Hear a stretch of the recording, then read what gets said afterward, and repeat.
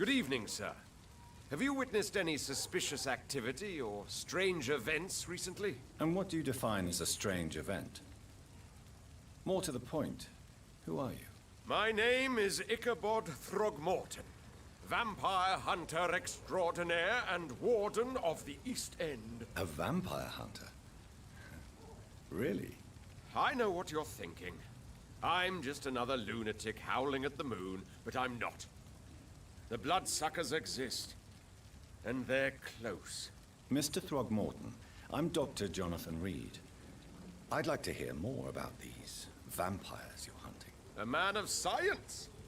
Well, I'll be glad to enlighten you.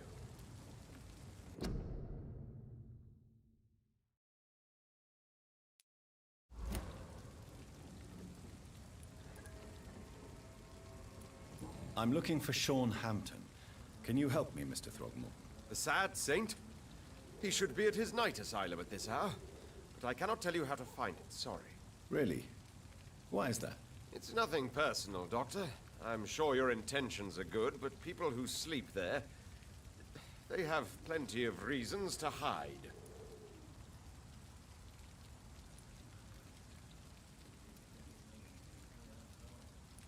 I could make you tell me, but I respect your refusal. You really believe Sean is a saint, don't you? All I will say is this. Gossip has it that when he was a child, he was molested. By a priest of all people. Funny thing is, though, it only strengthened his faith. Maybe at least you can tell me who could help me find him. Tell you what, go and chat with Tom Watts. He's a bartender and good judge of character. If he talks to you, then it's fine by me.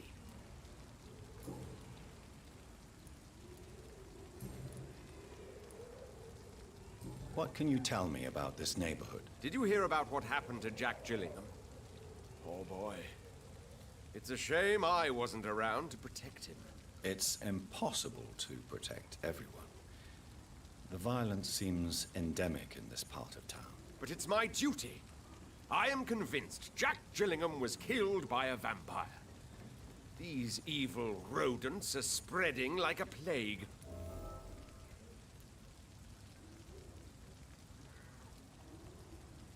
So, how exactly are you protecting these people? I'm curious. I patrol late at night, investigating anything unusual. I try and encourage people to stay indoors, but people are careless.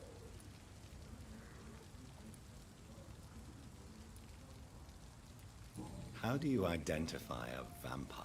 It's simple, really. They can't stand daylight. They're afraid of garlic and holy symbols. They also cannot enter a house without being invited. Have you ever killed one of these creatures? Yourself, I mean. Of course I have. What kind of question is that? It's a dirty business, believe me.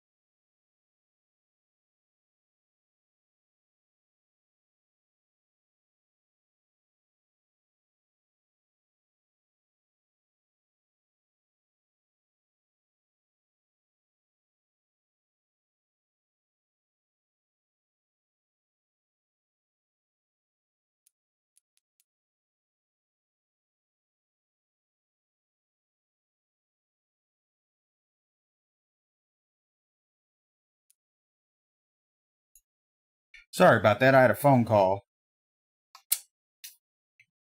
I'm back. I forgot to put on the BRB screen. But I'm back now. Sorry.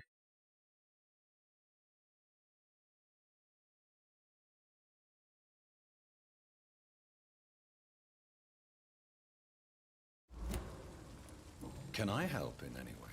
Actually, yes. I plan to put up posters to alert the population to the vampire threat. Are you asking me to paste posters about vampires around the docks? If you wouldn't mind. If you did that, then I can focus on my patrols.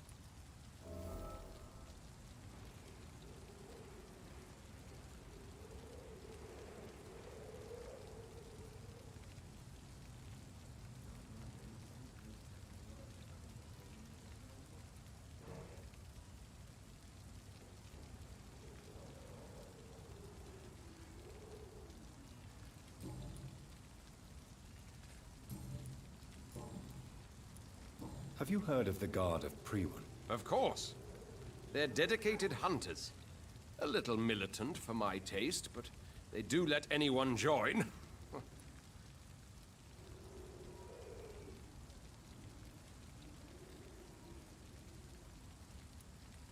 Were you ever tempted to join the Guard yourself? I did think about it, but I'm more of a silent hunter. They're more of a sanitary militia. So you hunt alone? That sounds risky. Vampires are just like every other predator. They hunt when they're hungry and follow certain patterns. It's just a matter of observation and patience.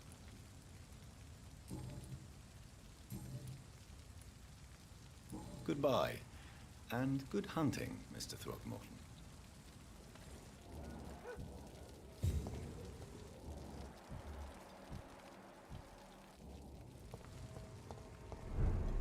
Should have offered a drink to the boy.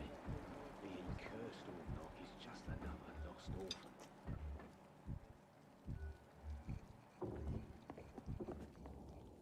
Good evening, Tom. Good evening, sir.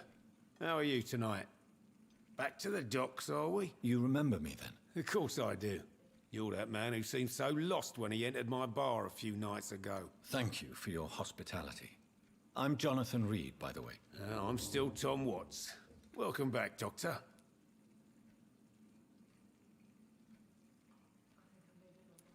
Tom, I need to find Sean Hampton as quickly as possible.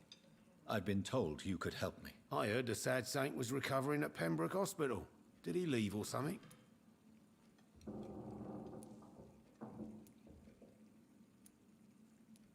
The important thing is I find him, quickly. Why not try his night asylum? He takes care of those who need a meal or a roof there. Where is it? It's in an old warehouse, northwest of here. Just follow the bank to the west and go north when you reach the end of the pier. I believe he returned to his flock. Can you confirm that? Oh, I bet you're right. Sean can't help but worry about the poor and sick. Oh, I guess it has something to do with what happened to him as a baby. Please, tell me. Well, I don't like to gossip, but I heard that the sad saint was abandoned as a baby in front of a Catholic orphanage in Dublin. That would explain his faith and need to help everyone.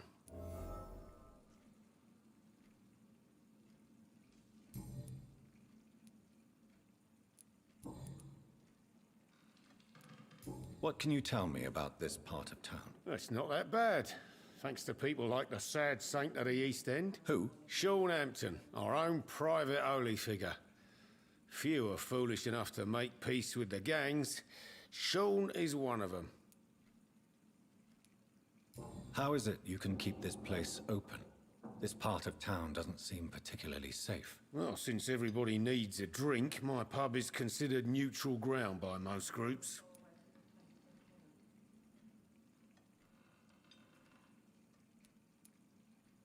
I see. So you get pressure from all sides about how this place should be run, do you? Or something like that.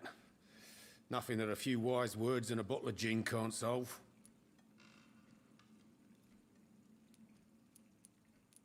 You're something of a figurehead around here. I'm only pouring alcohol for everyone to forget their troubles.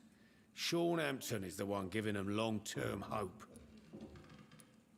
Since I'm here, is there anything I can do? Well, perhaps, Doctor.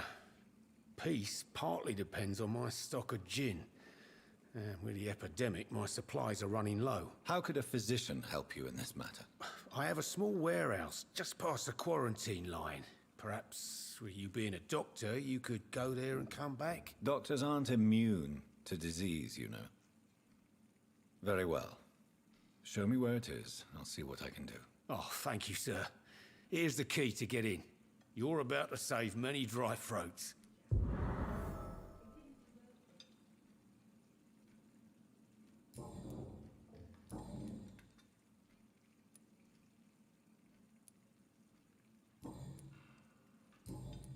Goodbye, Mr. Watts. I hope I live long enough to see them wet boot boys get what's coming to them. Perhaps I should shut the turquoise for a time.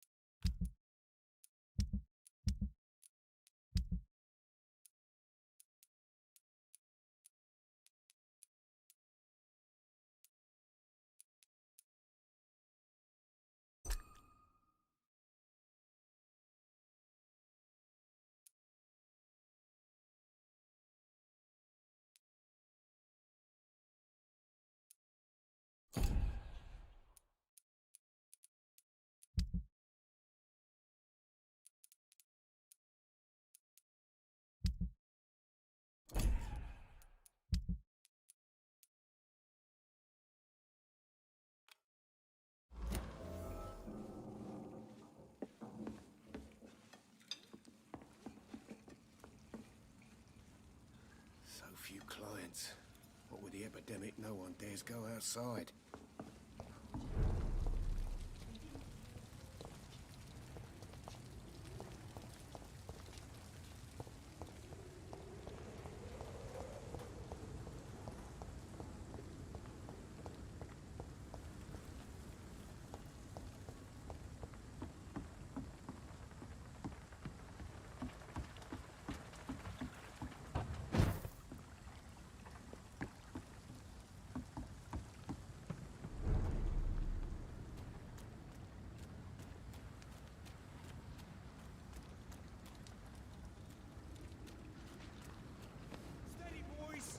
We've got one of them here! Ah!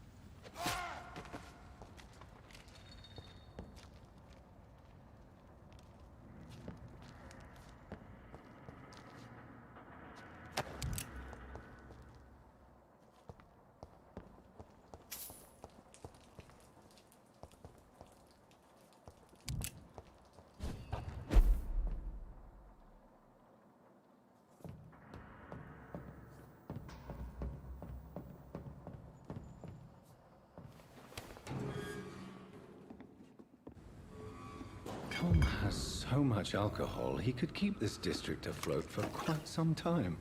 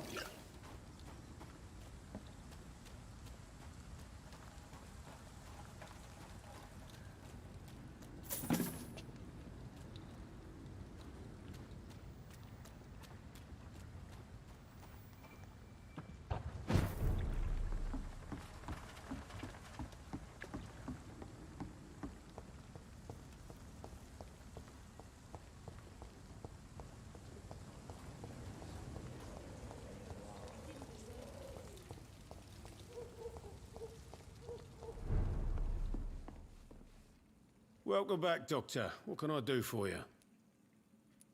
You lied to me, Tom.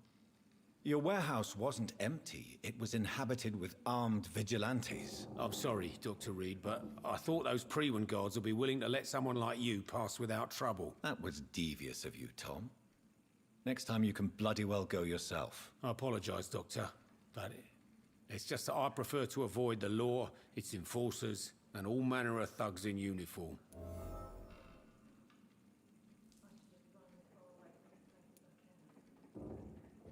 Here is your booze. I hope it will appease your customers. Just try not to kill anyone with this poison of yours. Believe me, Doctor, most of my customers are less agreeable when sober. Goodbye, Mr. Watts. So few clients.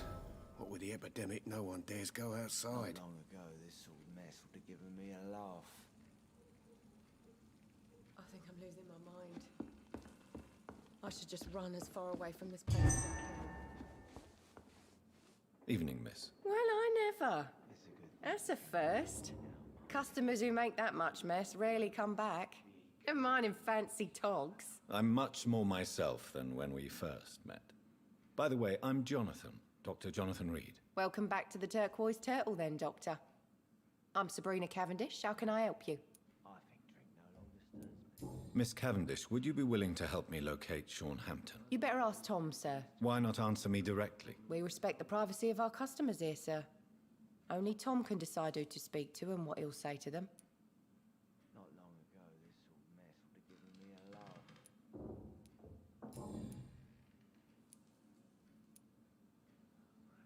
What can you tell me about this area? People don't appreciate that line of questioning round here.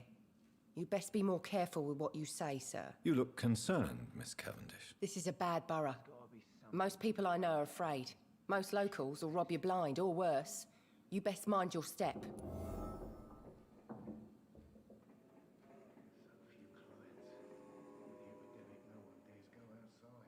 So you and your friends all feel in danger? No exceptions? Tom's the only exception I've come across until now. But he's not like everybody else. This place seems, how shall I put it, very colorful. I'm sure it has plenty of stories to tell. We get people of all sorts here. It's that rare place in the docks where you can have a drink without being murdered. At least it's not happened yet.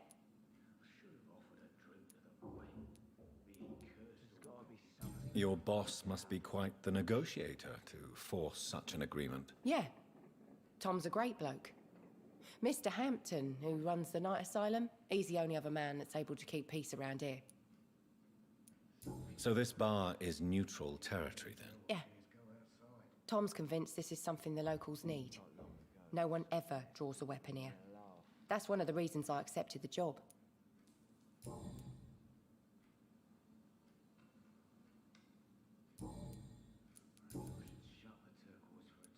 Excuse my curiosity, but where exactly are you from, Miss Cavendish? Something bothering you?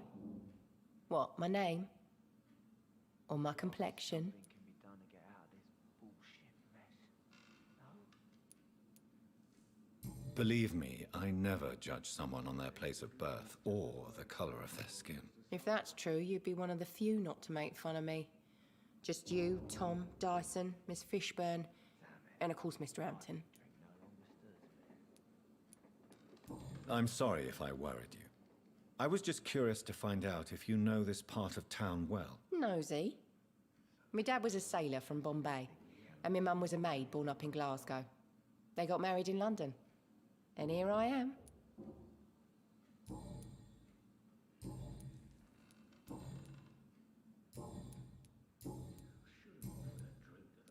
Goodbye, Miss Cavendish.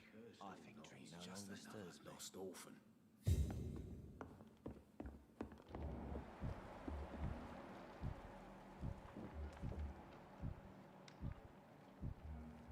There's got to be something can be done to get out of this bullshit mess. No? Shut the turquoise for a time.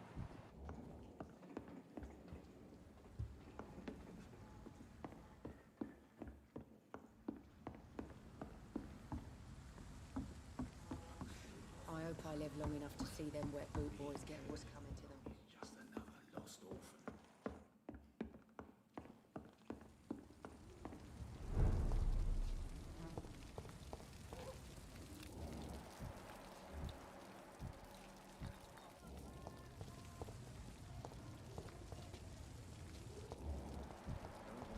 Good drink's just as likely to cause a problem as to solve one.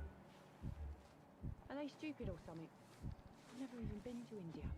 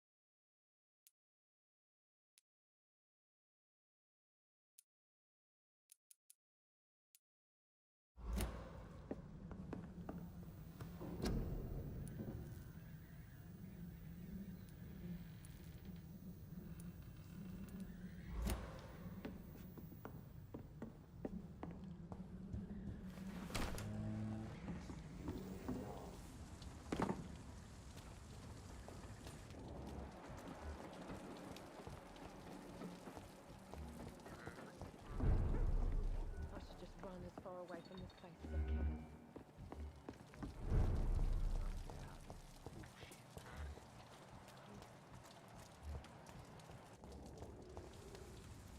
Good evening, miss. I am Dr. Reed. May I ask you a few questions? Who are you? What do you want? As I just told you, I'm a doctor. From the Pembroke Hospital, actually. The Pembroke Hospital, you say? I ain't paying any bill left by Clay. I'm not here to collect payment, miss. Miss Edwina Cox. So what do you want then? Fancy buying something from me, maybe? Can I see what you have to sell? As long as you have money, I'll show you all I have.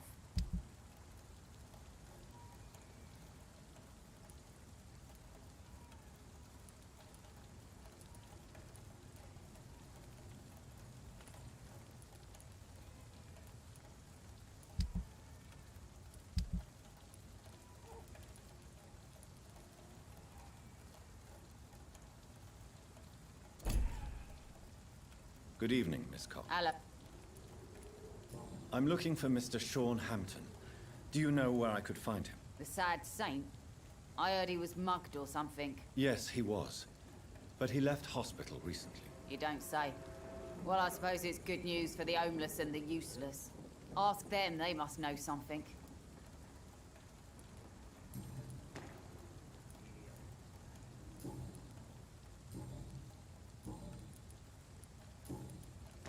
What can you tell me about this part of town? You can't trust anyone around here. As soon as you lower your guard, you can be sure some arsehole will take advantage of you.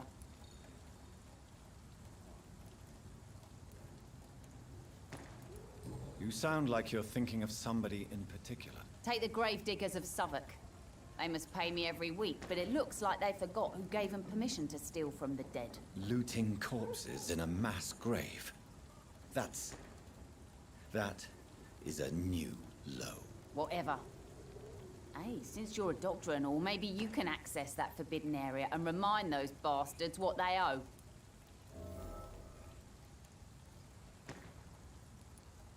Really? Don't you think that's a little bit excessive? Bastards, all of them. This region only responds to violence and threats. What can you tell me about your work? I'm a businesswoman. I buy and sell things, and I send my wet boot boys after anyone who don't play nice with me. Gang member and shopkeeper. Can't be easy running double shifts. If you're interested, I may find use of a doctor who can freely walk across the city, you know.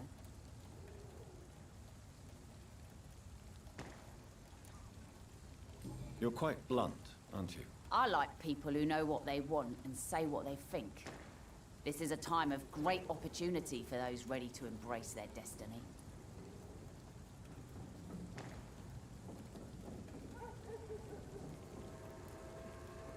I'm not interested in a career in the criminal underworld, Miss Cox. Fair enough.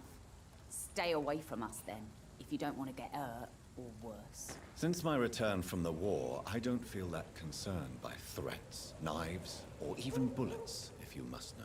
That's exactly what that stupid trade unionist claimed after he attacked one of us. Booth and I reminded him a bullet beats words every time.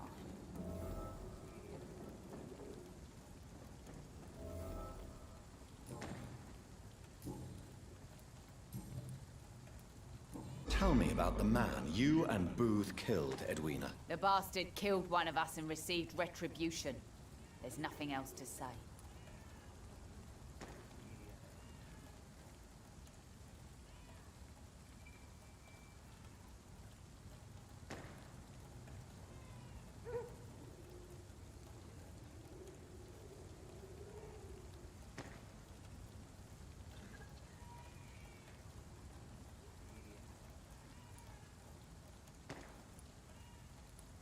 What happened exactly? I don't know, and I don't care.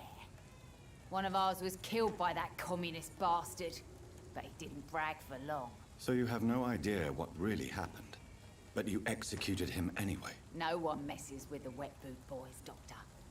This is our territory, and this is our law.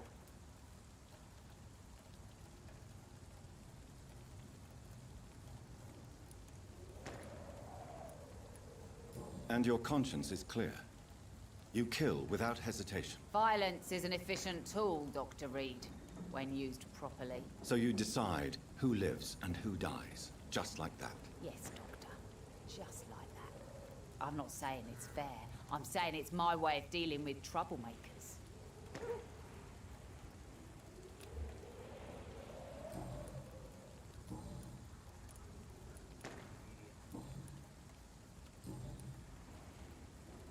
Goodbye, Miss Cox.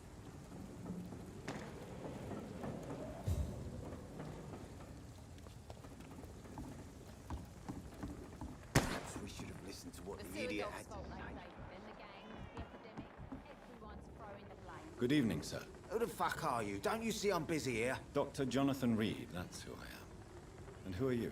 Ah, some fancy gentleman we've got here. Clear off. We don't want strangers on our streets. So you won't tell me your name, then? The name is Booth Digby.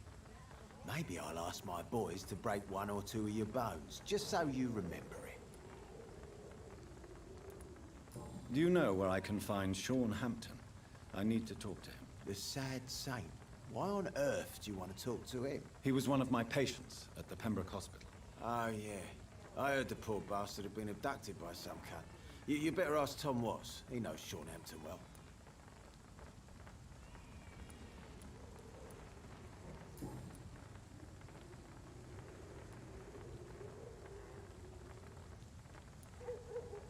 What can you tell me about this part of town? Things ain't that bad, thanks to us. We give people what they need, and we control this borough. Well, you're not doing a very good job. People are still dying here like everywhere else. Yeah, well, we can't be everywhere all the time. And Edwina says if we can find more guns, we could be more efficient. More efficient? Really? You should probably tell Edwina that guns are useless against diseases and infections. Incredible. You know what? You're lucky she can't hear you right now. She's more smart than patient. My sweet queen of the docks.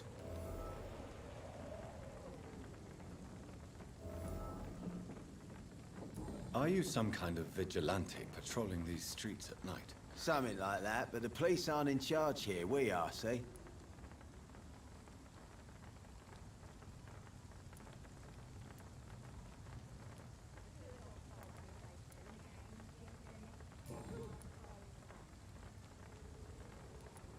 Are you some kind of vigilante patrolling these streets at night? Something. So you're a concerned criminal, is that it? Using funny jokes about me and my boys, are you? Fuck. You must have some balls. I saw many men like you during the war, Mr. Digby. Greedy little cockroaches who feed on despair. I could kill you for saying that. But, nah. You've been a soldier. I can respect that. So, tell me about your gang, then. What? Have you got a death wish? You really want me to answer that? Well, yes. You seem so proud of your status. Why not tell me who you're working for? Oi! I'm the boss, all right? The Wet Boot Boys work for me. All of them. Situation round here is better than other districts because of us. Because of me.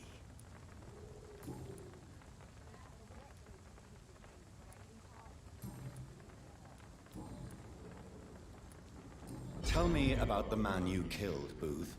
What happened? One of us had been killed, so we had to retaliate. That's the whole story. There has to be more to it than that. No, really. One of us got killed, so the killer had to die. That's how things have always been done round here. No one gives a shit.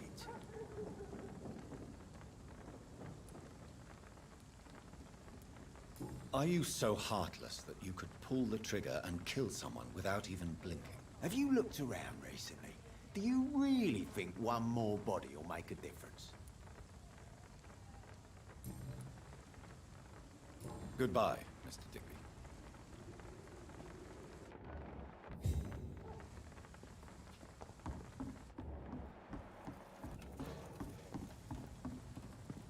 Good evening, Miss Cox. Hello again. Booth Digby looks at you with love-struck eyes.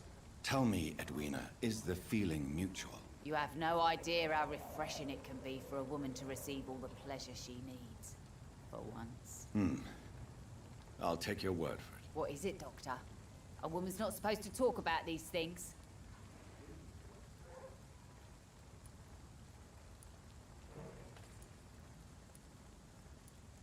Behind all your crude words and your attitude, I sense romance and a soft heart, Miss Cox. Romance?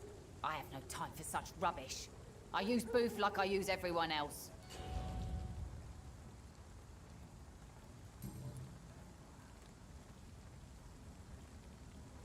Goodbye, Miss Cox.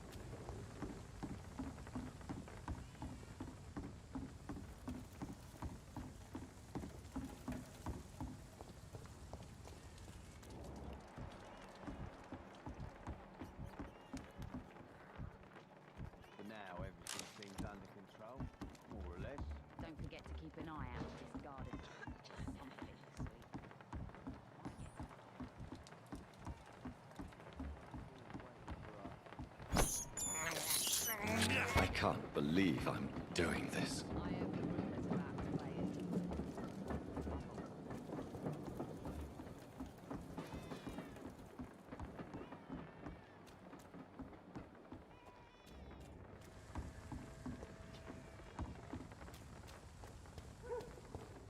It's locked.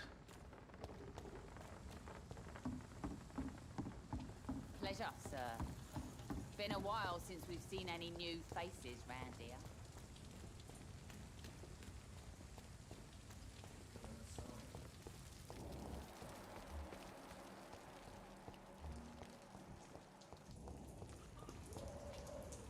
Good evening, Mr. Fishman. Yeah. Do you require medical assistance? That's something I didn't expect to hear again. A doctor concerned with the health of his patients. Yeah. I could use some help. On several matters, in fact. I don't know which kind of doctor you're used to dealing with, but it's a doctor's purpose to heal people. And is it your purpose as well, Mr. Reed? I would say it's a convenient way for gaining people's trust.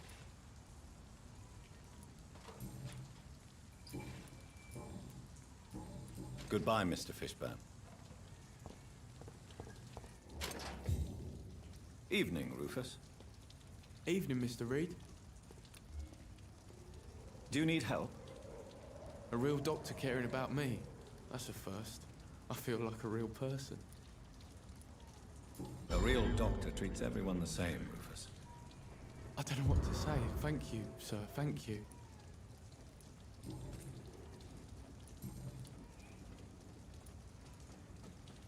So long, Rufus. Be careful. Take care.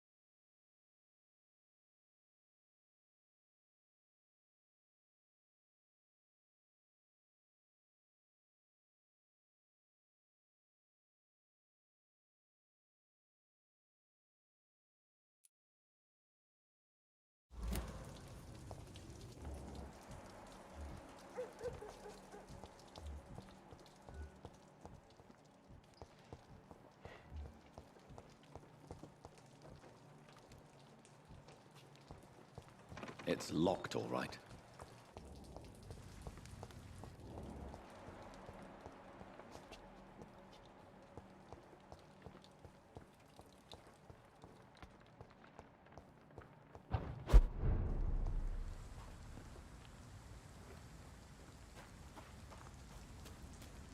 Another disgusting ghoul did it, don't you think? I don't think so. I can't say, but whatever did this carefully avoided the answer. We had found ourselves a bloody artist.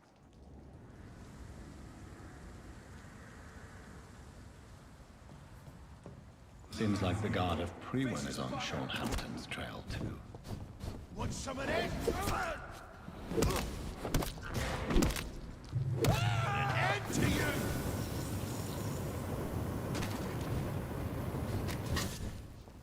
Crush the leech, boys! Die, vermin! I'll send you to hell!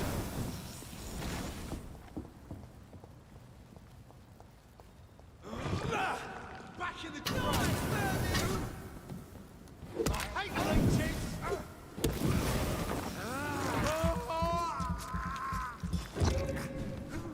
What's some of this?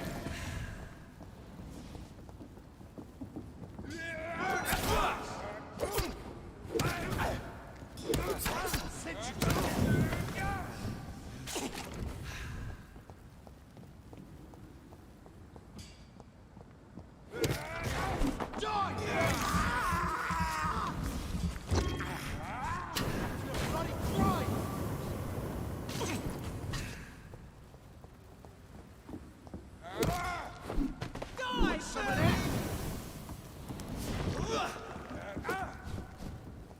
You leech!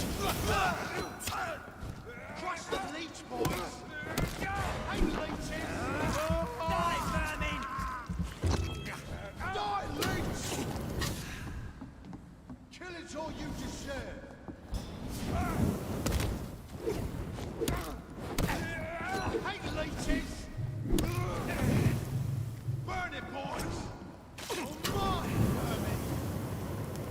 Die, vermin!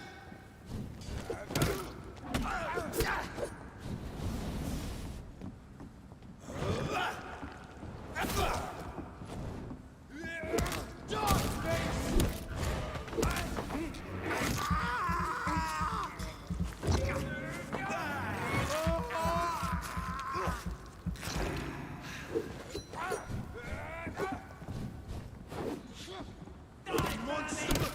beast!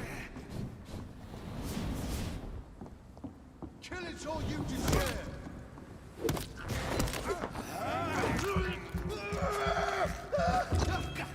Burn it, boys!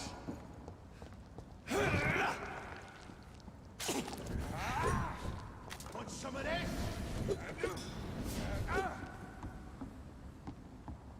Crush the leech, boys! Die, vermin!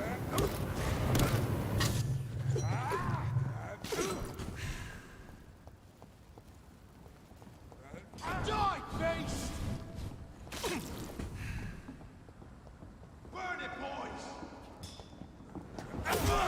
Kill you!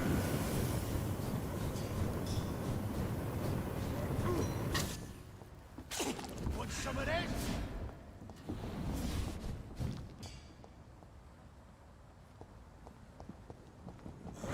Die, beast! Die, vermin!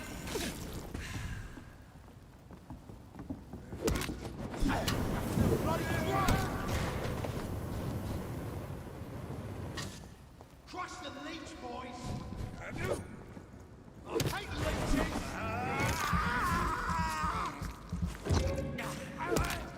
Die, beast!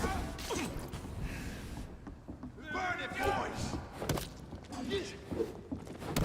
Die, vermin! I'll send you to hell!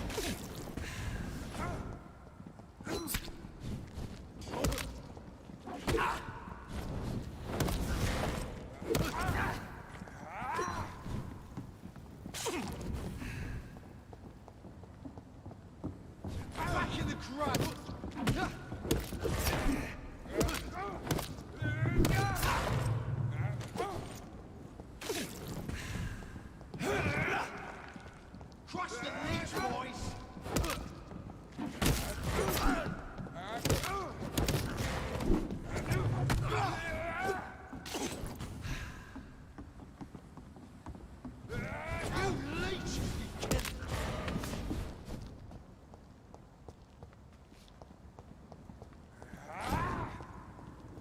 hate leeches!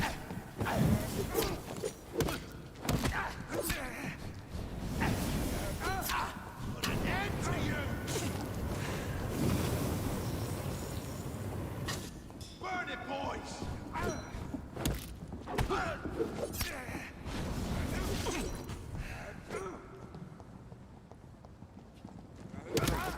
I'll send you to hell! Crush the leech, boys! Want some of this? Die, vermin! You're mine, vermin!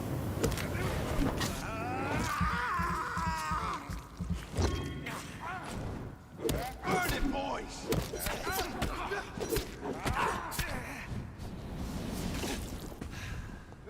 Bloody monster! I hate leeches!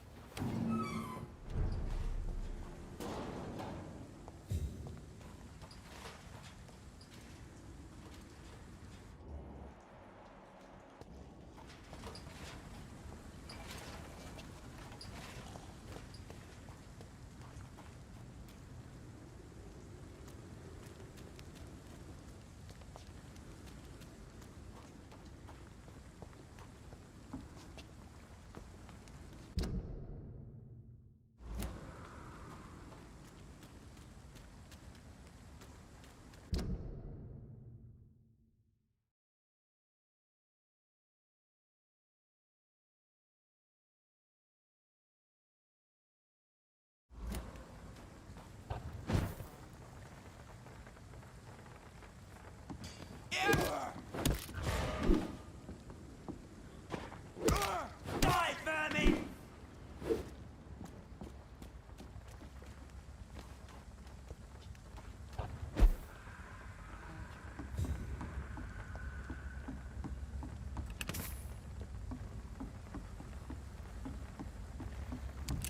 Die, vermin!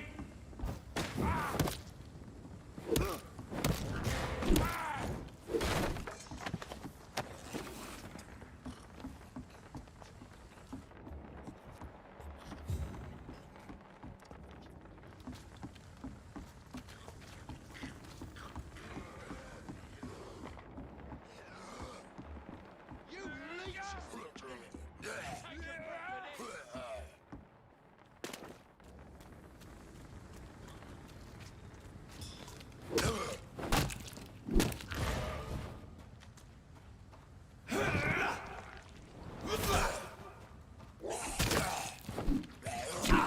It's one of them!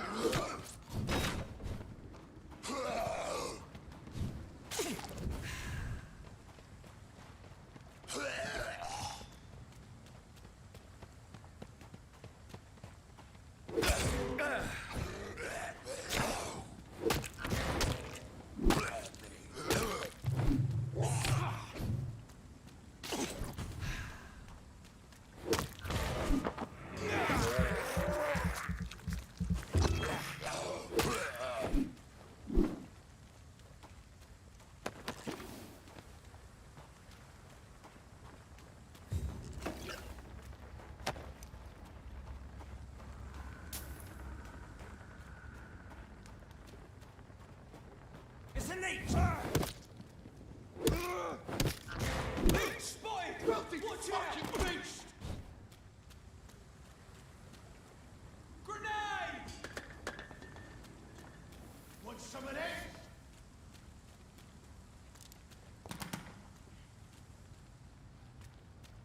Boom! Hey, leeches!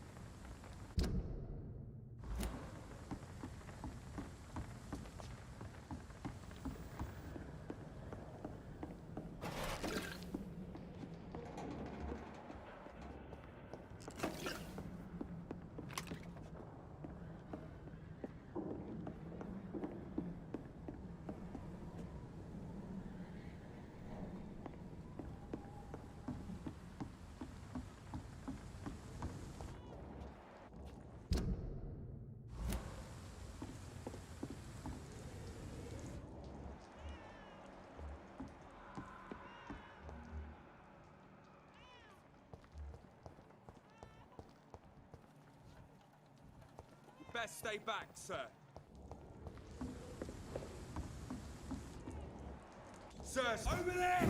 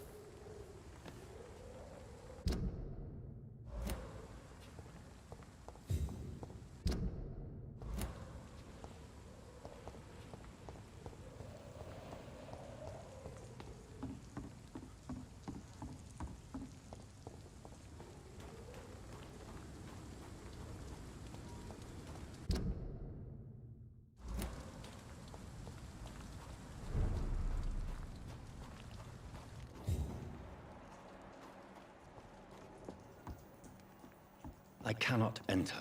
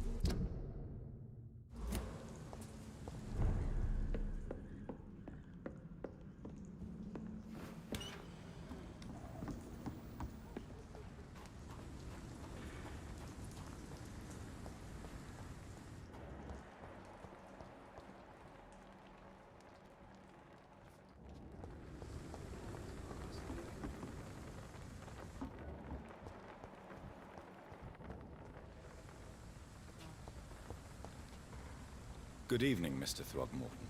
Dr. Reed, can I be of any assistance? Have you noticed anything suspicious lately?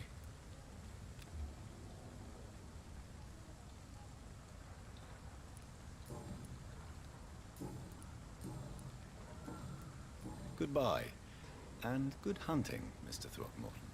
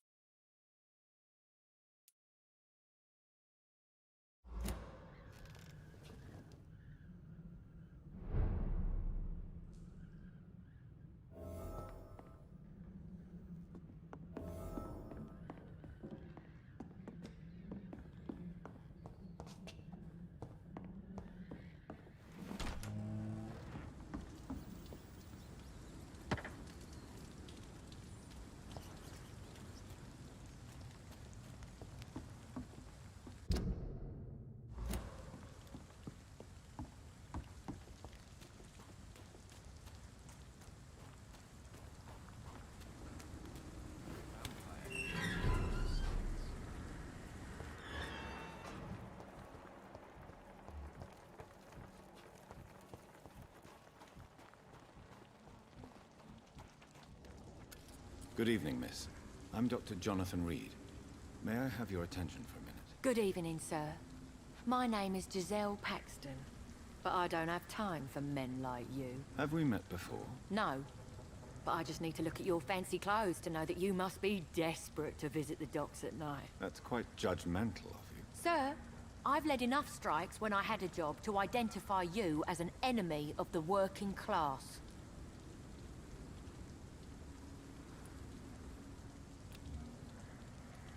I'm looking for Sean Hampton. Can you help me? What is it you want? Does he owe you money? Has he displeased your Royal Highness?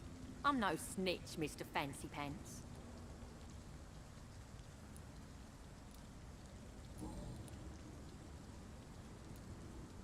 What can you tell me about this vicinity? Tell you what, just spend a few weeks here, and then ask me that question again. If you're still alive, I mean.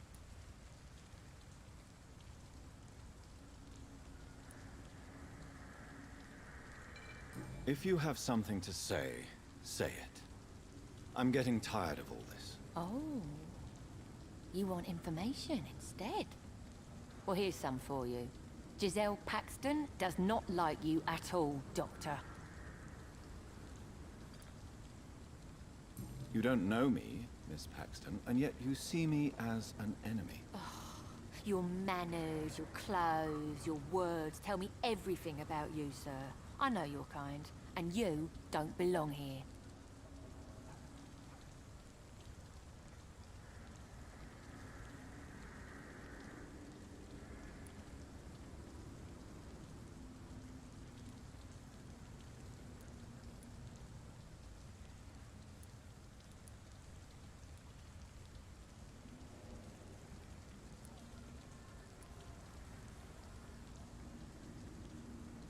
Oh no, Miss Paxton, you really don't know my kind. You have no idea who I am. All right, okay. No need to get all worked up.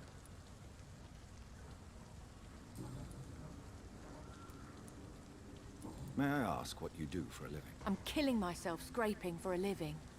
And you? Have you ever had to struggle in your entire life?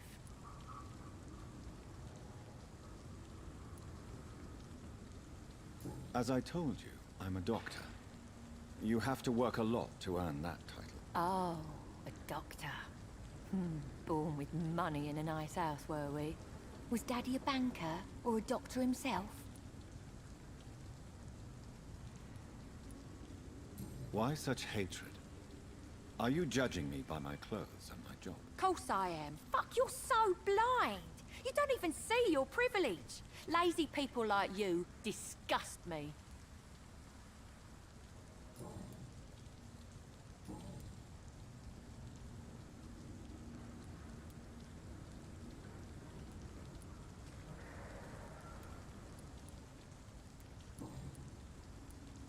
You speak of strikes and class enemy.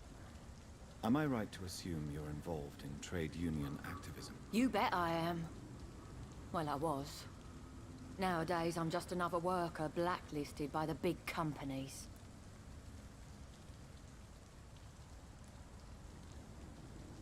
Isn't the whole point of trade unions to help workers in need? Why don't they support you? A few nights back, I lost the money my companions had asked me to hide. With me and my sister being penniless, they thought I stole it. What really happened? I drank too much that night. Strange men saw me count the money in that bar. Some sort of militia in uniform. I'm sure they robbed me.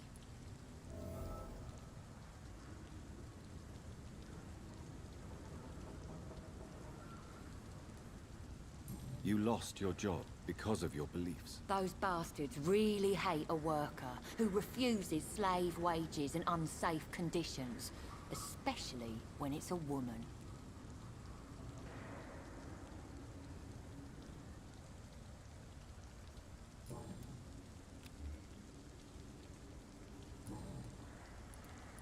Well, I'll leave you for now. Goodbye, Miss Paxton.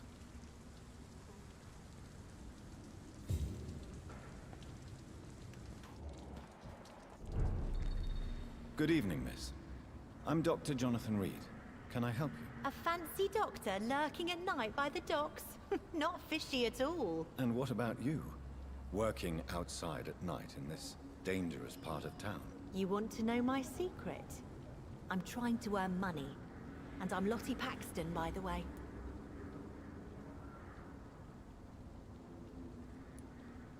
I'm looking for Sean Hampton. Can you help me? Mr. Hampton must be in his office at the night asylum he manages, I suppose. Why do you want to see him? He was a patient of mine at the Pembroke Hospital, but he left abruptly. I see.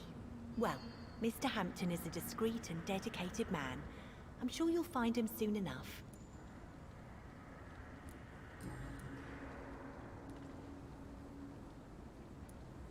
What can you tell me about this place? How are things here? It may be okay for a strong girl like me, but a dandy doctor from the city like yourself, you better watch your back, Mr. Reed.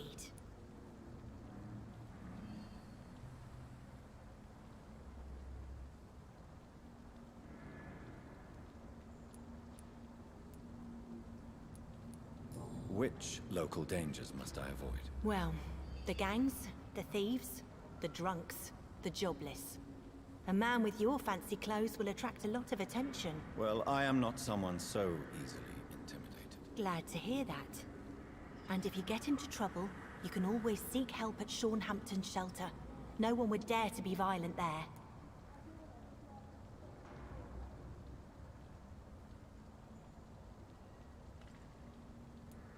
You really think I should go back to a safer place, miss? No.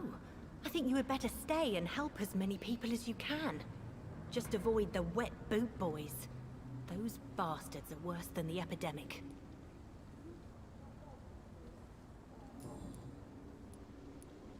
Is it not dangerous to work here at night? As long as I have good legs, I can run away from trouble. The sad saint now provides me and my sister a bed and a roof. I don't want to lose that.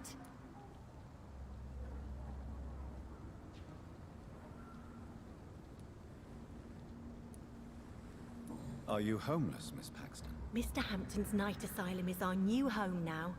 It's a safe place for me and my sister.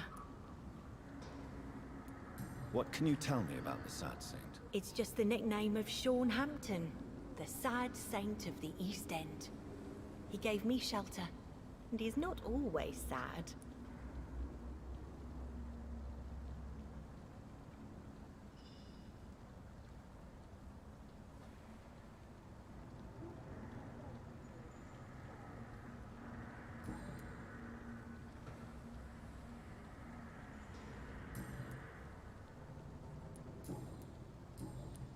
Goodbye, Miss Paxton.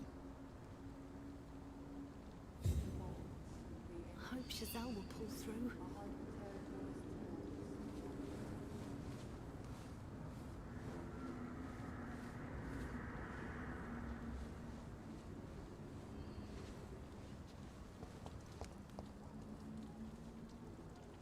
Come now, Lottie. There is still much work to do.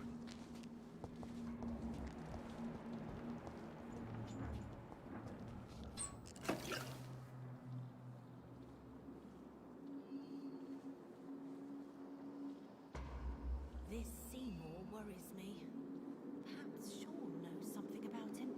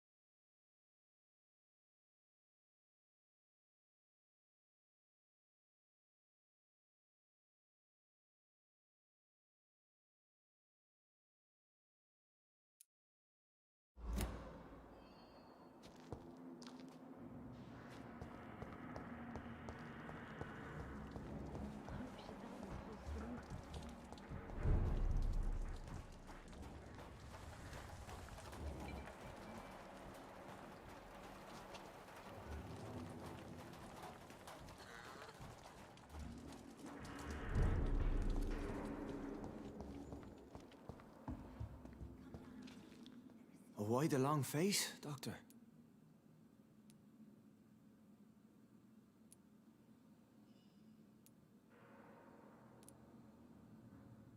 It looks like we both have changed a lot. I must confess, it saddens me, Sean. Put your faith in the Lord, Doctor. He has a plan for all of us.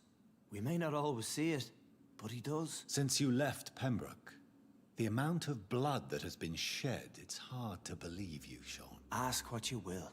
As the Lord is my shepherd, I will not speak a lie to you.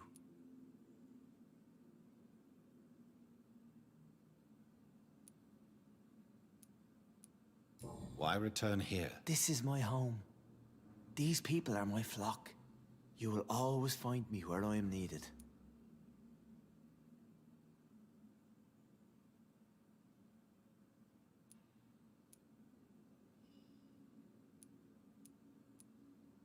And what about William Bishop? He tried to take care of you. But this hunger, this thirst, cannot be restrained. Alas, poor William. He had a good soul, but was weak in spirit. He could not shake the thirst for booze, never mind blood. But have faith. My will is far stronger than his. Wonders never cease. Scal managing an asylum. And what of you? A vampire doctor? Meals laid out before you. Yet you restrain?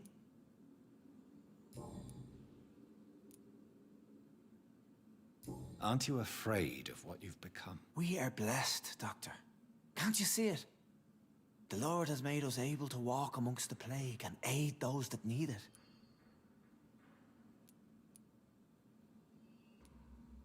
Do you think this is a blessing when God's own house and holy symbols repel you? If that is your burden, Doctor, so be it. But I do not fear the cross, nor am I forced to take the life of another.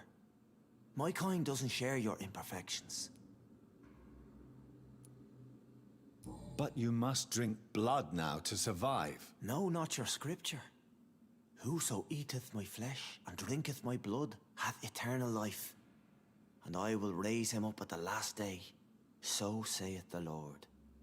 I only need to eat flesh, no blood.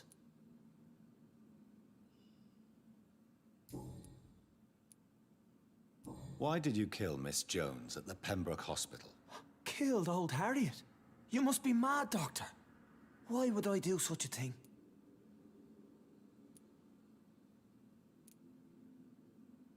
So you claim Miss Jones' death was not by your hand, nor the other incidents at Pembroke? Though Harriet was an angry, spiteful woman, she was one of God's creatures. I have nothing but love for all he has made.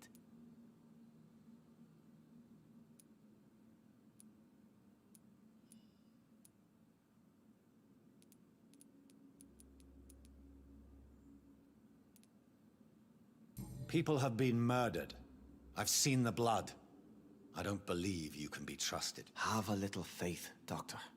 If you will follow, I will guide you to the light. How do you plan to do that? Take this key of the old sewers. The entrance is by the riverbank, south from here. There you'll find all the proof you need.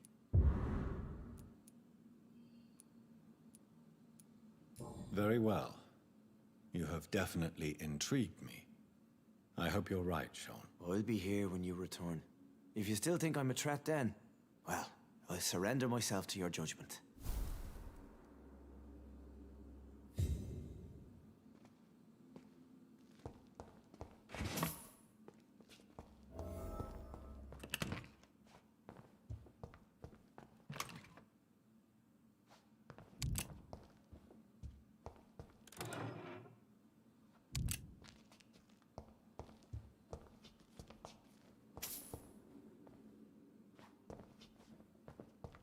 We shall have a good chat later, Dr. Reed.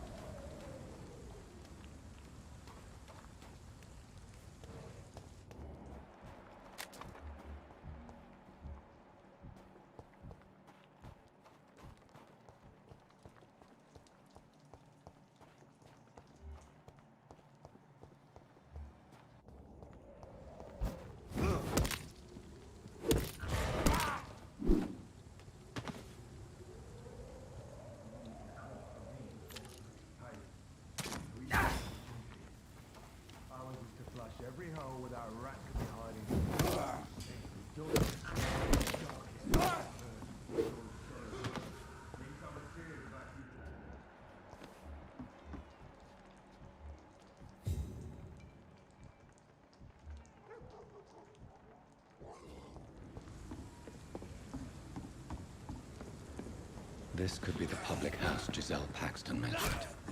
Turn around. I should investigate further.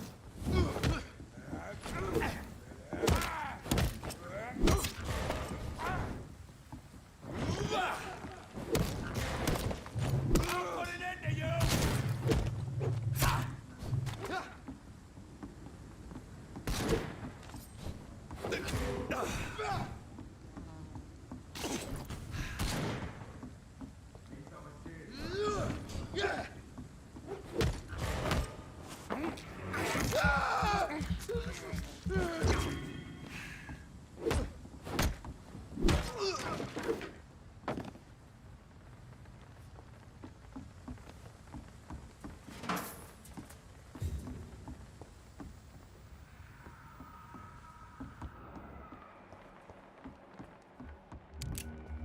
Giselle's stolen money.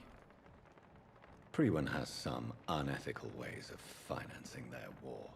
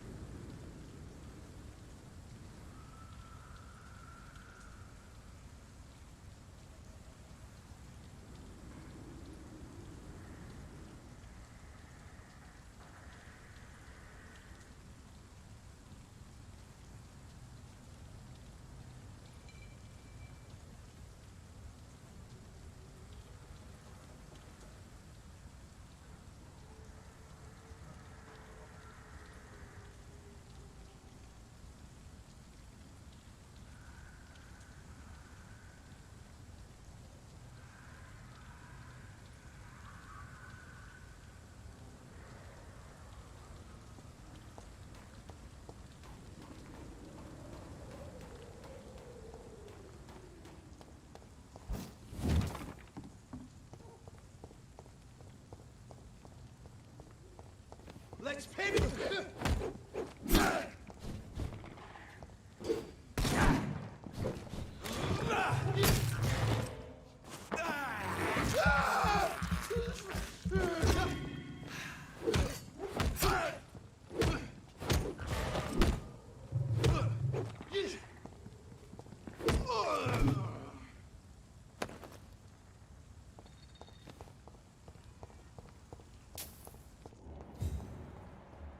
Best be moving on. Lead fire! One transport! Over there! There's one of them vermin!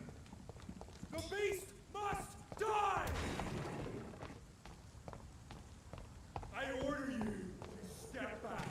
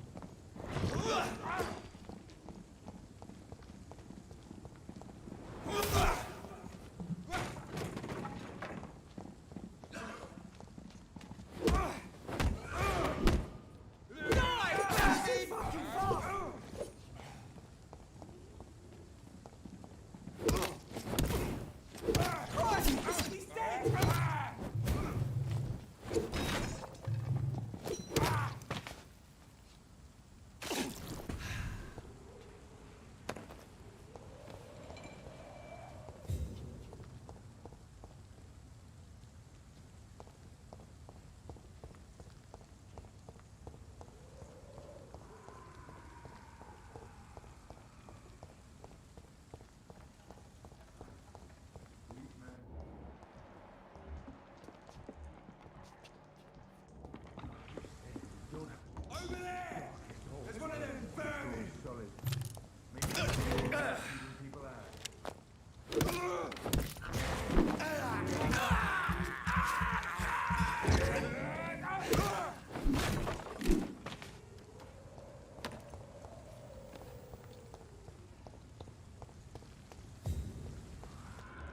Stupid beast!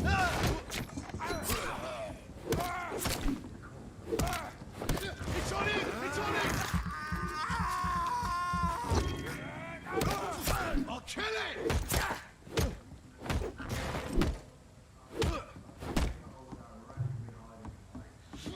You have to start with the darkest first. This door is solid. It means someone's feeling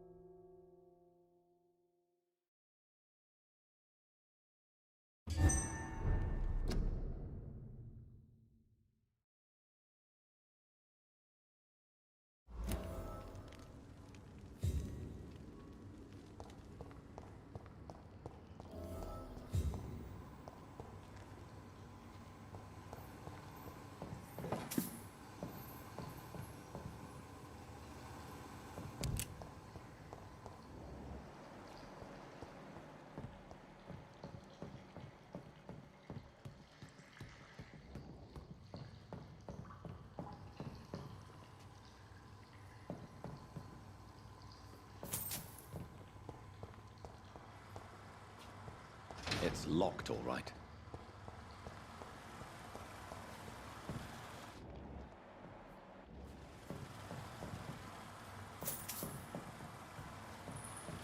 That doesn't work.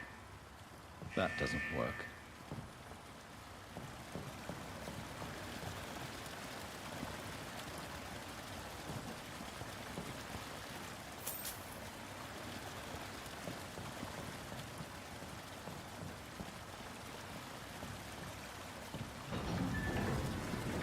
So that's it.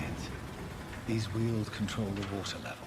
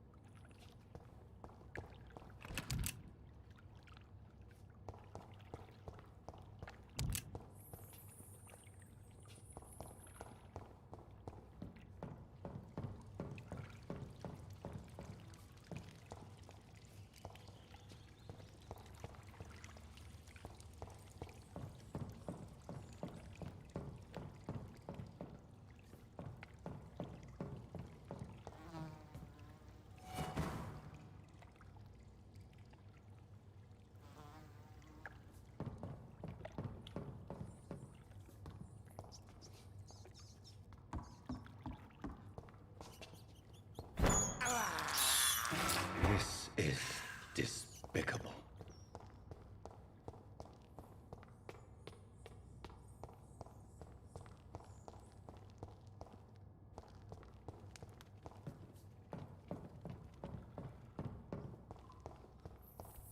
I cannot enter.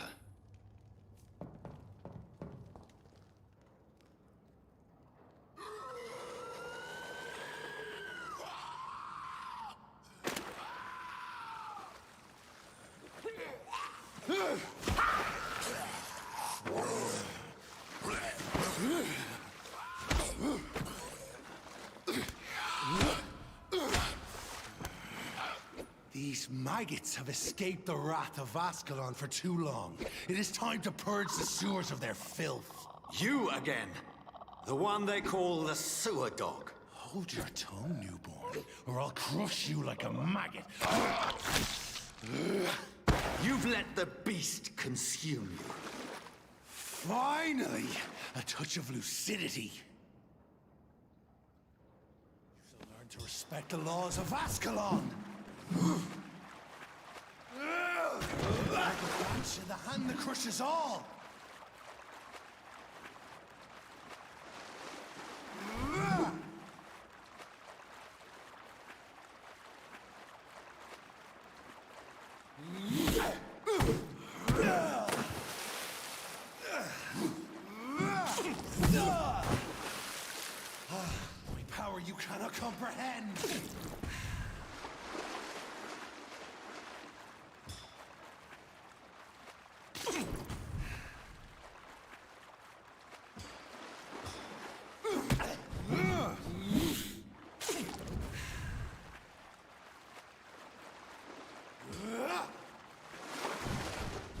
challenge the dictates of Ascalon?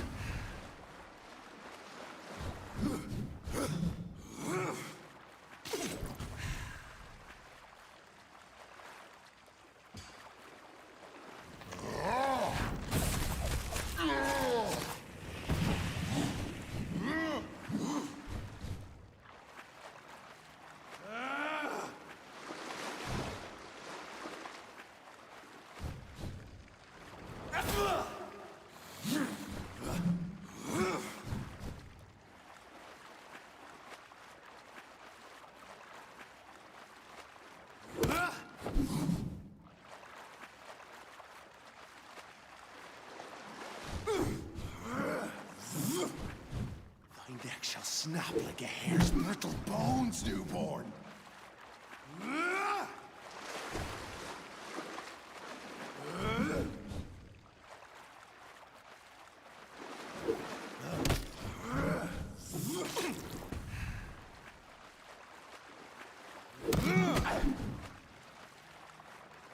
You dare challenge?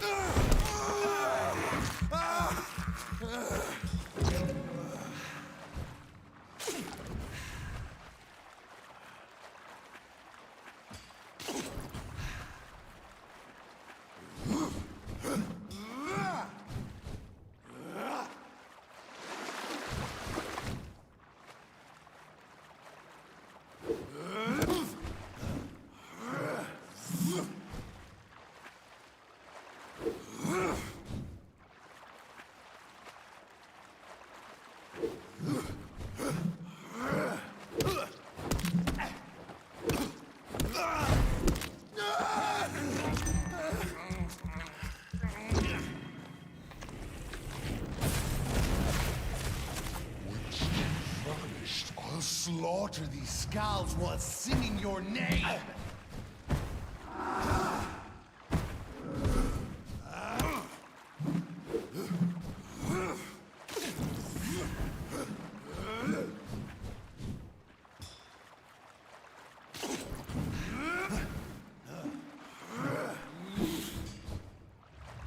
And thine shall be a fair skull to adorn my mantle.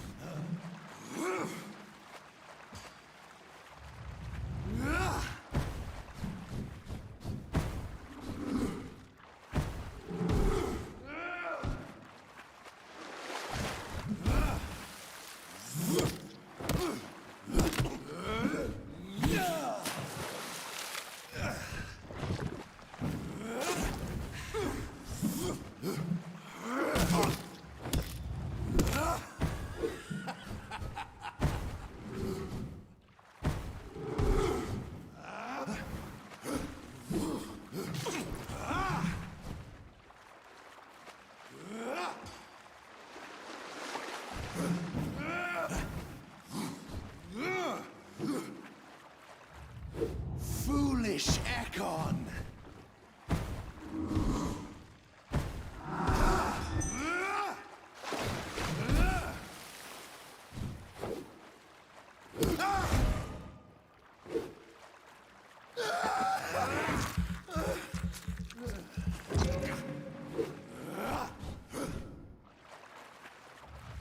You found your death in me!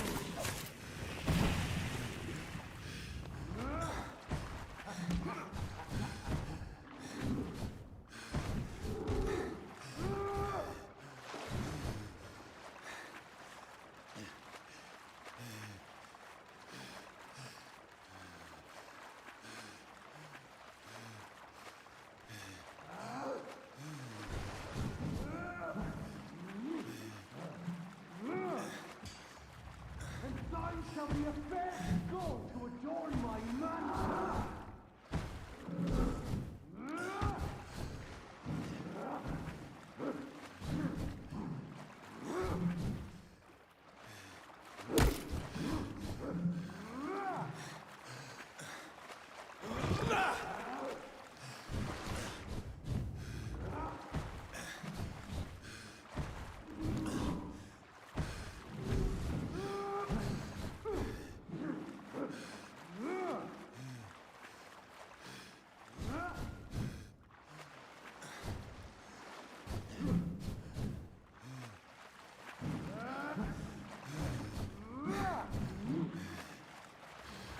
You found your death in me.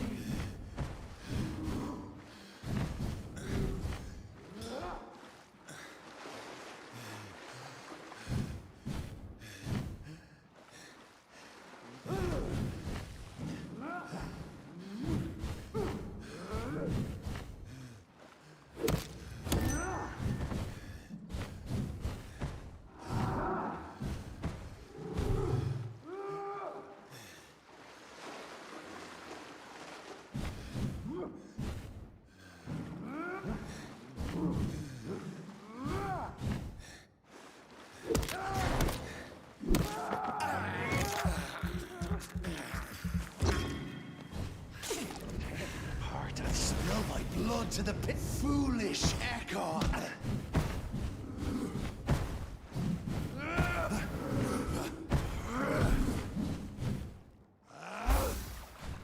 I shall crush you. Your blood is now mine.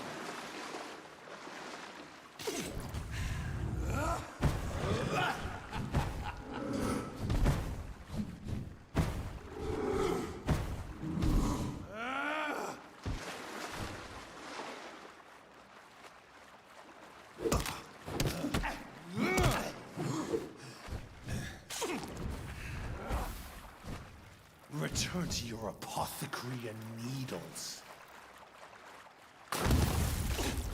Down, stay down.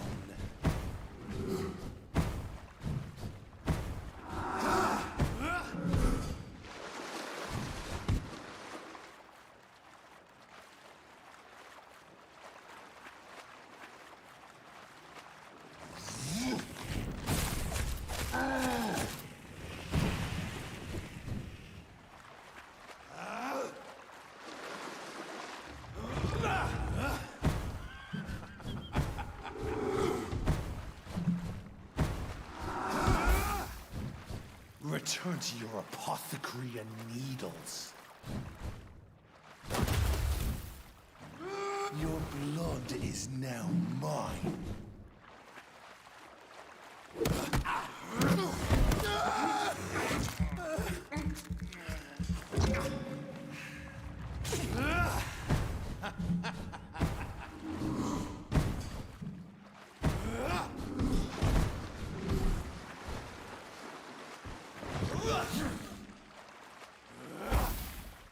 Down, stay down. I shall crush you. Foolish Ekon!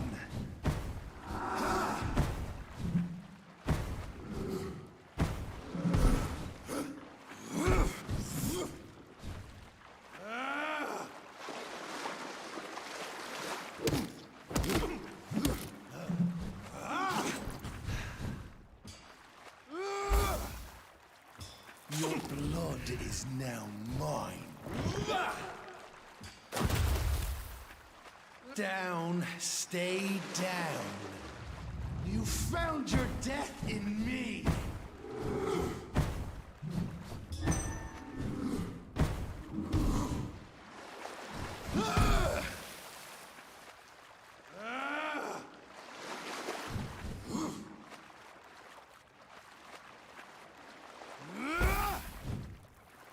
I shall crush you. Return to your apothecary and needles.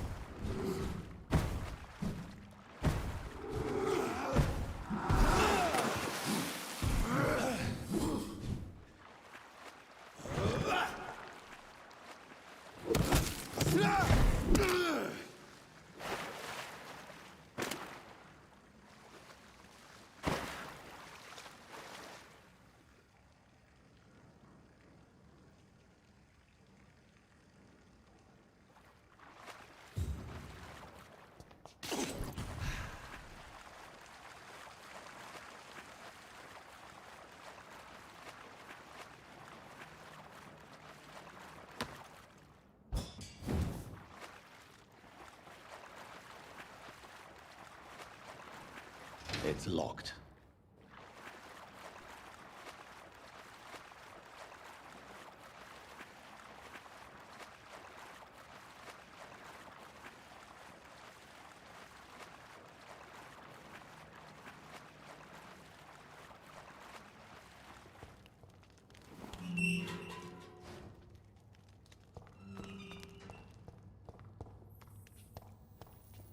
At least one Skal escaped Virgil's wrath.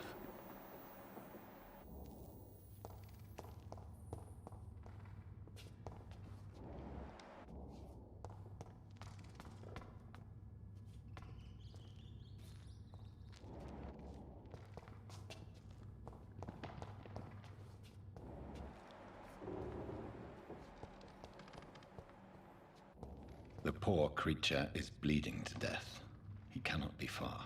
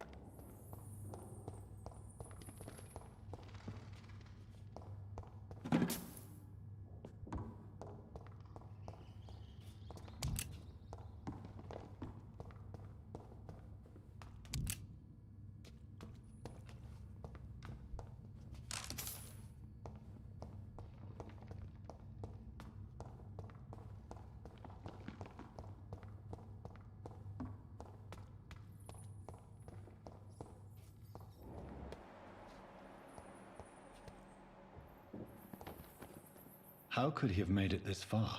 There's blood everywhere.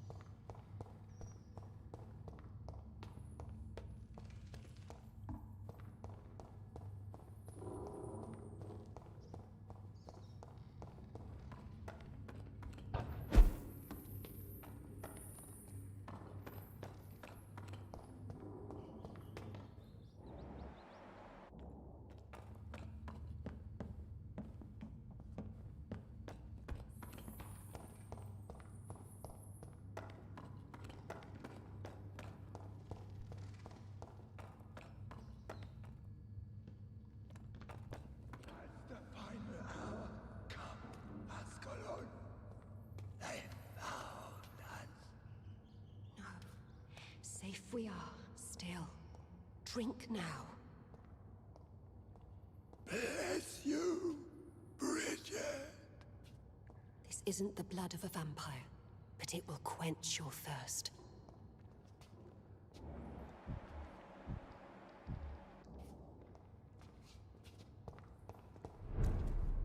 This is our domain, not yours.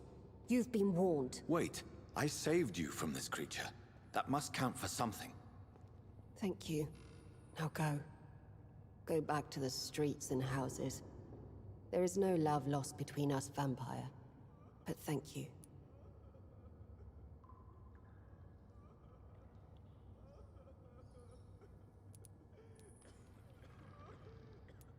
Sean Hampton sent me here.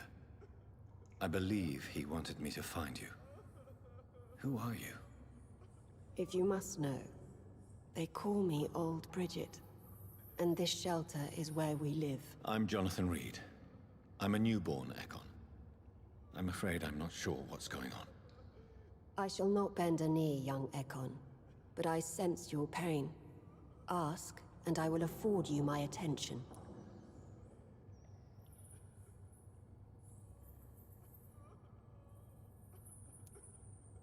Why was that creature after you?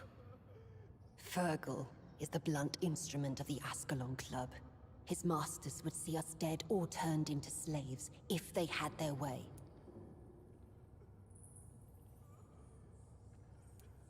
What the hell was that thing?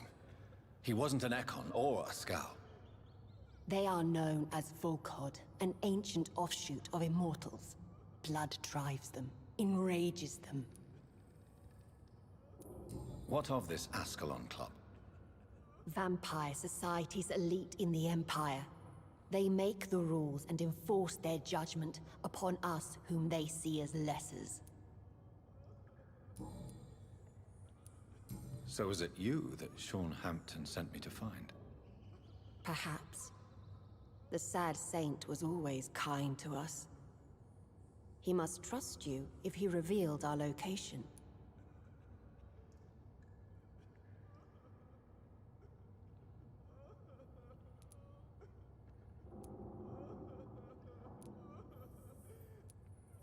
Sean is a Scowl.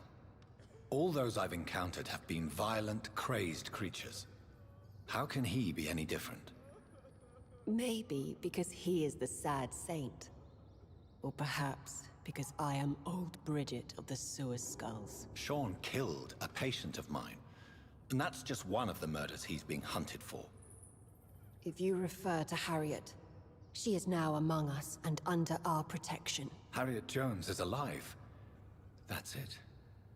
That's the proof Sean wanted me to find. I must talk to her. No. Harriet is not alive. But you can speak to her. I must warn you, she is fragile and may not receive you warmly. I don't understand. She is filled with bile and hate. Her mind is sharp as a tack, but her body is so weak. I've never seen its like before. She is resting in a room on the far right of this hideout. Thank you. I will bear that in mind.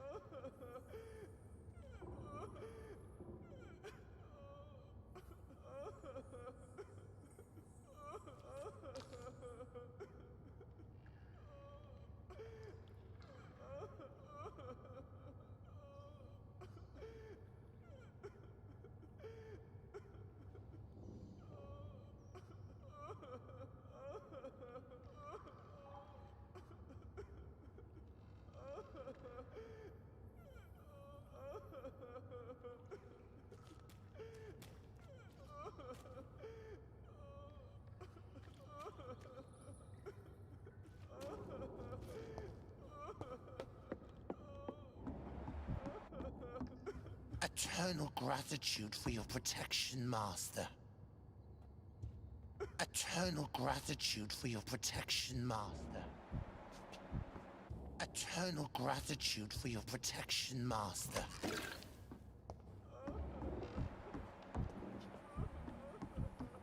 Old Bridget says you are one to trust. Keep your distance, Echo!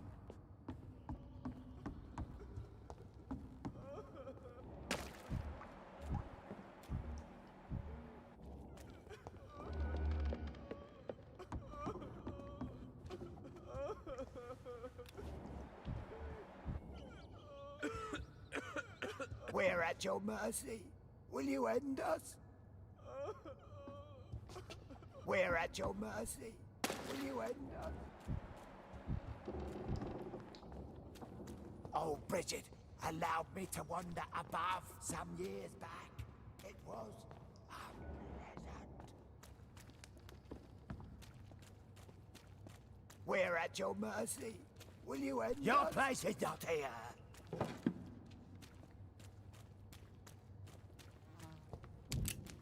Your smell is enticing. So sweet of blood. Eternal gratitude for your protection, Master.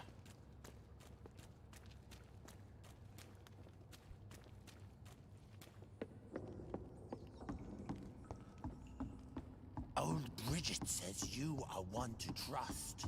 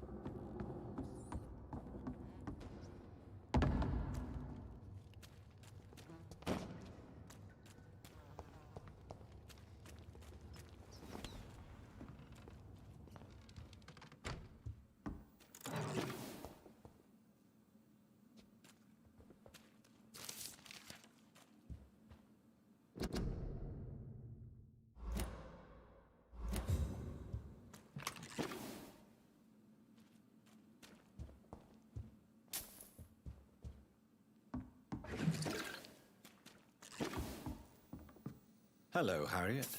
Do you recognize me? Yes, you were from the Pembroke Hospital. The young doctor.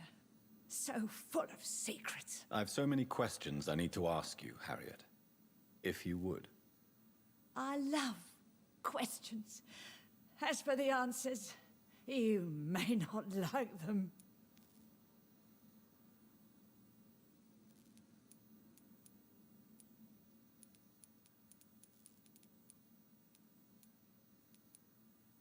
Why did you come here?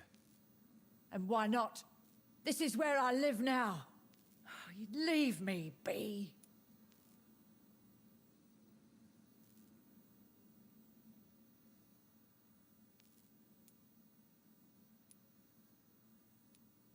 So you desire to stay here? Yes, I'm with my own kind. Birds of a feather, so to speak. Poor Harriet. Always alone.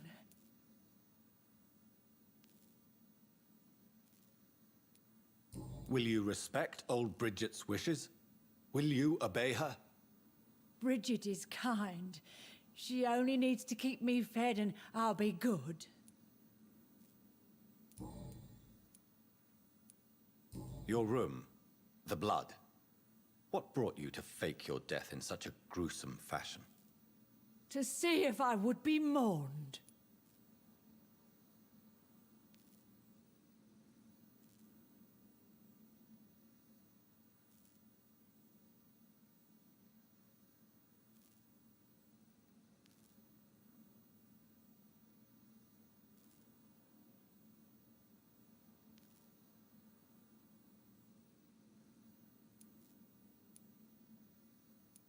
Why flee with Sean Hampton? Oh, it's always a pleasure to see a saint fall to sin. But the coward still won't kill.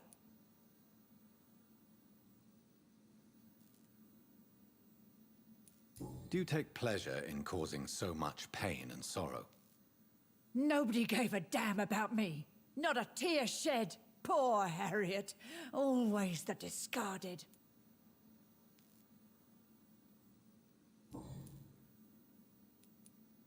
How do you feel? I can't see. I can't move. My body's burning. I feel as if I'm dying over and over again. Have you tried to eat or drink something? People here tried to feed me, but I'm just not hungry. I don't have the strength.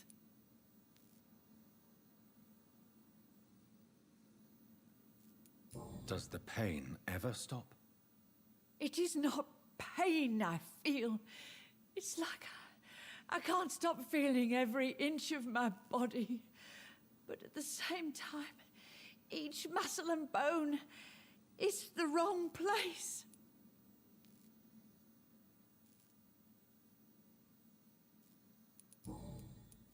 I have a question of the utmost importance to ask. Will you answer? Questions, questions, questions. The good doctor, always searching for answers. Do you remember what you did after leaving the hospital? Did you kill anyone? First, a question from me. You answer first. Very well then. What do you want to know? Are you like me? Are you also dead?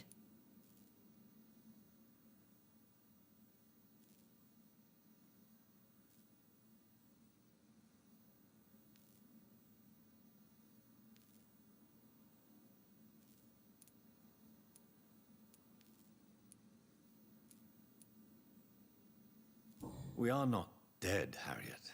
Death no longer pertains to us. We are different. I like what I am. I truly do. I relish the pain that courses through me. I know you fled the hospital with Sean Hampton. Did you or Sean kill anyone in your flight? Anyone? Try and remember. I will not lie. I wanted blood, and I wanted revenge, and Sean pulled me from it, brought me here instead. But the shadows heard my prayers. The shadows killed that bastard.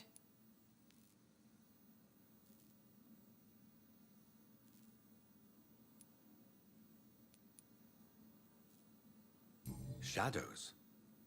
Tell me what you saw.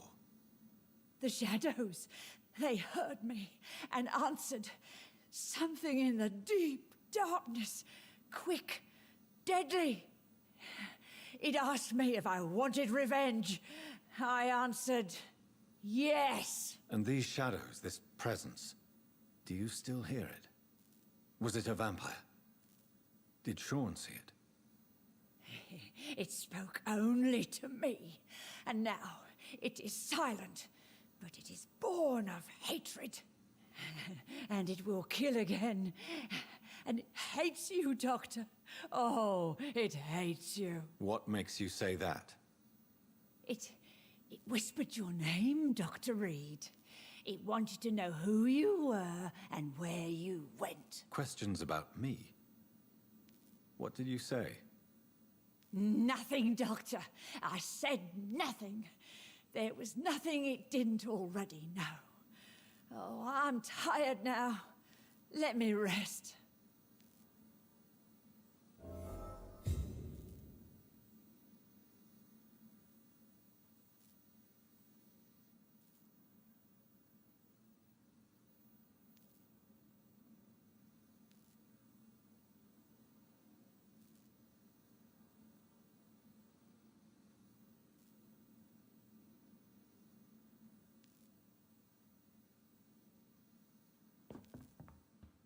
No more words.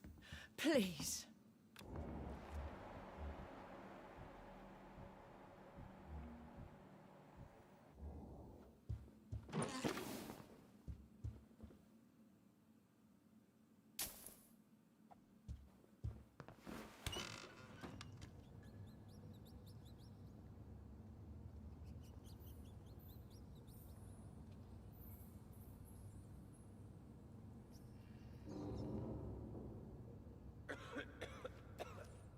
Have you found the answers you were looking for, young Ekon? There is too much left unanswered.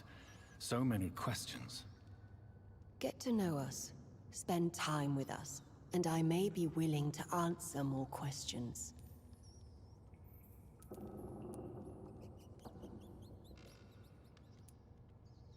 What manner of creature is Harriet? She is different from everyone else. I really don't know. I'm not even certain she is a skull. I've no idea as to what blood made her. What is a skull, in fact, in your honest opinion? The progeny of a vampire, disavowed by her maker. Perhaps a fruitless branch of a noble tree. A word used to enslave us. I cannot say. You mentioned that vampire blood has tremendous potency. You believe it to be stronger than your own? The vampire's sweet blood. That rich, dark wine that we crave. For it made us, and it can sustain us. I thank you for your time, madam. I must go back to Hampton now. Your kindness has been ample payment, Ekon. To protect us, I'll close the access to our hideout, but you can use our shortcut to reach Mr. Hampton's shelter. Just follow the arrows. Why do you live here, amongst the filth and vermin? Live. Here we hide. What are you hiding from? From the guilt, the shame, from the hunters and the light. And of course, our past.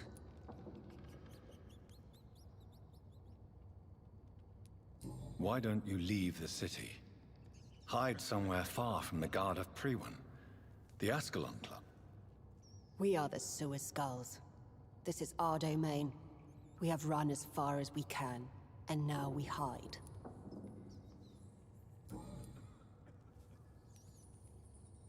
For how long have you been in hiding here? Skulls have been hiding under London since vampires first entered the city. Where did you hide before the sewers? We claimed ancient tunnels, forgotten caverns, catacombs. We are skulls, groveling beneath the feet of our makers. Your diction, your words. You do not carry yourself like most skulls I've encountered. True. I'm not like most skulls.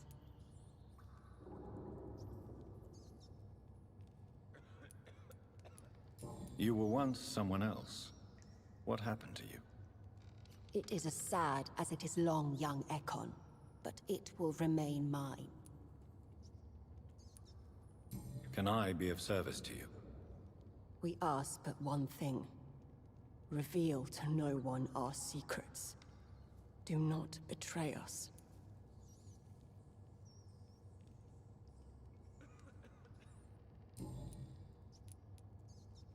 Thank you, old Bridget. I hope we'll meet again.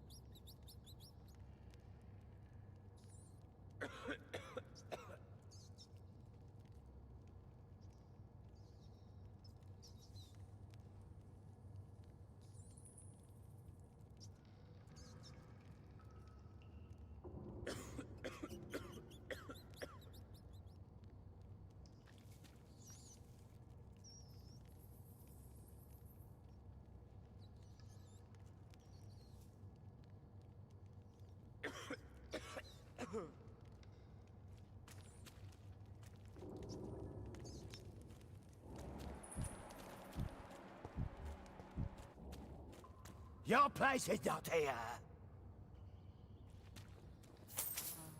Your place is not here. Your smell is enticing.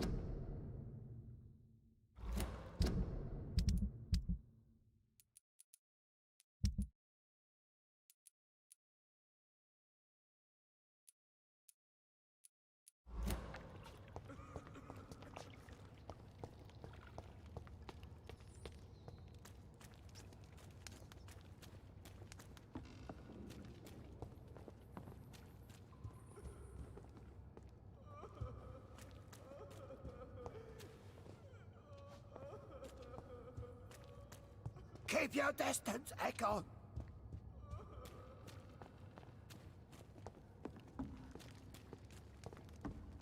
How is London? I've not seen beyond these walls in such a long time.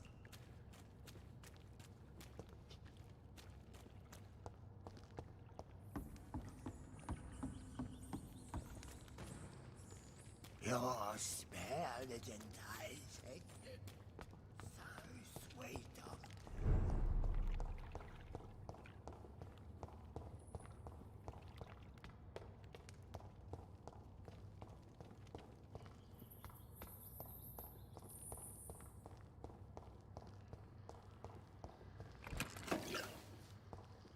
It's locked, all right.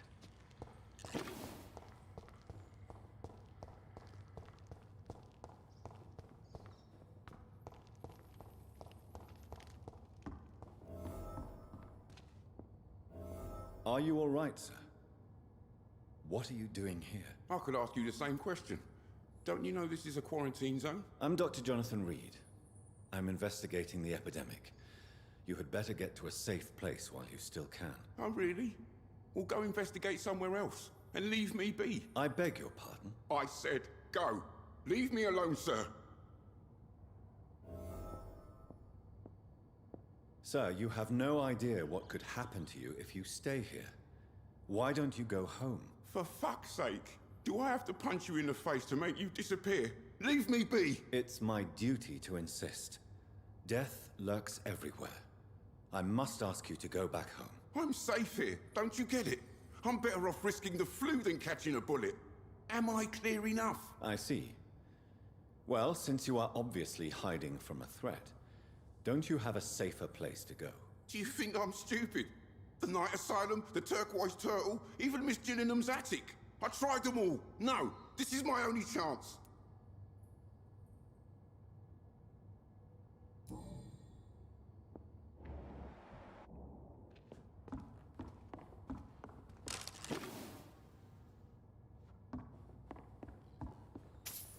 Sir, you have no idea what could...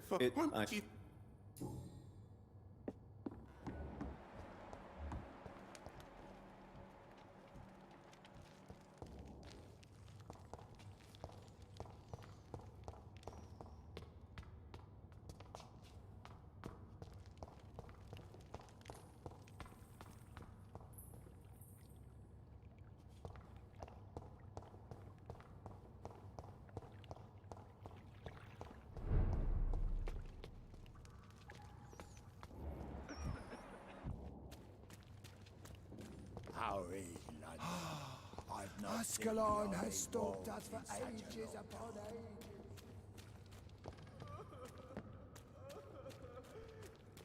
It's locked.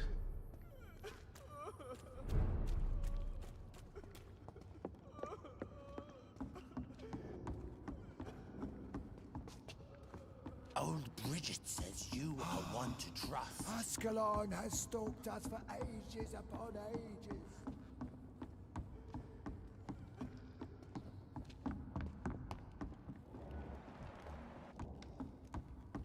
Old Bridget says you are one to trust.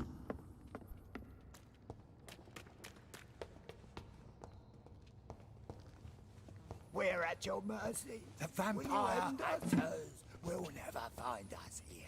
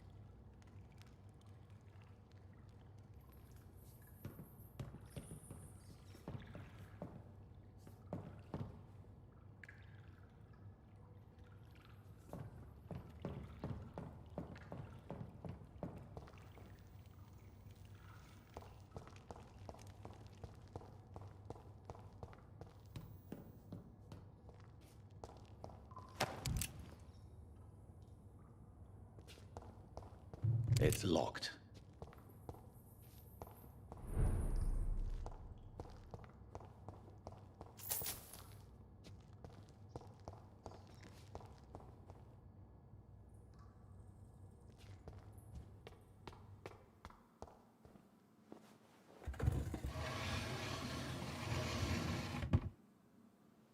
Welcome back, Dr. Reed.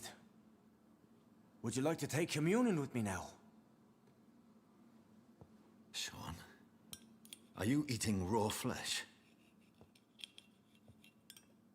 It is the sacred flesh of the mortal lamb.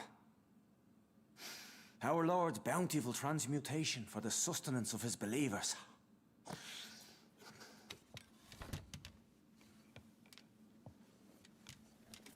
Thank you, Lord. I am your most humble servant. So, true to your word, you waited for my return. I told you, Dr. Reed, I was a man to be trusted.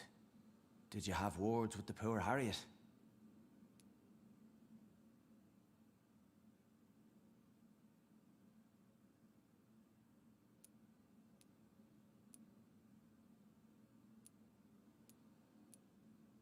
You make no distinction between the living and the Skulls, do you? We are God's children, Dr. Reed. One and all. And he's determined to save us.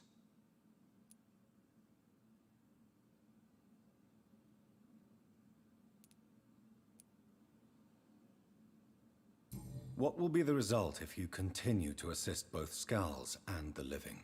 For the last decade, that's what's been happening. And they found a better life. What's to change?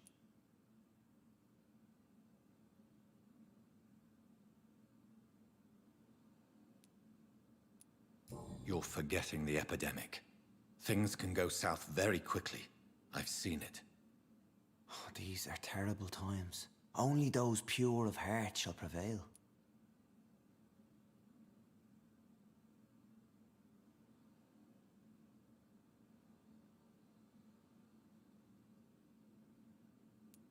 You've turned Skal now. Don't you see the danger to anyone giving you their trust? We are all sinners, awaiting salvation. This is a simple truth, ordained by the Lord Almighty. I am a seeker of his glorious light.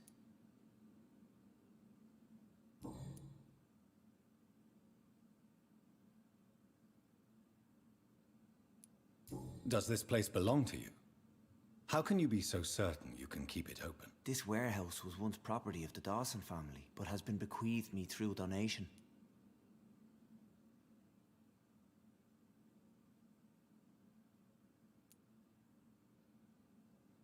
The Dawsons? The wealthiest family in London? Have they a clue as to what goes on here? Not at all. The donation was made before the war. The building was run down. I never met Aloysius Dawson myself.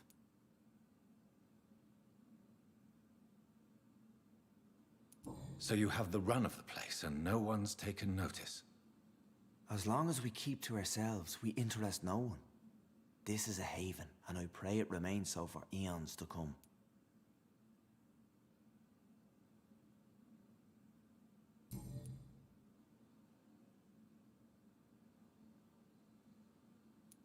Harriet, Miss Jones, has been behaving in a most violent manner.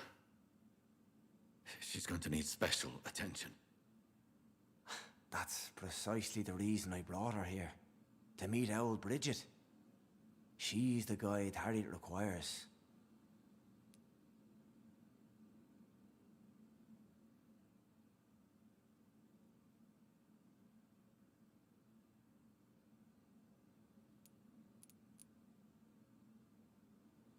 Who is this old Bridget? I don't know, Doctor. She rarely speaks of her past, but I know she has a long one. She's likely the oldest soul in the city. Harriet is possessed by her hatred. You cannot let her roam free. She's dangerous. She has joined her own kind, Doctor. Old Bridget is a saint to the younger Skulls, guiding them to salvation and peaceful existence. I believe I've learned all I need to know. I'm certain you've killed no one, but one day I believe you'll cross the line. Logic is a false prophet. Faith is the only path to salvation. What do you mean? We have been blessed with God's eternity. We are the instruments of his divine will. We shall feed the hungry forever and ever. Amen.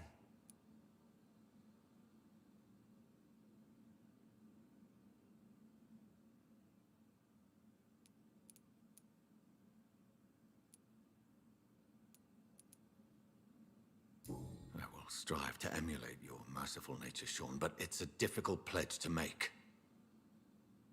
Give yourself over to God, Doctor. Expel your urges and kneel before the Lord in praise. These urges. You know the hunger will never be satisfied. I've come to embrace the everlasting craving. I have sworn to feed only upon the flesh of the dead. It is now my sacrament. Take, eat. This is my body. So saith the Lord.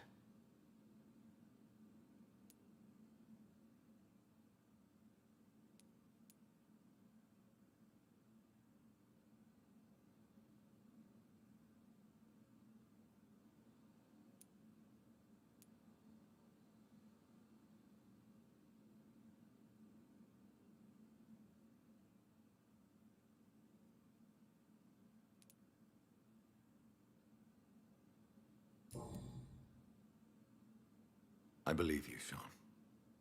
In fact, I envy the peace you found, and will remember it. There is love and compassion in your heart. You only need to give it wings. Thank you for your kind words, Sean. Continue your noble efforts. You are a good man in bad times.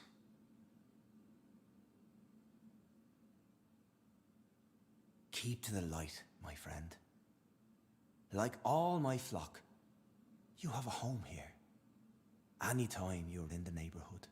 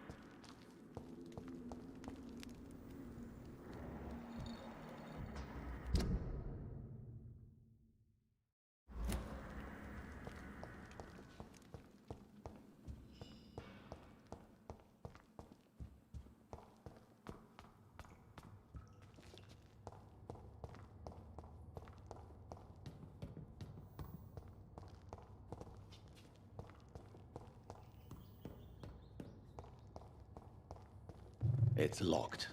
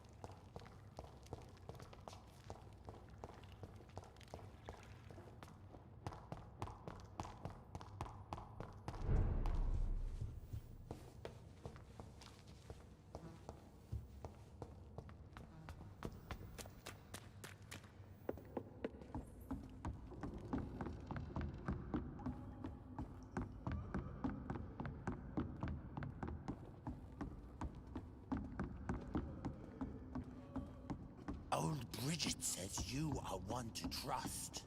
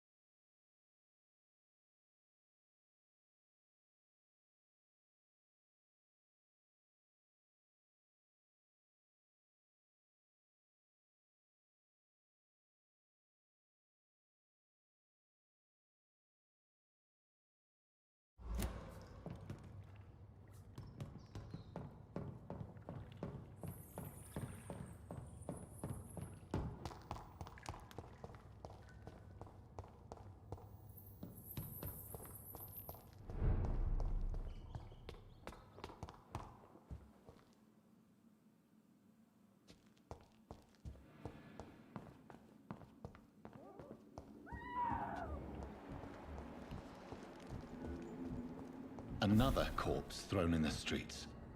Someone's playing a very sick game.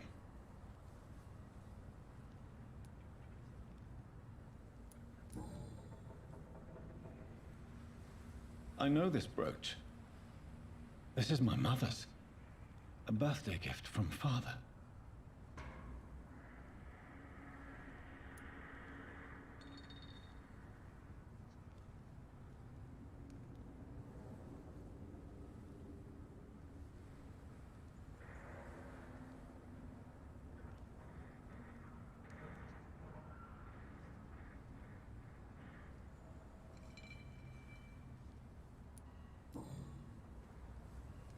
"29 Pretty Orchard Street.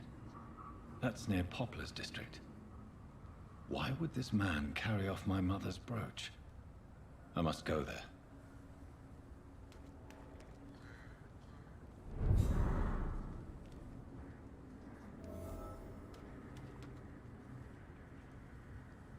Glad to see you again, Mr. Reed.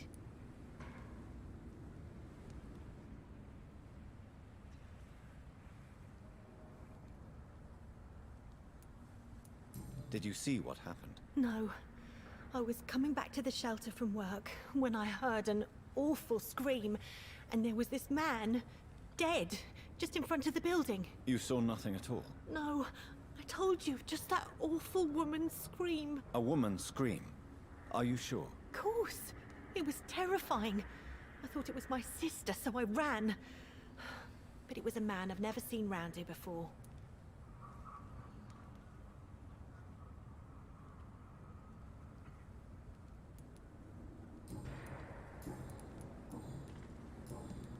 Goodbye, Miss Paxton. You again? What do you want?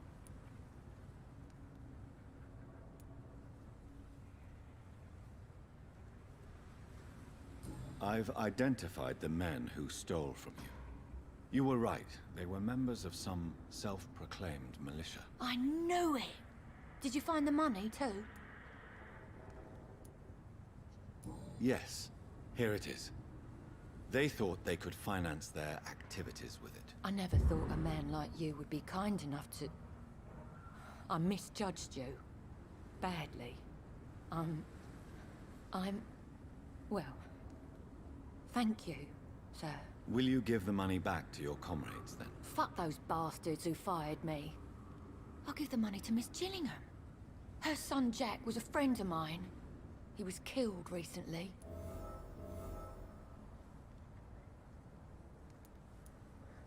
Did you see what just happened? No, I didn't. And I don't care. Really? Why is that? Because this sexist pig is one of the 4 men who blacklisted me. Good riddance, if you ask me.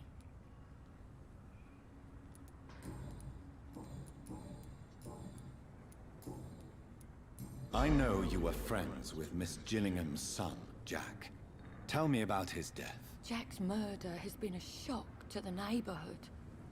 A sign that the situation is now out of control. Why is that? There has always been tension between the Wet Boot Boys and members of the trade union.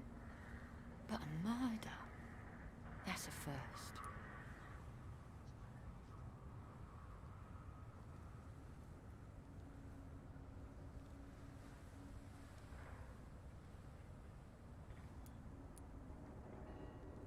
Who killed him? No one will ever know.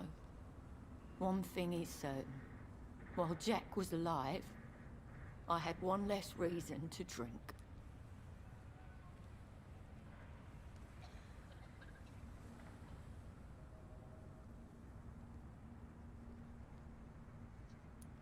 Why does that upset you so much? I wish I had found the time and words to tell him how important he was to me before it was too late. Another failure for Giselle Paxton.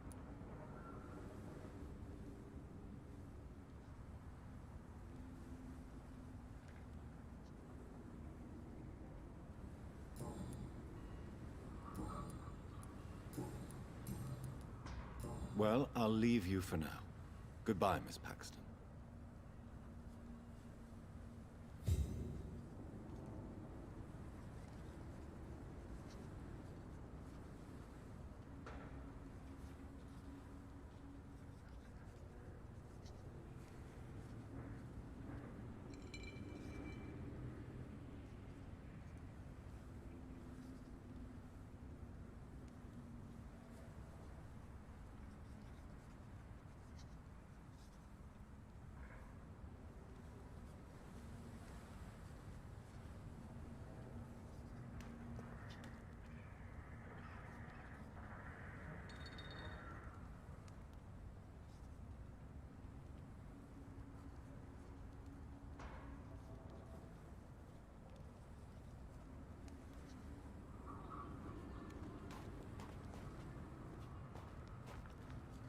Good evening, Mr. Throgmorton.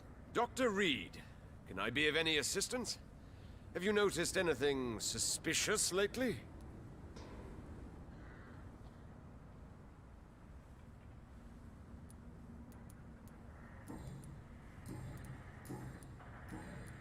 Did you see what happened to him? Actually, yes. He was thrown from the roof like a vulgar log. Who could have done that? Who? Well, a vampire, of course. Look, bite marks on the neck and lacerations here. There is definitely a vampire close by.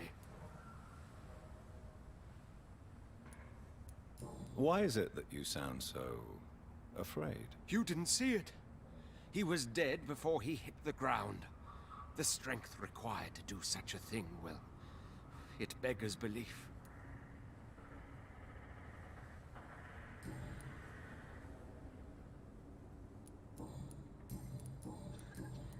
Goodbye, and good hunting, Mr. Throgmorton.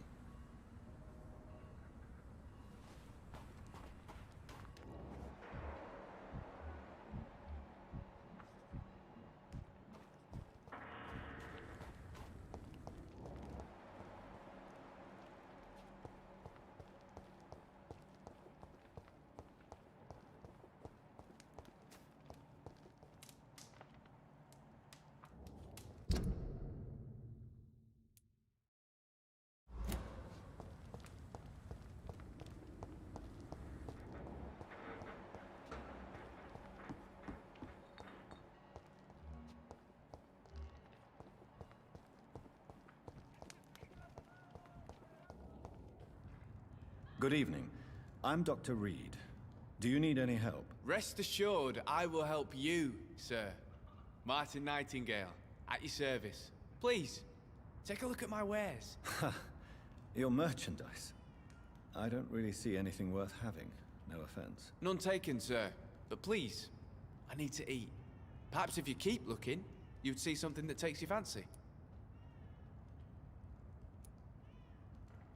I found this watch. It belonged to Miss Gillingham, but I thought you might find it useful. That makes sense. She would have forgotten about the watch by the next day. If you say so. Take this for your trouble, Dr. Reed. I will not forget your gesture, I swear.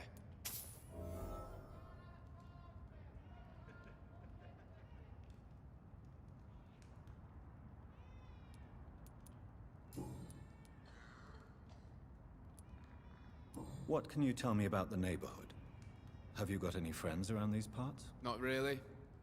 Miss Gillingham smiles and says kind words, but I know she's lost her marbles, especially since her son died.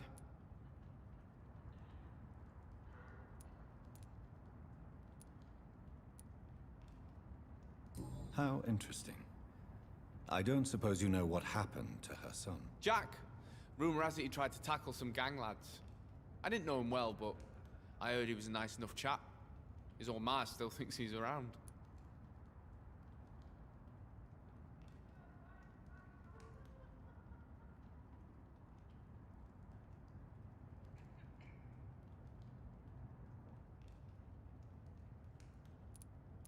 Tell me about this crazy woman.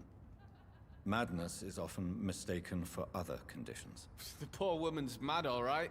Kind and all, but she has so much trouble remembering things. She's taken me for a son more than once.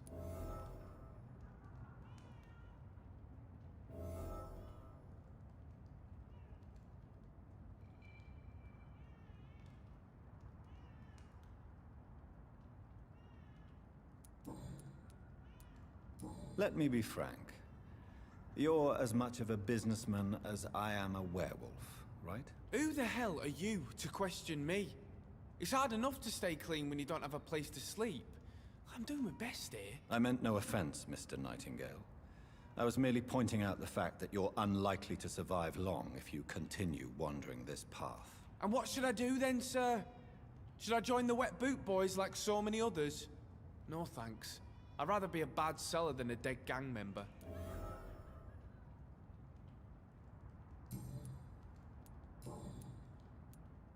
Why not try seeking help instead of peddling your wares? I'm sure there are people around here that would gladly help. There is no shame in asking for help, my boy. Sometimes it can even be the best course of action. I don't feel okay with that. I'm gonna make a name for myself, and I'll do it by myself.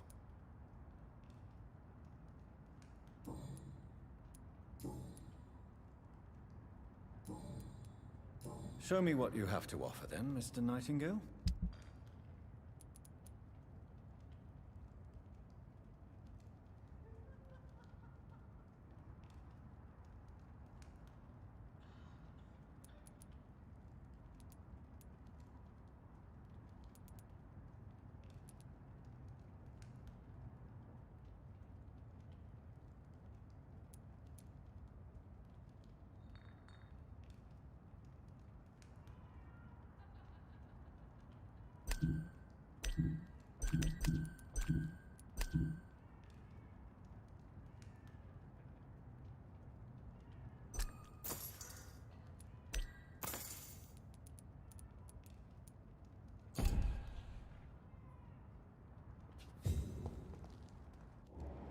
I know I've got something that'll strike your fancy.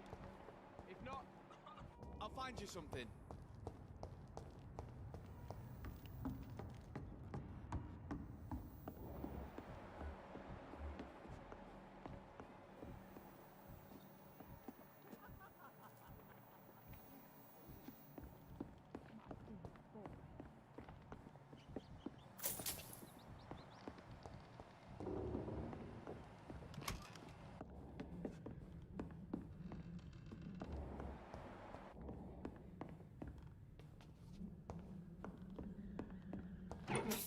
Is there anyone here?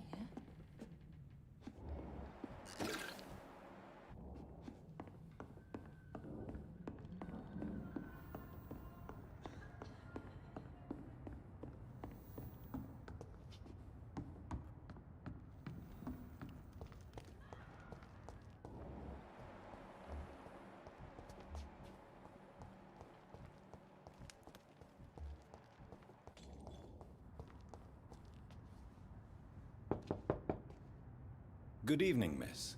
I'm Dr. Jonathan Reed. May I come in? I already took my medicine. I'm sorry. Don't he?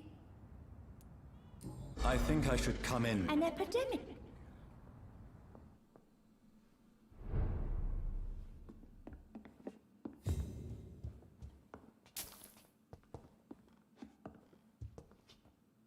So, Dr. Tippett, what brings you back here? I heard whispers you had a job at that fancy hospital. I told you my name is Jonathan Reed. Don't you remember? Of course I do. I remember my name too. Gillingham. But you may call me Enid, Doctor. I'm very happy to see you again.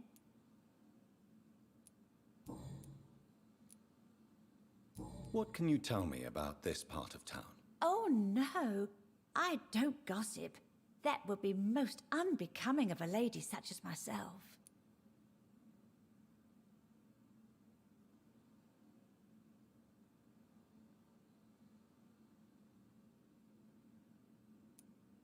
Who are the more influential figures on the docks?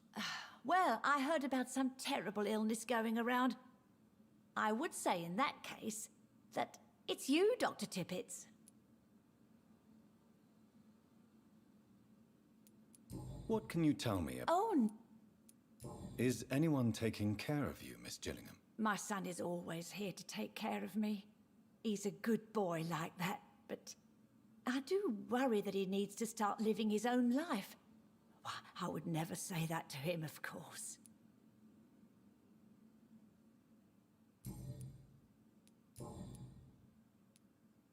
Enid, have you really no idea what happened to your son? No idea at all. I've not seen Jack for so long. I lose track of time. Has something bad happened to him?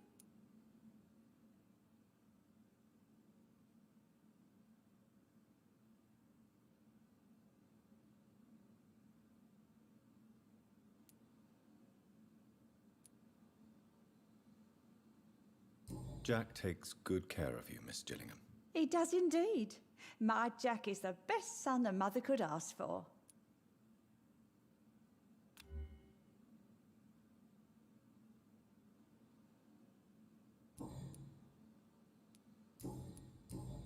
Goodbye, Miss Gillingham.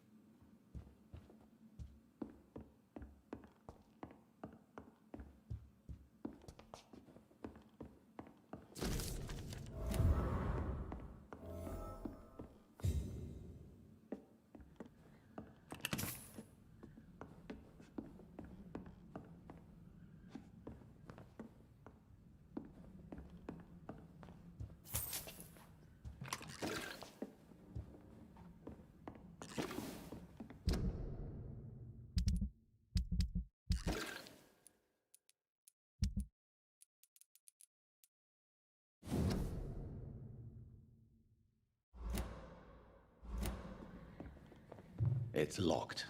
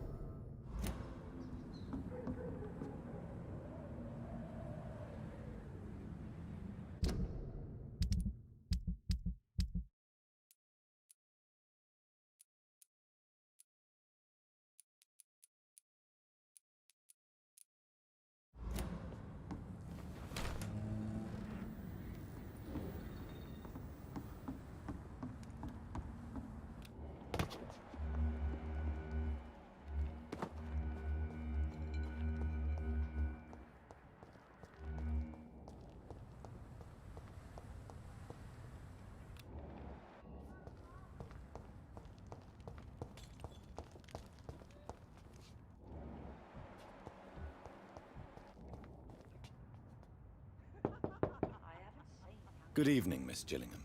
May I come in? Of course, of course. I know I've got something that'll strike your fancy. So, Dr. Tippets, what brings you back here? We haven't talked in quite some time.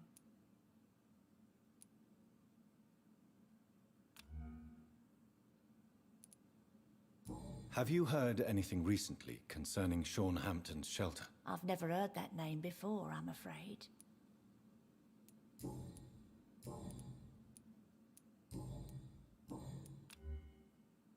Do you require medical attention, miss? I'm glad you asked, Dr. Tippets. I must confess I haven't felt that well of late. I'll try my best. Here, take this. And please, try to get some rest. Thank you, Doctor. Thank you very much.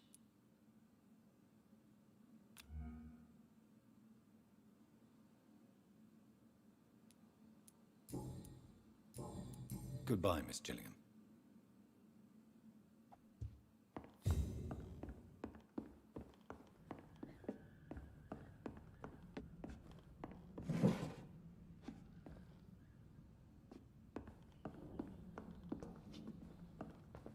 It's locked, all right.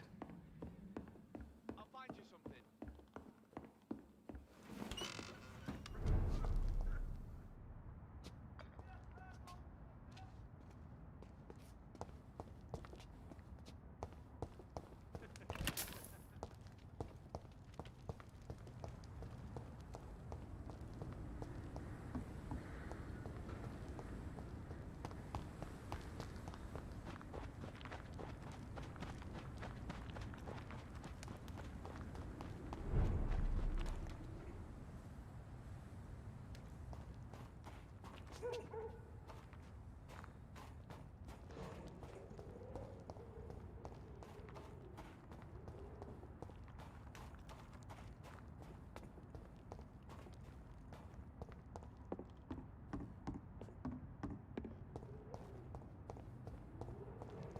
Best turn around if I were over there!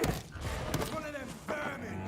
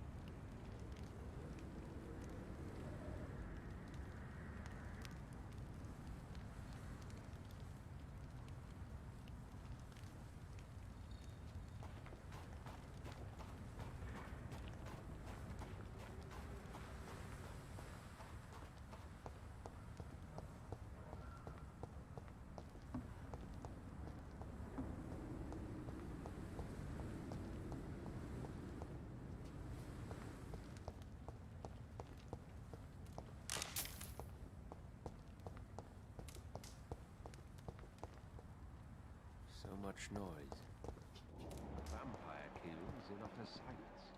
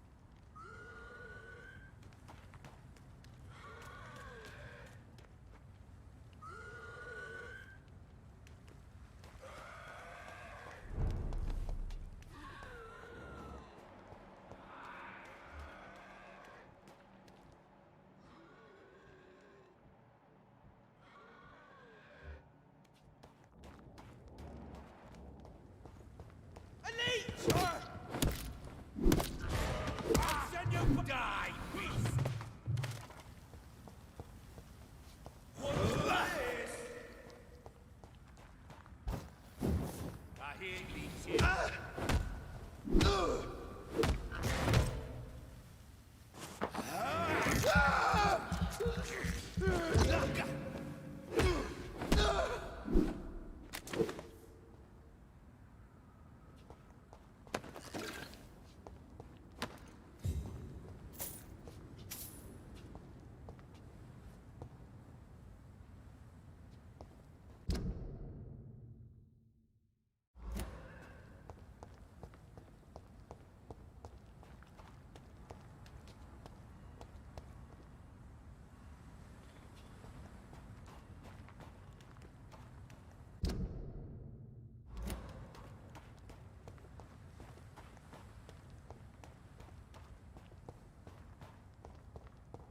Look at them! Die, vermin!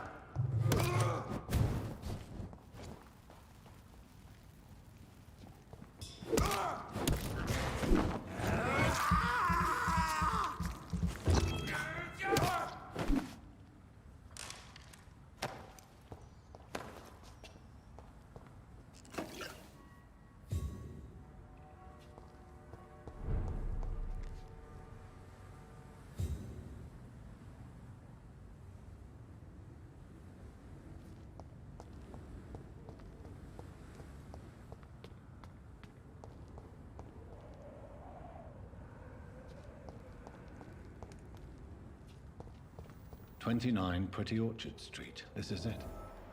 What's in there for me?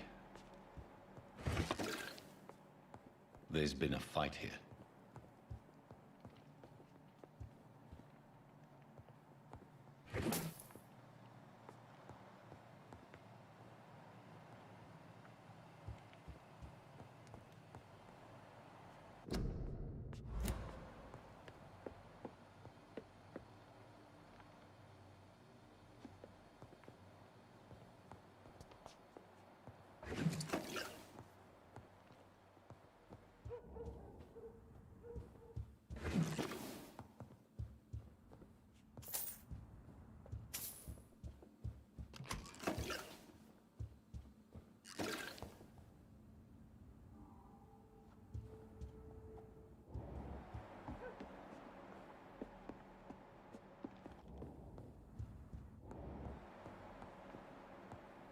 This window was shattered with violent force.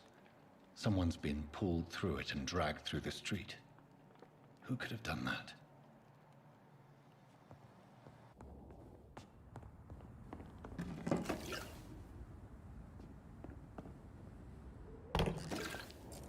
Where does this blood trail lead?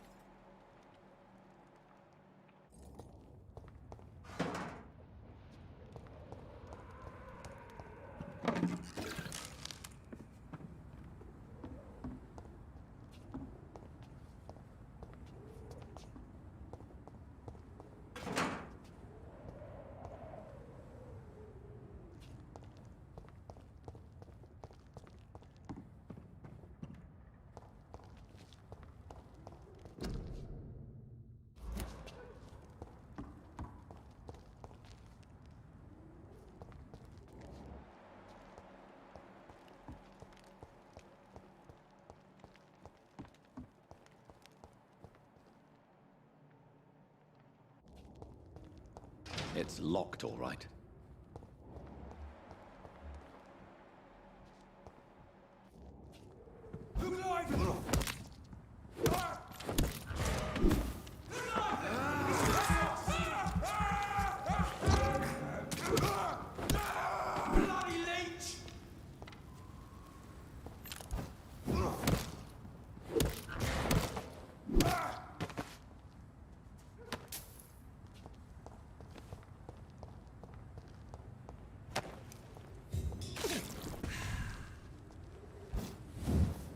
So much blood. Whoever was killed got dried out.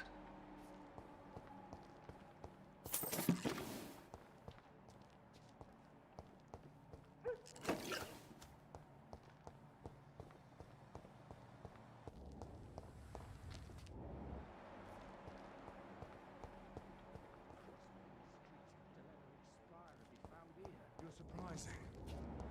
Occasionally, you make a good point. We're being misled.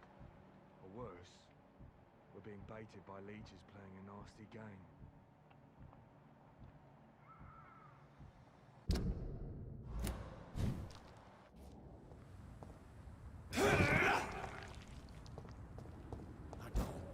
It's one of them! I shall fear no evil.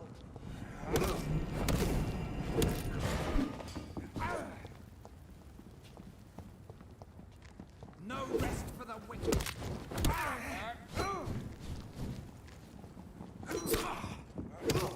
Oh, it's too fucking fast!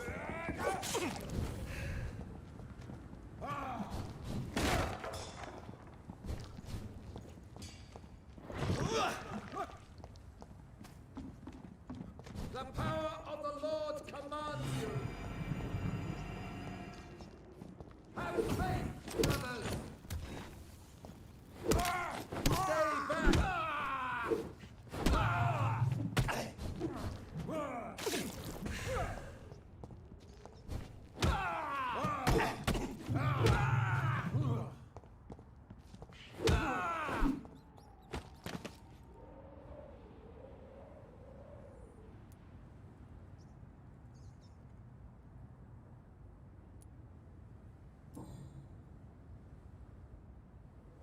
Only a golden watch in her pockets.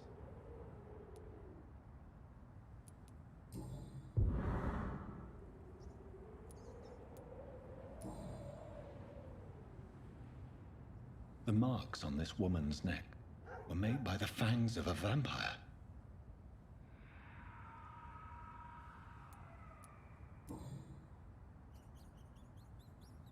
This is the very flower my mother tossed on Mary's coffin. Someone is targeting my family.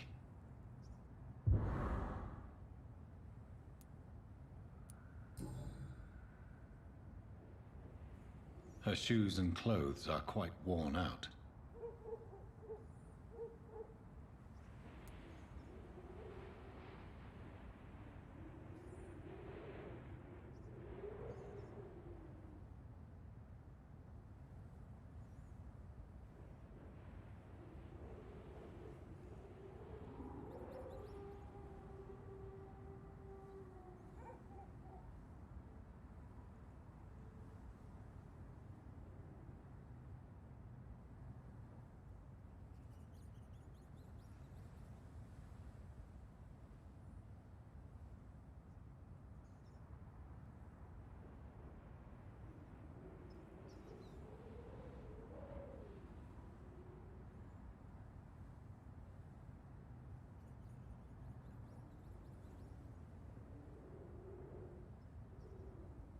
I see you.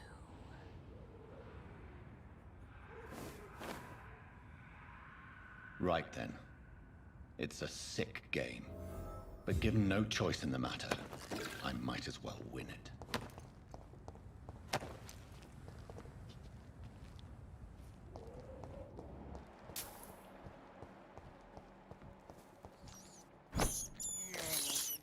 I have this thirst for blood.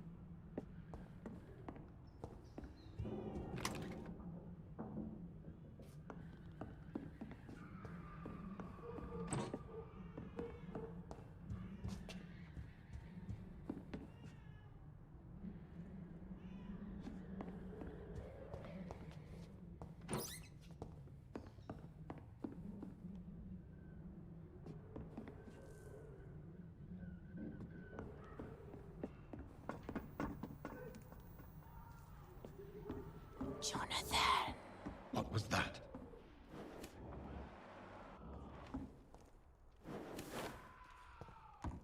I won't let you escape.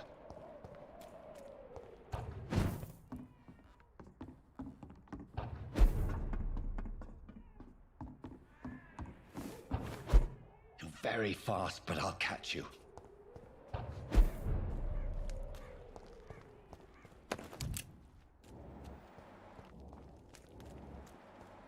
They've all been butchered.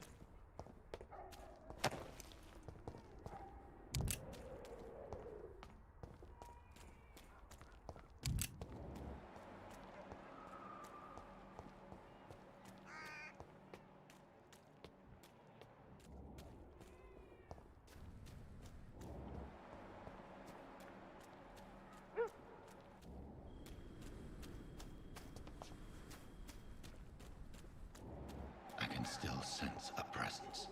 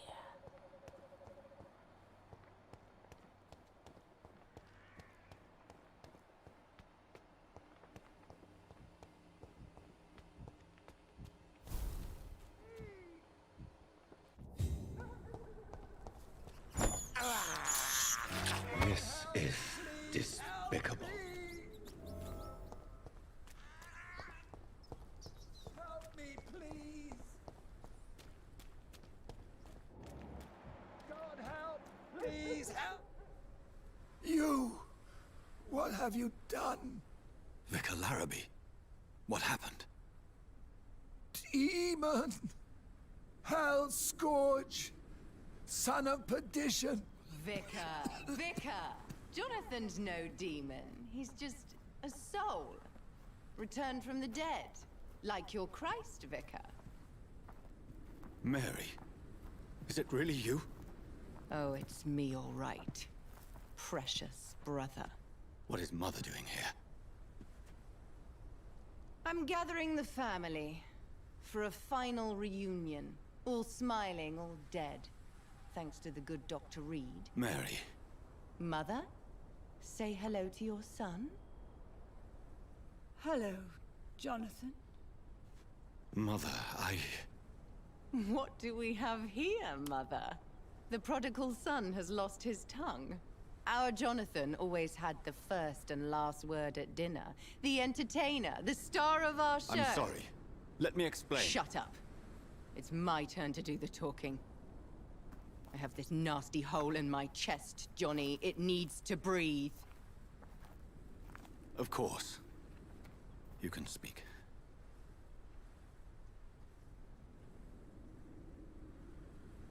My prayers went so long without an answer. My husband, killed in France. My child, carried away by the flu. My brother promising to return in his letters, then disappearing in thin air. I went from hospital to hospital. Cemetery to cemetery. Grave to grave. I've lifted every stone in London, searching for an end to the nightmare. And there you were. In front of me. On a dark pier. The hunger had taken me. The joy to have finally found you. I longed for your arms, a final happy ending to so much tragedy, to tell me all would be well again, as you did when we were children. It was this filthy dock where you greeted your sister.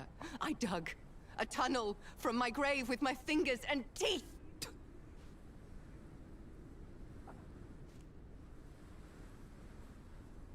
Mary. I thought I had murdered you. I tried to end myself. We've been through the same horror. We are a disease, Jonathan. A sickness that corrupts all it touches. All we kiss, and all we kill. Look at me. Admire your ilk. I'm so sorry. Apologies will not suffice. I demand reparation. I want a miracle. Are you a miracle worker, Dr. Reed? No? I'll show you mine then. The family Reed, reunited and complete, living forever in a red sea of eternal love. Time to go, Mother. Say hello to my son for Mary, me. wait. I have made friends with vital knowledge. Vampires. We are not alone, Mary. With time, we can learn to live almost as we lived before. How long? What? How long will this masquerade continue? I've been watching you. All these nights in Whitechapel, pretending you're still a doctor. You believe you're just fighting a disease. But it's you, the disease. Jonathan, you! I'm a scientist. I'll find a solution. Let our mother go, please. You're always the one to sway me to reason, Jonathan. But before, your motivations were always pure. Now you're tainted. Let her go! She has no part to play in this. Very well. Have you heard our good doctor? You can go home, Mother. Go home and rest in peace. Yes, I'll go home and rest. It's so easy to make them obey or forget. Puppets for our pleasure. I've seen you have your fun. You are mad. Oh, so that's what I am, Doctor. Mad. I was beginning to wonder. I've been hearing these voices in my head. One in particular, that of my dead brother. This is the reason I must kill you.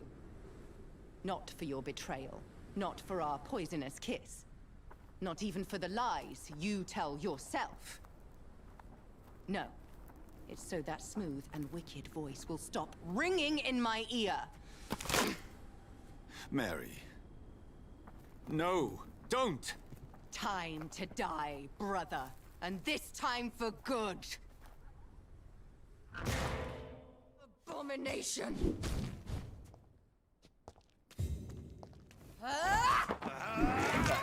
Jonathan, kill him. Revel in your true nature.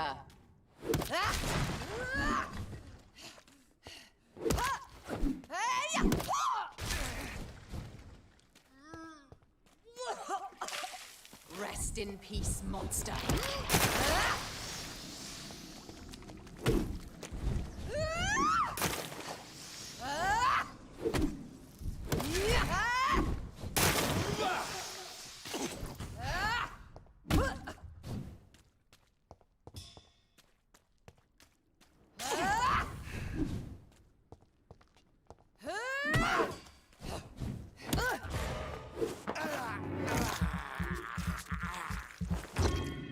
Kinslayer!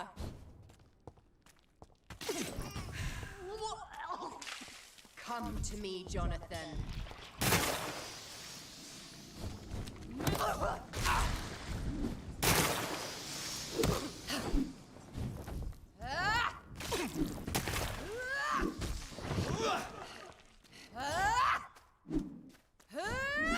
Assassin!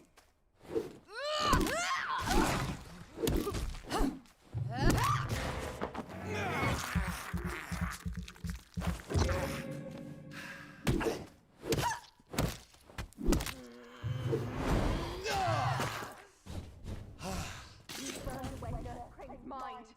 You're a monster! Let me hiss me again, sweet brother.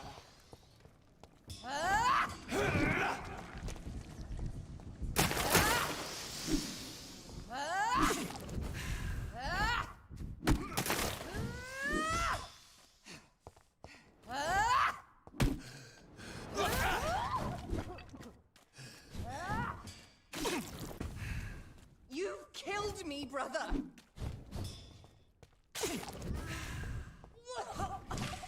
What have you done?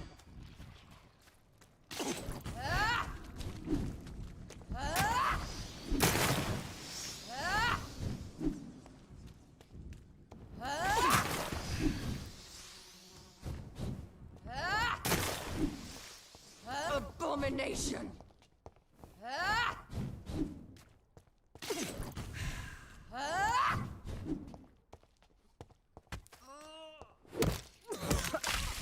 Rest in peace, monster.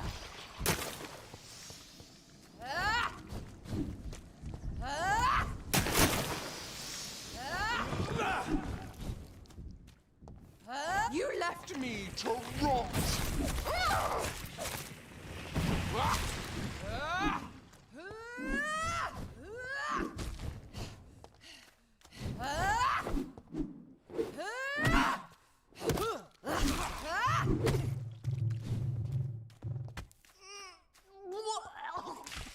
What have you done?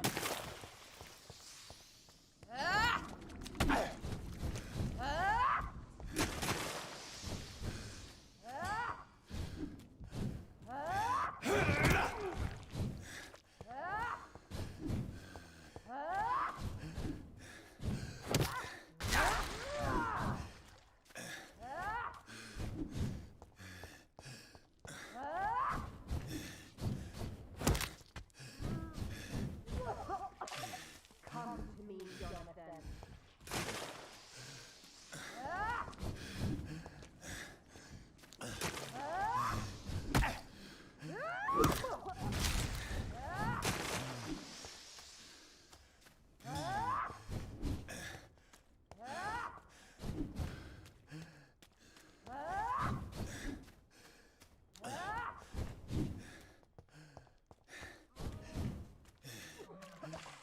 Kiss me again, brother.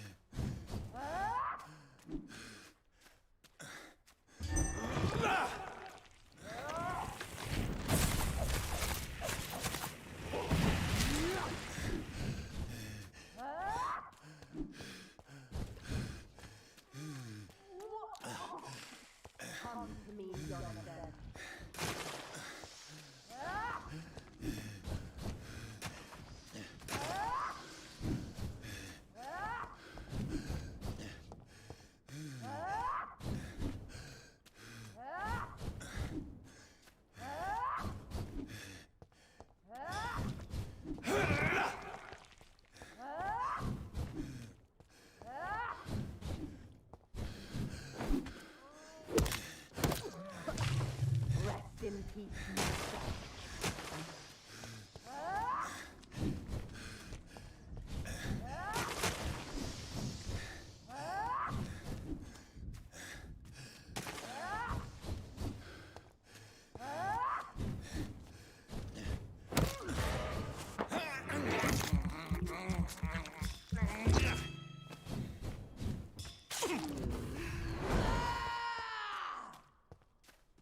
Because you spared Sean Hampton, don't expect the same mercy from me! Kiss me again, sweet brother.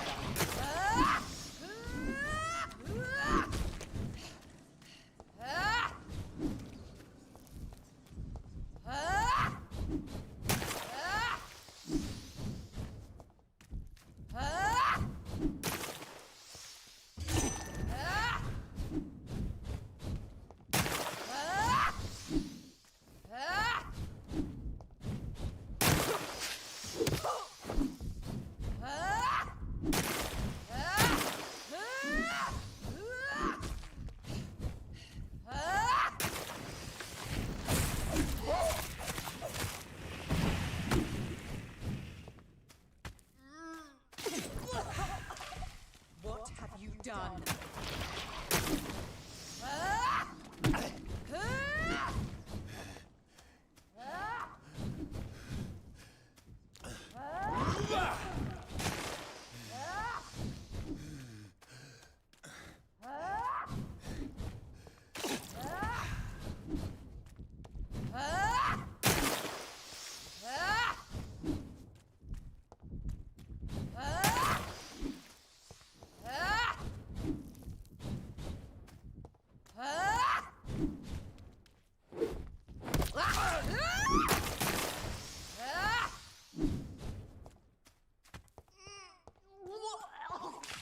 Come to me, Jonathan.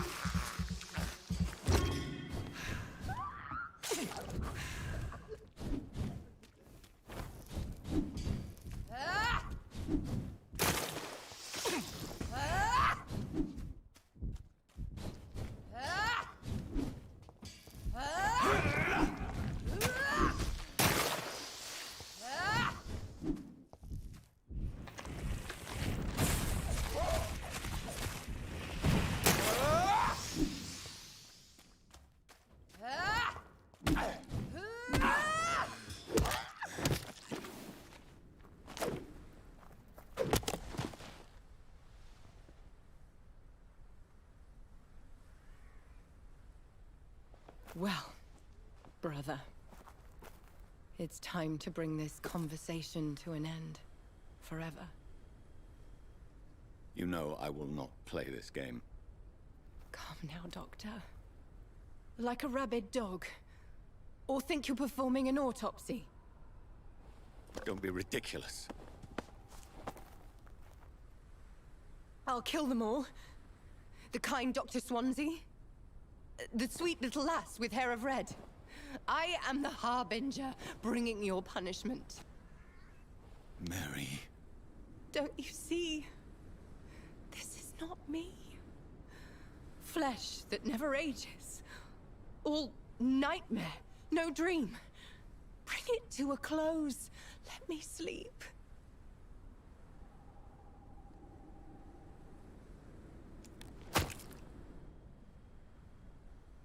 I will find a cure, Mary.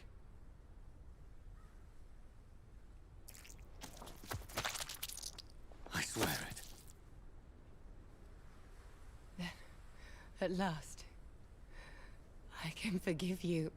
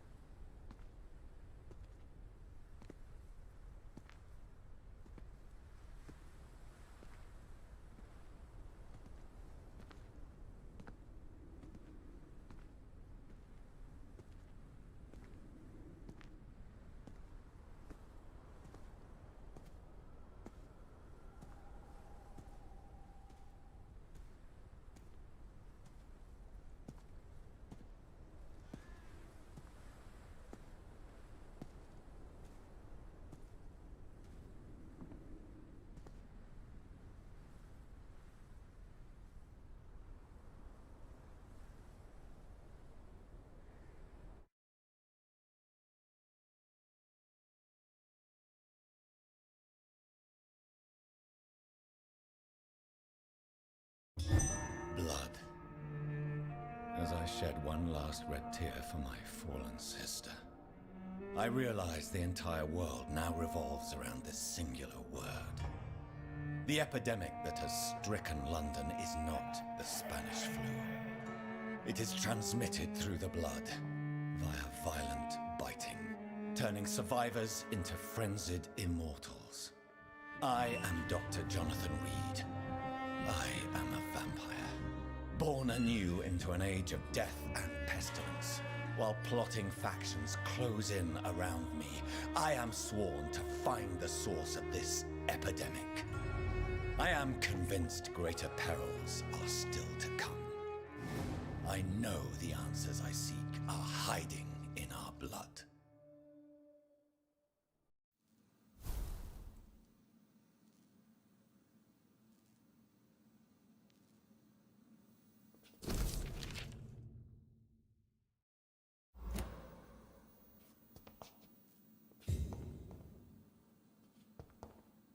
The flower's dying. It needs water.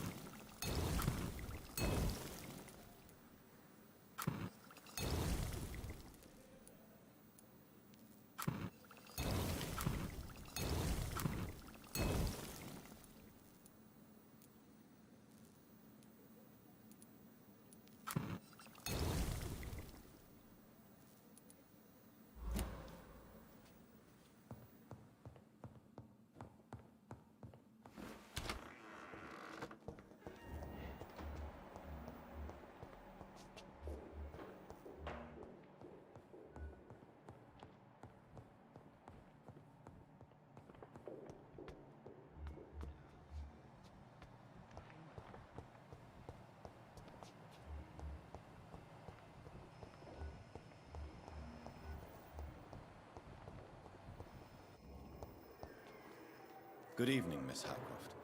How are you tonight? I need blood, Doctor. Warm, rich, vibrant blood. Do you require my services, Miss Howcroft? My condition cannot be understood by you, mortal. Well, until the day science finally admits failure, please accept this little contribution. Thank you, Doctor. Your efforts are admirable, though laughable.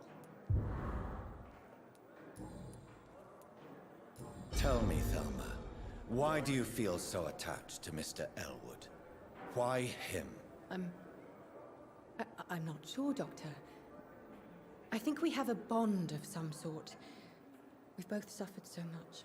He's the only mortal I find interesting.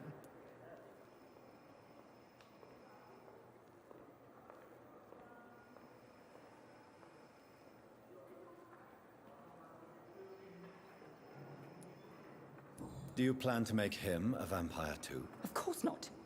How could I inflict my curse on anybody else? I'm not that cruel, Doctor. Would you say you and Mr. Elwood are romantically involved? No. No, Thomas is a delicate soul. Even though he disguises it. But I am not the woman he needs. No, for I am a vampire, Doctor.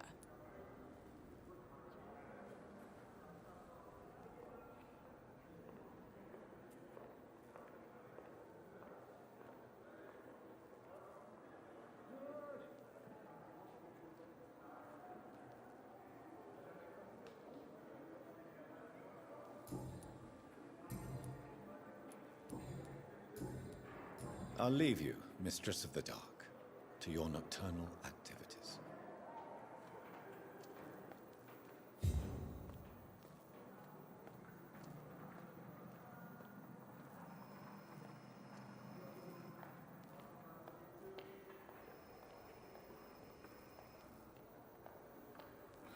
So many deaths. And what of my own life?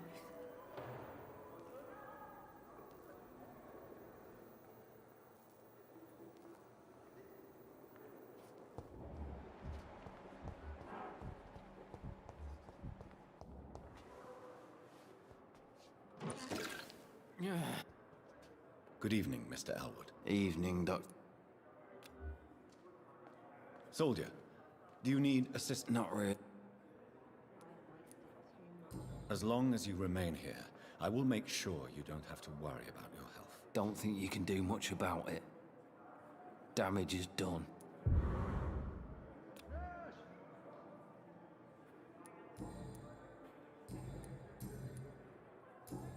Goodbye for now, Mr. Elwood. Fear and discord on every street corner. The daily routine.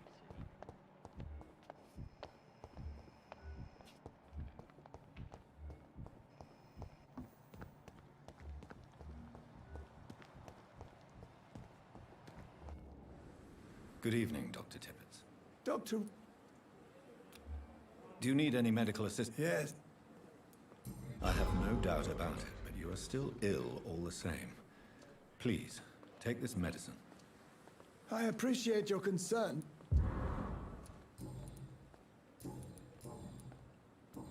Goodbye, Dr. Tippett.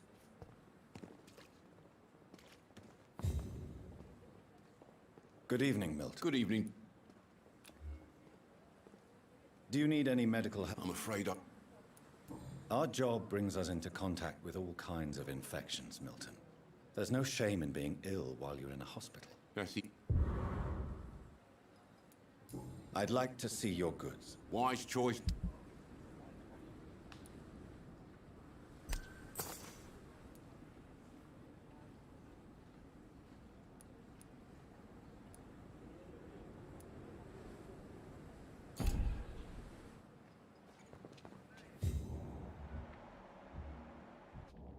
Perhaps I should have considered the offer from that Callaghan.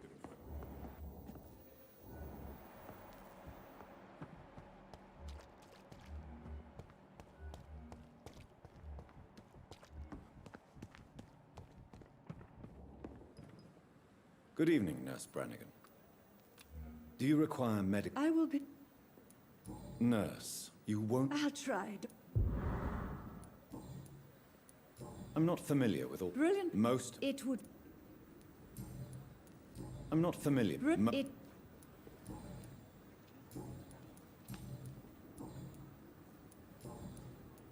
Why does Dr. Tippett's claim you're the main reason he keeps working, despite his fatigue? If it wasn't for him, I probably would have left the Pembroke years ago. Dr. Tippett does not think of you as just a nurse anymore, does he? If you're suggesting he's not taking my gender into consideration when it comes to medical practice and knowledge, I really hope he doesn't.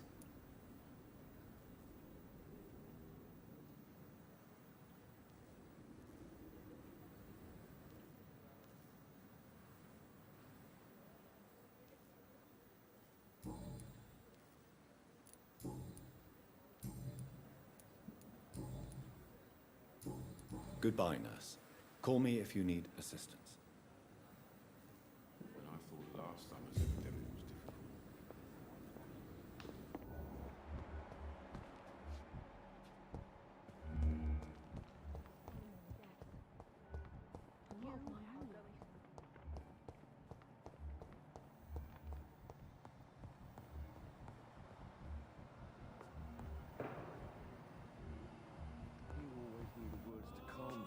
I'm quite busy, right? Do you need my assistance? Don't be rude. Then you are lucky that... I wish that... Thank you for your time. We'll talk later. Good evening, Mr. Fiddick. Good evening. Is there anything else that... Really? Unfortunately... Well... Goodbye for now, Mr. Fiddick. I'll see you later. You always knew the words to calm the children, Helen. As for me, lonely idiot. Good evening, Doctor. Do you require medical... Do you know you're the... Despite what... Well, Goodbye, Mrs. Goswick. This hospital seems to be falling apart. I'm all right. Good evening, Doctor. Don't waste your How's time my... with me. Goodbye, Mrs. Goswick. Good evening, Mr. Goswick. I'm okay. Do you need any help? I'm afraid... You are not a burden, sir. And you have my... How painful is it? So painful. I'll let you get... Good evening, sir.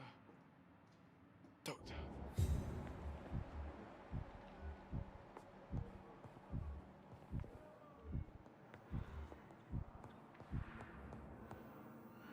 Good evening, Doctor. And good evening. Do you need my... Would have been... There is no shame in helping each other. We're colleagues, after all. Many doctors I have known are too cynical to think that way.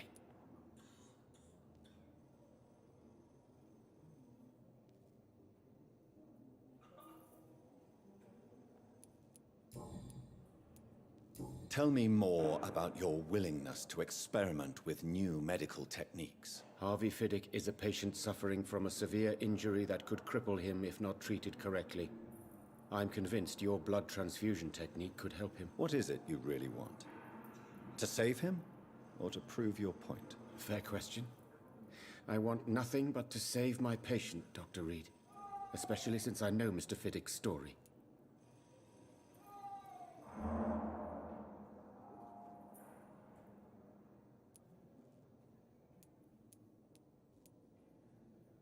This personal involvement could also appear to be a lack of impartiality. You must know that a good surgeon must remain neutral. I agree. But that does not excuse Dr. Ackroyd's behavior. A man who did not even take time to converse with his patient. Do you think keeping his distance was a mistake? All I know is that I'm taking care of human beings with desires, hopes, and fears. Not some biological machine comprised of blood, bones, and flesh.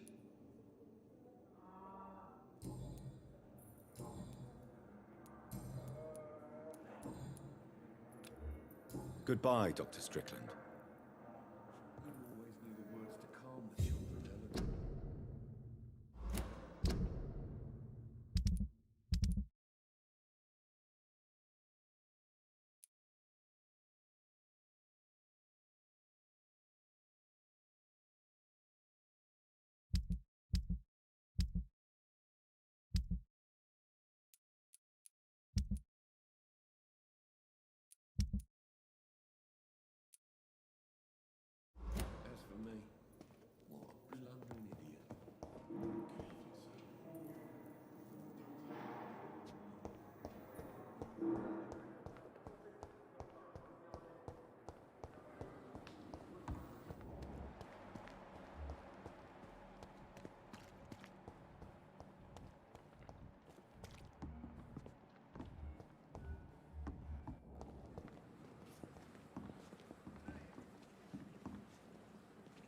this? Hey, Doc. You're lucky to be alive. This place. Consider yourself. Don't play the innocent.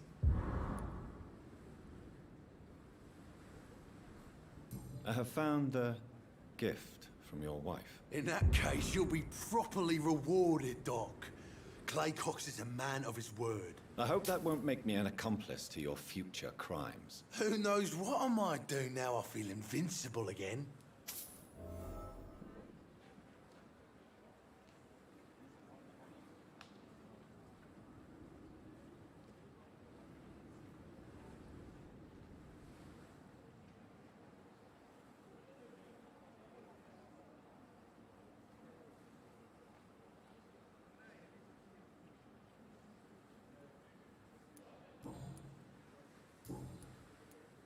I'll leave you for now, Mr. Cox. Miss, please, I feel sick. Get over here now.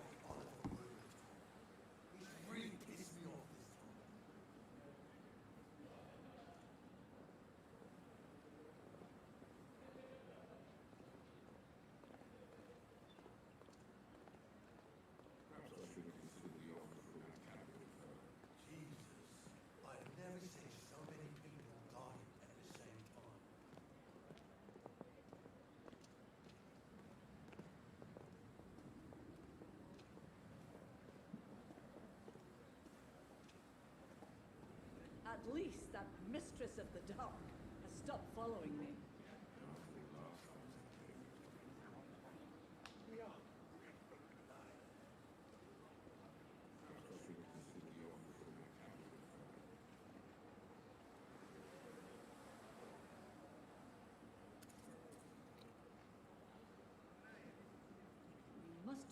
what we are capable of.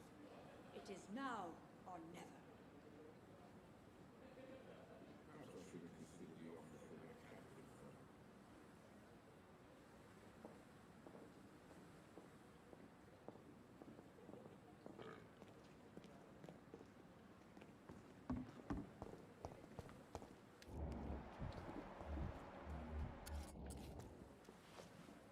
Hey, Doc.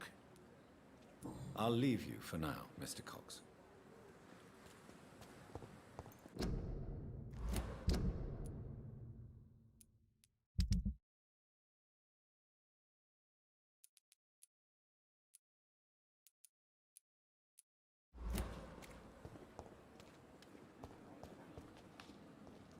Hello again, Mr. Blight.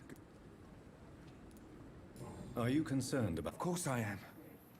I'll be stuck here for as long as What kind... I believe Goodbye, Mr. Blight. Take care of yourself.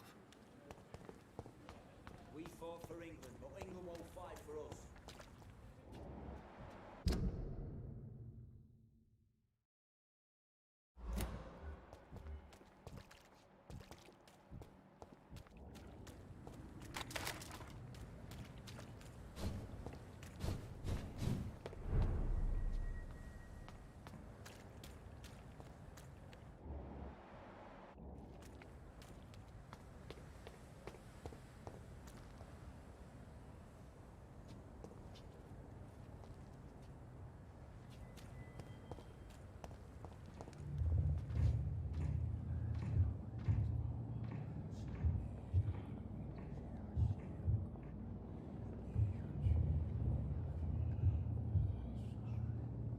You must prepare, child, for the earth is bleeding and the harvest is upon us.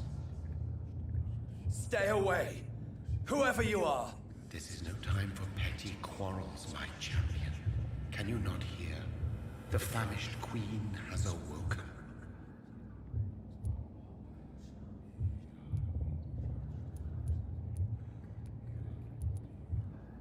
I am not your champion. But of course you are, son. As surely as you are the blood of my blood. I had to kill Mary. I have known your pain, child. Do not succumb to... Silence! I dismiss you, now! The land calls for a champion. All and everyone needs you. Silence! I'm tired of all these puppet shows.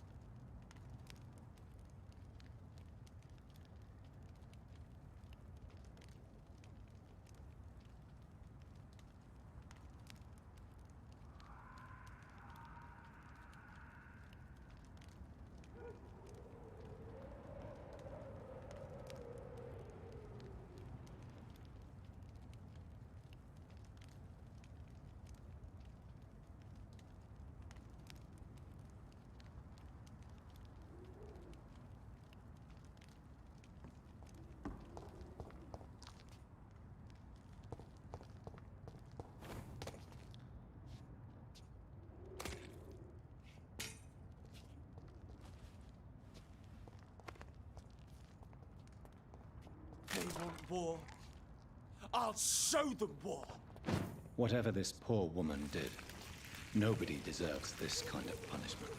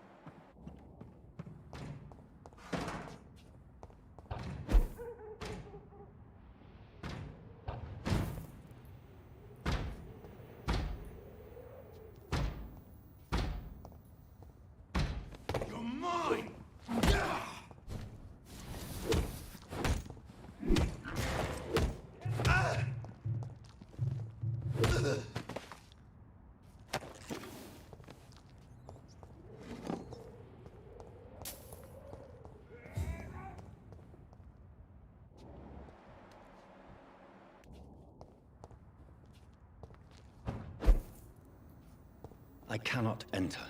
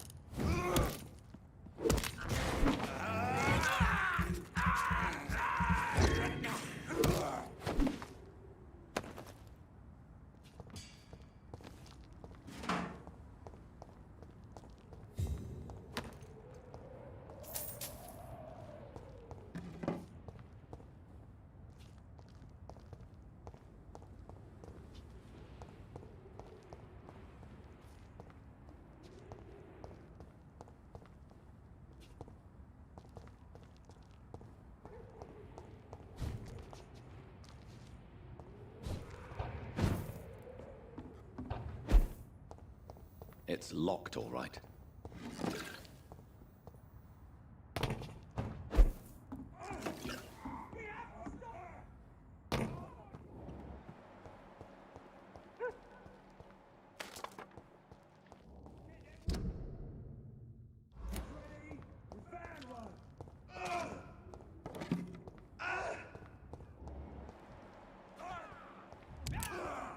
Filthy fucking bitch! Watch it!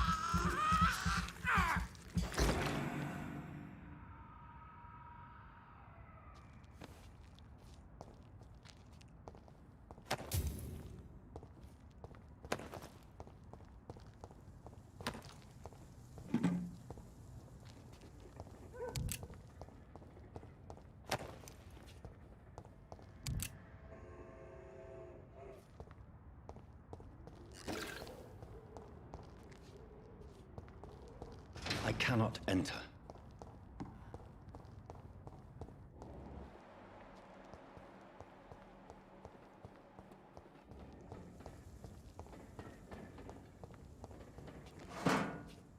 So this is where she lives. What a splendid house.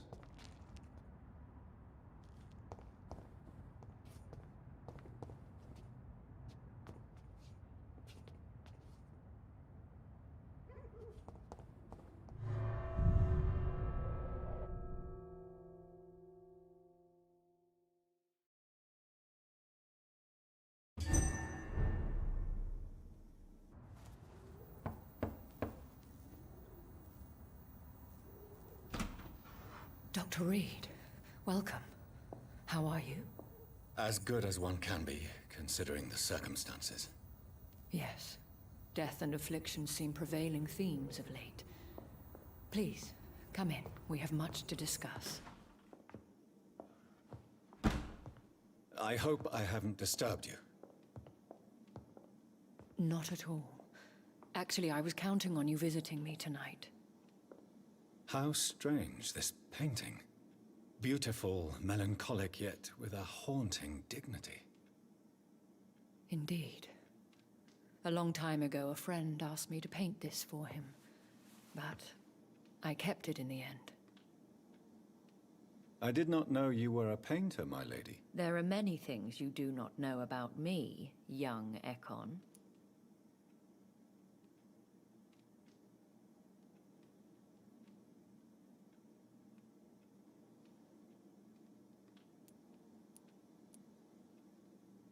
Please, call me Jonathan. Please excuse my behavior, Jonathan. I tend to tease my friends when uneasy. What is bothering you, my lady? Your letter was quite alarming. We will talk about this in a few minutes. For now, I would like you to tell me about yourself. How have you been since we last met, my friend?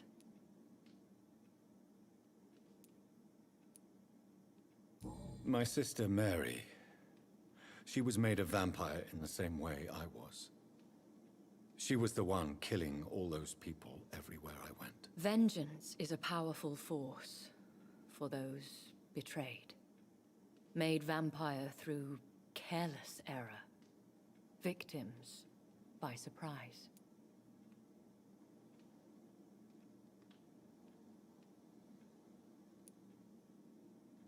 I swear I did not intend that. If only I had known then how vampires are created. That is the scientist speaking. In truth, most of us do not know how it really works. Personally, I make sure my prey will not return to haunt me. What do you mean? I am merciless, Jonathan. I only feed on the dying, and I make sure they are dead before leaving their remains. In the end, she implored me to put an end to her misery. But still, I felt I had taken her life twice. I am so sorry for my accidental cruelty. Had I known your dear Mary was still alive, I would never have sent you to pray for her soul in that church. There is no need to apologize, my lady. Your words have been most helpful in these difficult times. Thank you, my friend. If only we could have guided your poor sister through her terrible nightmare.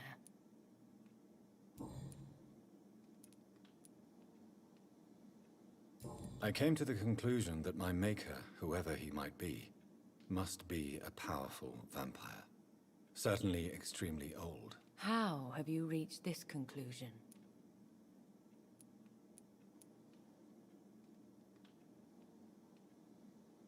I felt this power, radiating like an aura every time he appeared. Most ancestral vampires of England were killed by the Guard of Priwen half a century ago.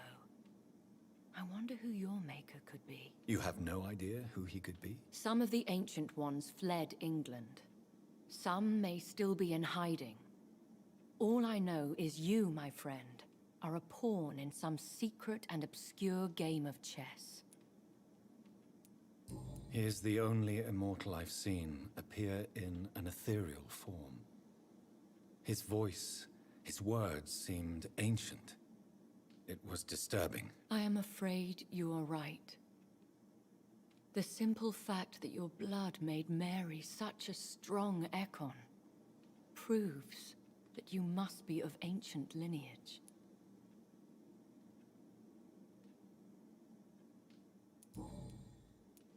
I think I should ask the questions, your ladyship.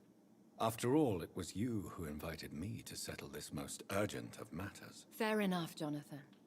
The situation is critical. We do not have the luxury for etiquette. Please do not misunderstand me. I would be delighted to discuss mundane matters and idle trivialities. If we survive the dark nights to come, we shall have all the time in the world to speak, you and I.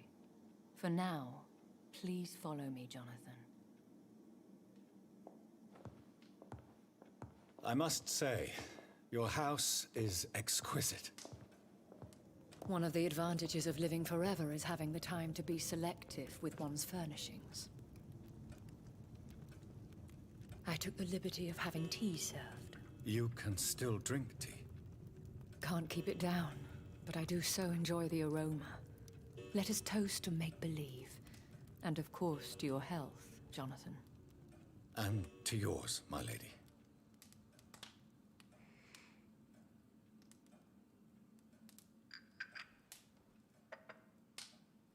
Please, call me Elizabeth.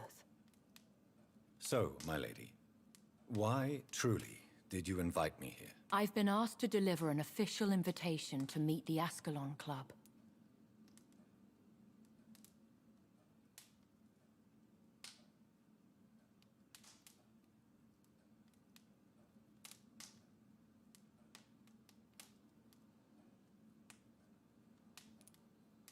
Who are they?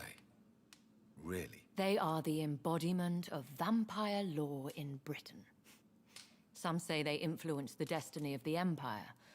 Some believe they merely protect it.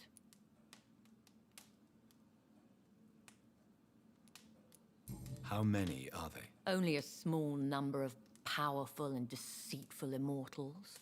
All of them entangled in a sticky web of shadow cabinets, influencing trade. Will they fight the guard of Priwen? I doubt it. Fergal was Lord Redgrave's executioner forever and a day. By defeating that beast, you deprived them of a powerful weapon.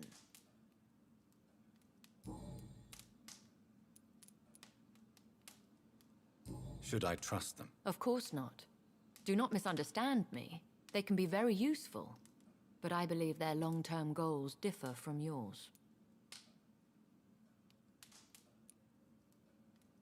Should I lie to them? We all lie, Jonathan. It falls to you to choose your behavior. The most important rule is to show them due respect. Why meet them then? Because nothing truly important can be achieved in this city without their consent. They could be powerful allies in this current situation.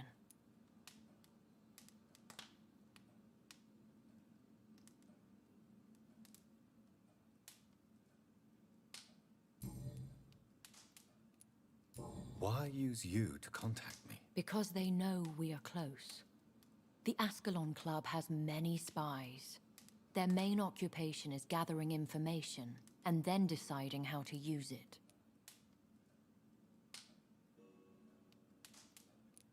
Have they threatened you in any way? Not at all. Their message surprised me at first. But it is only logical, considering the critical situation in London. Why not ask for your help? Since you are obviously a powerful and influential immortal yourself. You have to understand that I am invisible to the eyes of Ascalon, for I am a woman. That suits me well, as long as they leave me alone. They have done nothing but impede my investigations since I became known to them. Why would they want to see me now? I guess they now see you as Ascalon material. They must have found out what happened to your sister. Proof of the potent blood flowing through your veins. I'm not sure I can accept their invitation. I have seen their handiwork. How Fergal the Beast imposed the club's law. You have no choice, Jonathan. Even I would not openly defy Lord Redgrave, the chairman of the Ascalon Club.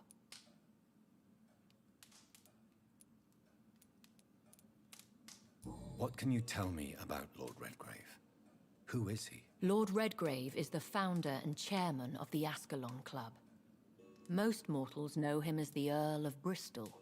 He is rich and extremely influential. Have you met him? Only on rare occasions, for he never goes outside the club. And women are not awarded membership, even immortals. How old is he? How long has he been a vampire? Lord Redgrave claims to be the progeny of William Marshall, the most valiant knight who ever lived. If that is true, he could be very old.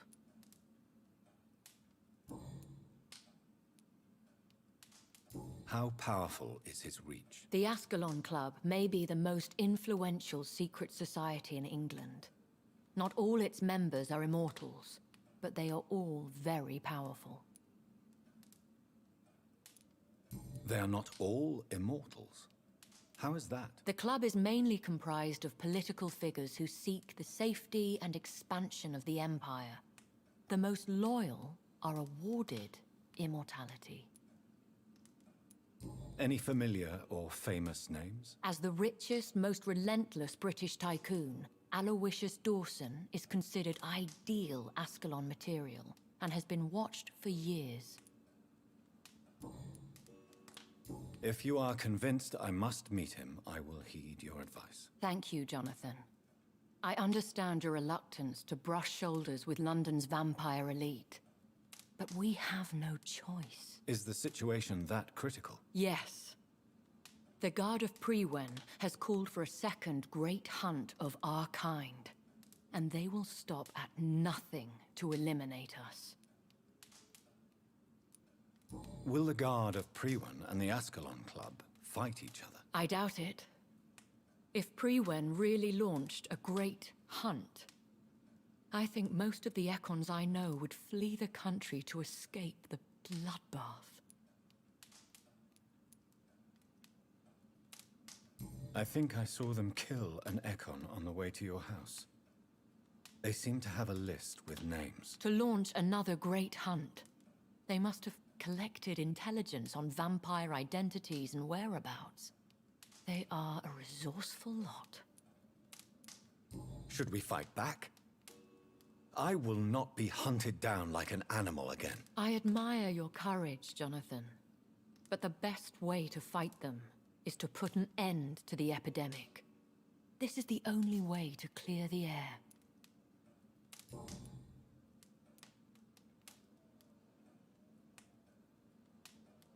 What is a great hunt? The first great hunt was launched about 75 years ago. In just a few nights, the Guard of Prewen located and destroyed most of the old British vampires.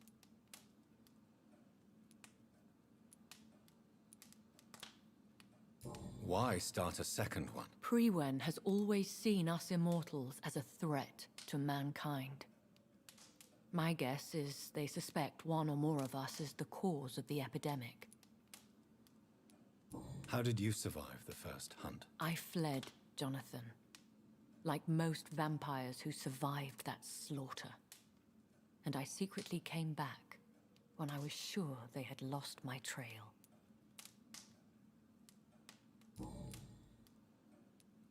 You should flee then. Leave London, the country even. I have seen the Guard in action. They are merciless. Your concern warms my heart, Jonathan. But fear not.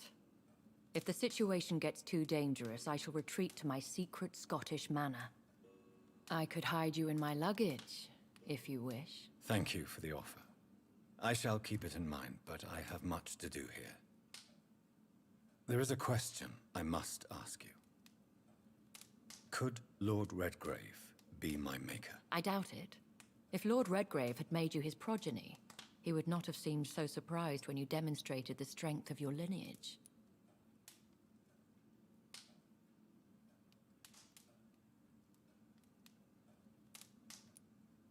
What is the plan? The plan is we both try to save this city, you and I.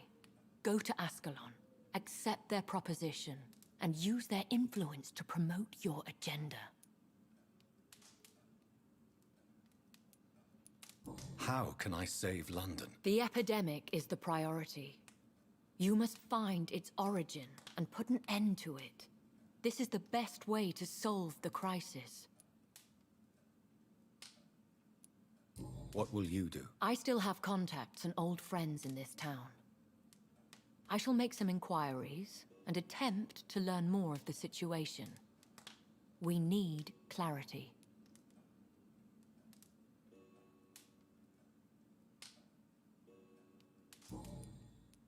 Will I ever discover the identity of my maker? Maybe not, Jonathan. We know for sure you were made by a powerful vampire, but most of those fled England long ago.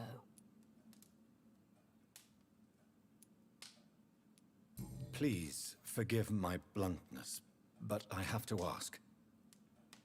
Was it you? Did you make me? Oh, Jonathan. I know you shall always have a gnawing doubt about who made you an immortal, but I swear, I had nothing to do with it. You have no idea at all?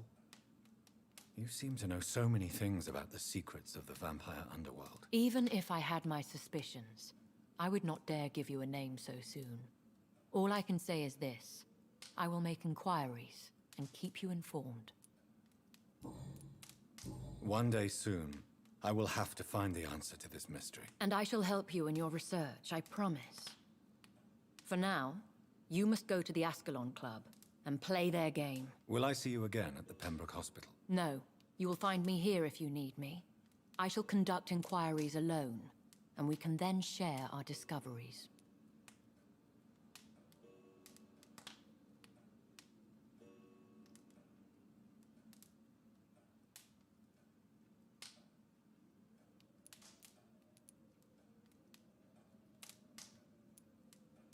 Will you not visit Pembroke again? No. I must remain discreet and avoid attracting attention to Pembroke Hospital for the time being. But how will you sustain yourself? I shall not, Jonathan. Fear not. I'm used to it. When will we meet again? As soon as you meet Lord Redgrave, I suppose. Fear not, my dear. I shall only be a heart's beat away.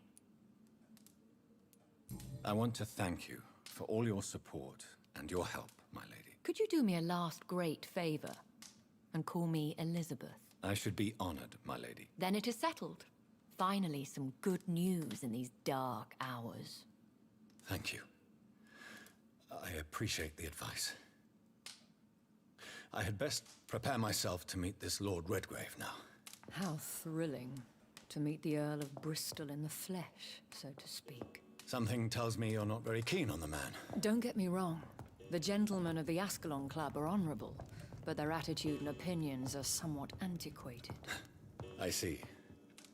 As long as they deny access to female applicants, I will leave them to their antediluvian considerations as to the natural order of things. Jonathan, promise me you'll be careful. Of course. But why the fear in your voice? Look at me, Jonathan. I am. I mean, really look at me, young Ekon.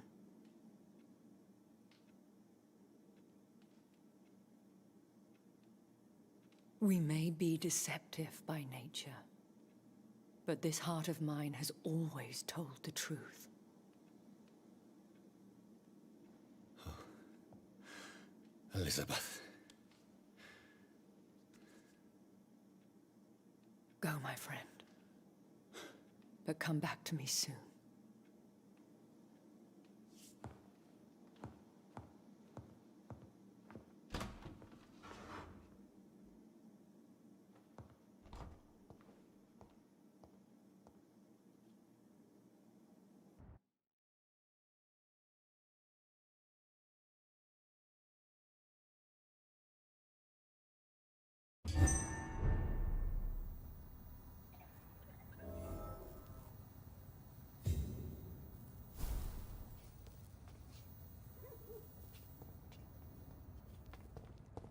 So, time to visit the Ascalon Club.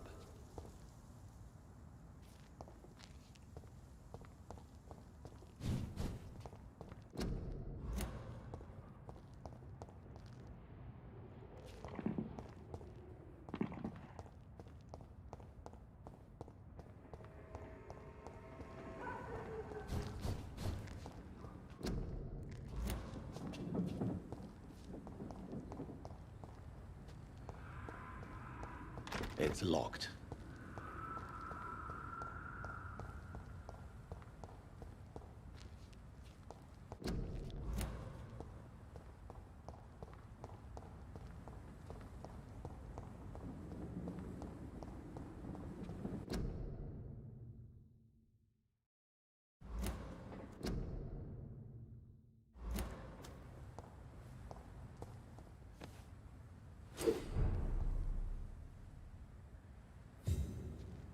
I cannot enter.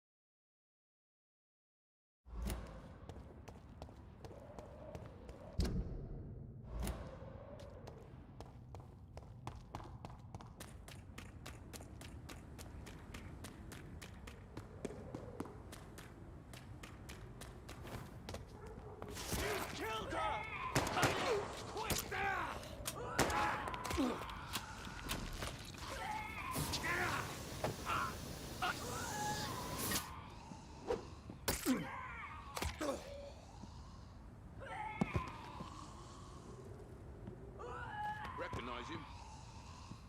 No. This one ain't on our list. Well, that's one less anyway. It'll make McCullum happy. That was the vampire I saw earlier. This war takes no prisoners.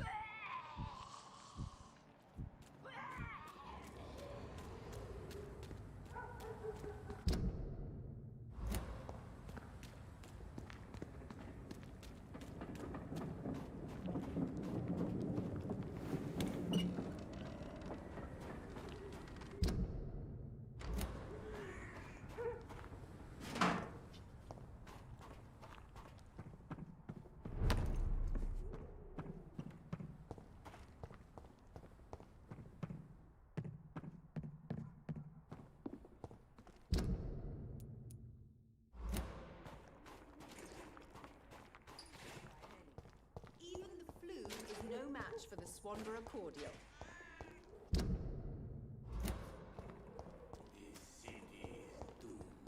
The Swanborough cordial can be the answer to all your problems, as long as you have the money.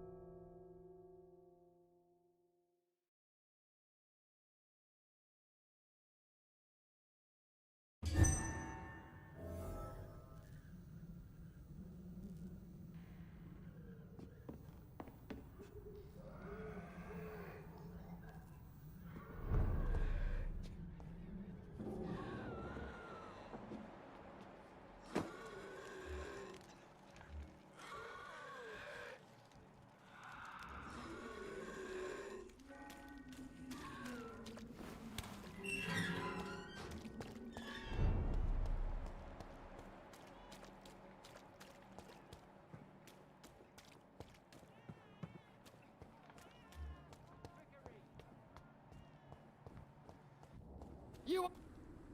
Good evening. It's far. Don't you fear? Faith. No doubt you... Blessed be your generosity, my son.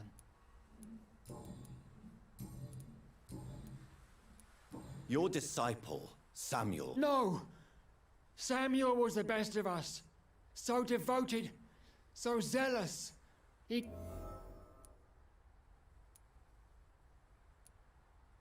defiled the dead with his petty thefts. That's how he financed your misguided crusade. Think what you will. When this city is saved, he will be praised for his devoted fortitude. He walked boldly into the mouth of abomination. Your precious...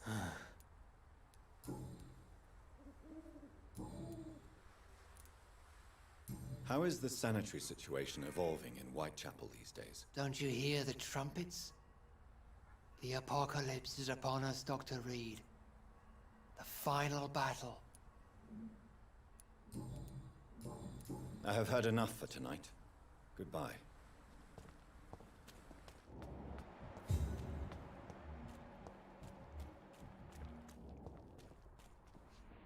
You again? Can I offer you? Keep your med... There is a thin... All right. I'll take it then. It's not like I don't appreciate the gesture. How is the sanitary situation in Whitechapel? I'm not easily scared, but crazy killers and armed patrols are lurking about. My son's right about this place. Harry doesn't seem happy living in Whitechapel. Why did you make him come here? I've always put my son's interests above everything else, whatever he may think. Our house is small but affordable. The walls are thin, but the door is solid. You really love your son, don't you, Mr. Peterson? He's my pride and joy. Even if he hates me for the choices I make and pushes me buttons more than he should.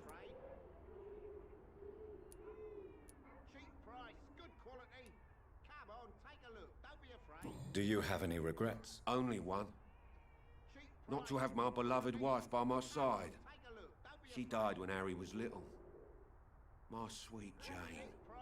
She gave the boy confidence. Since the criminal nature of your job means you could be arrested, are you not afraid of what would happen to your boy if you were? No one will ever take my son away from me. If that ever occurred, I'd hunt the bastard down and rip off his head with my bare hands.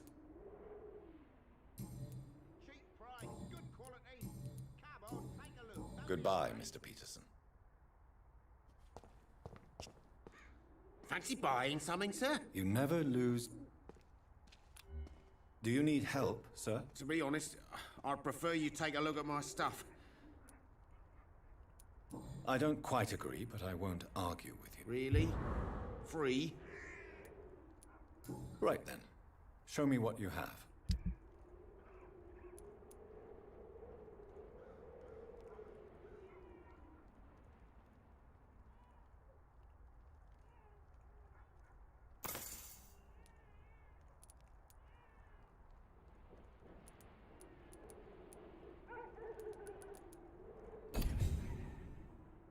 Fancy buying some? You never...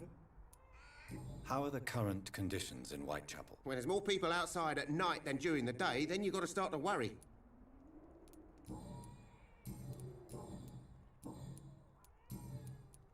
What do you know of Harry Peterson? The boy seems so fragile.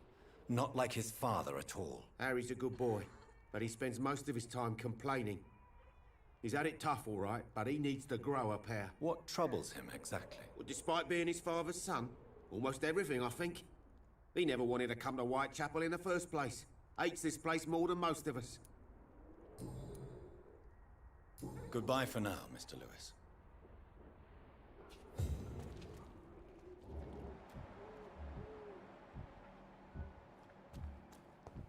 I should never have taken Good evening, Christina. Change your mind, Mr. Reed? Do you need any assistance, Miss... It depends. I am shocked that you would think I am that sort of man. Forgive my suspicion. I'm so used to liars with good manners. Thank you, sir. How are the conditions in Whitechapel these days? When I think about all the people who died trying to reach England, it seems we escaped a war just to die on foreign shores, hated by all. Goodbye, miss. Take care of yourself as best you can.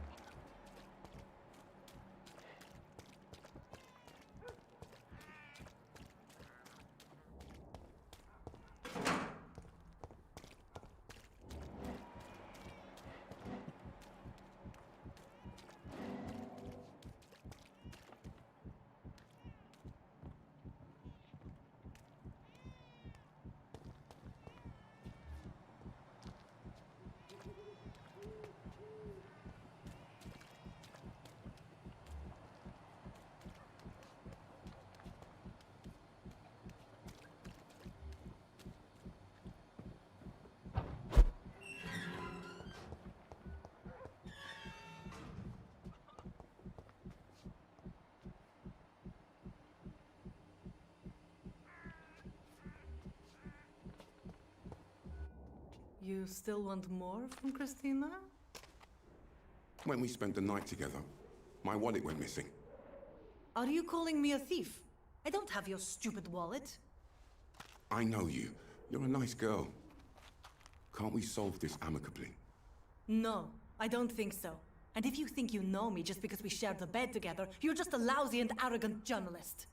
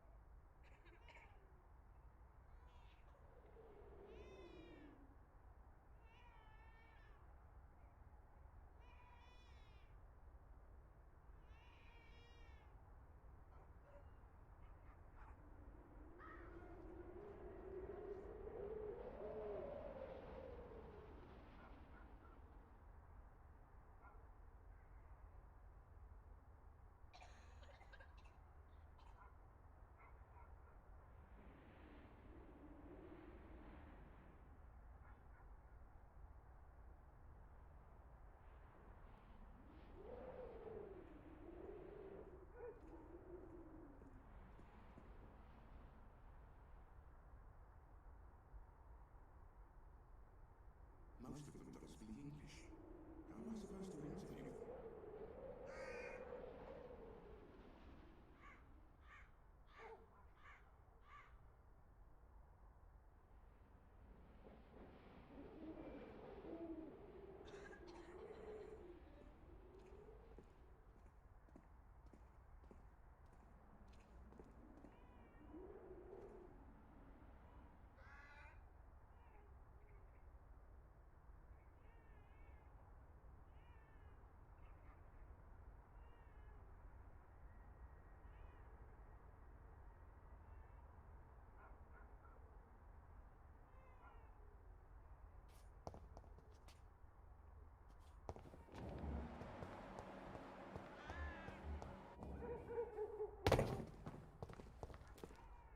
Good evening, Doctor.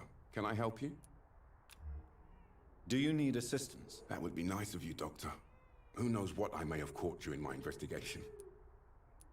If you persist in investigating the most pox-ridden boroughs of London, you must accept the risks. Thank you, sir. How are conditions in Whitechapel at the moment? I always thought it was my role to reveal what really happens in these forgotten parts of London. And you're not sure anymore? Emptied coffins. Cannibalism. Walking dead. I'm trying to report the truth about what's going on, but no one believes it anymore. Christina Popper claims she sells her body because she can't find any other work. Do you believe her? Of course I do. Her story is exactly what I want my readers to understand. We live in an intolerant and divided nation. Do you think things will ever change, Mr. Darby? I believe the situation can only improve. And now that women can vote, I'm convinced things will change.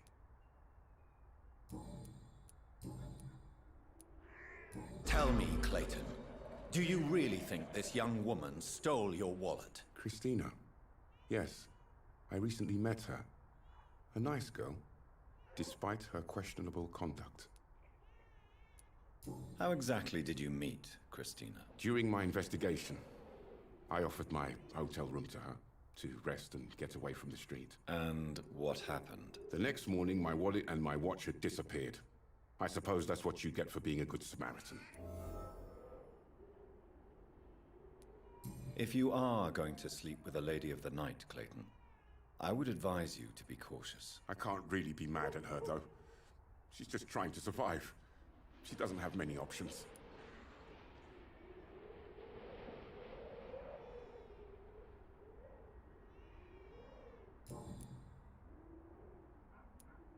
Was it wise to become so intimate with a woman you were supposed to interview, Clayton? Maybe it was. But I have learned to look for the inner truth and beauty in people.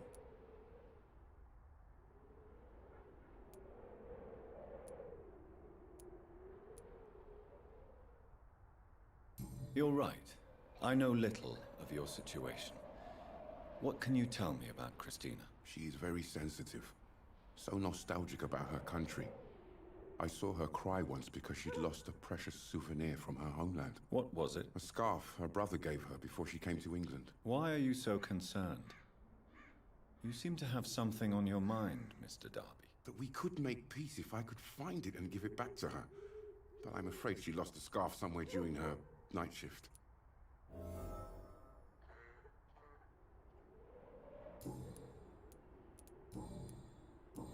Goodbye, Mr. Darby. Farewell.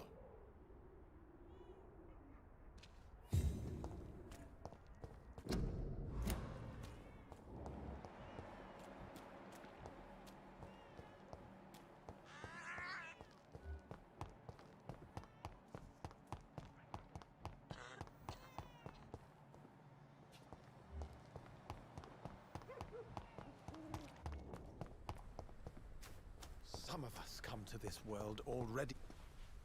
Good evening, Mr. Nithercott. And good evening. Do you need medical attention? It may be... I understand your appetite for words and macabre. The nutrition of my mind is more important than my physical health. How is the sanitary system? I imagine we're...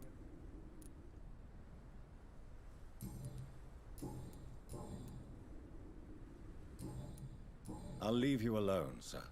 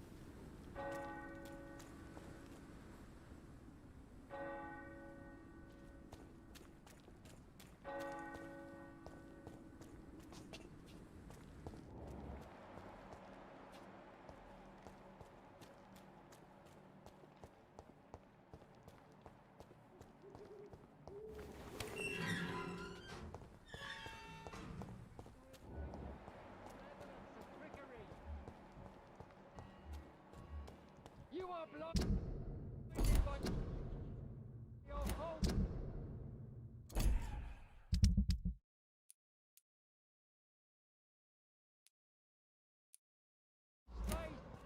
Imprisoned by your daily routine.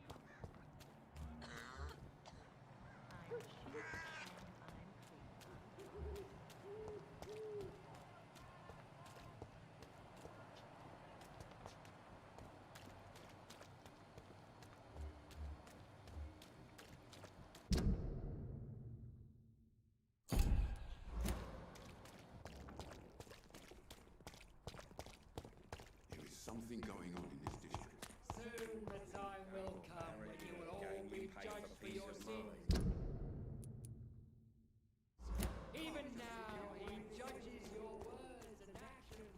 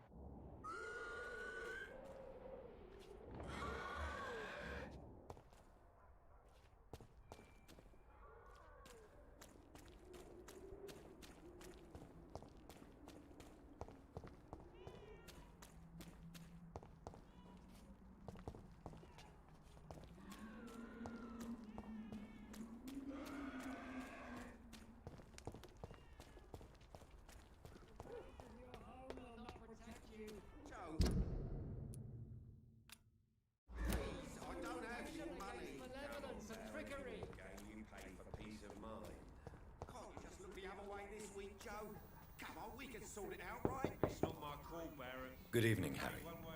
May I come in? Sure. Sure. Is there only pain and suffering in this world?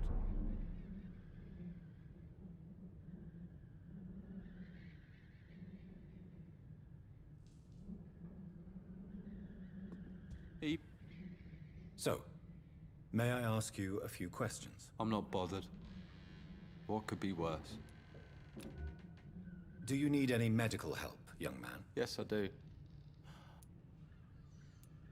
You'll feel better with this. But you need to get a grip, young man. I'm not sure I'm happy with the idea of living long in a world like this. Have you any recent news of Nurse Crane and her dispensary? Nobody dares to enter the dispensary now. Rumors say the nurse has gone mad.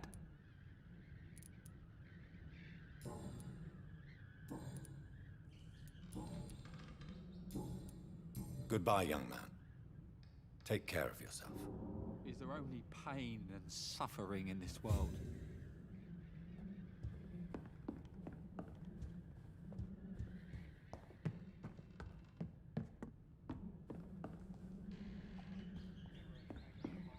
It's locked.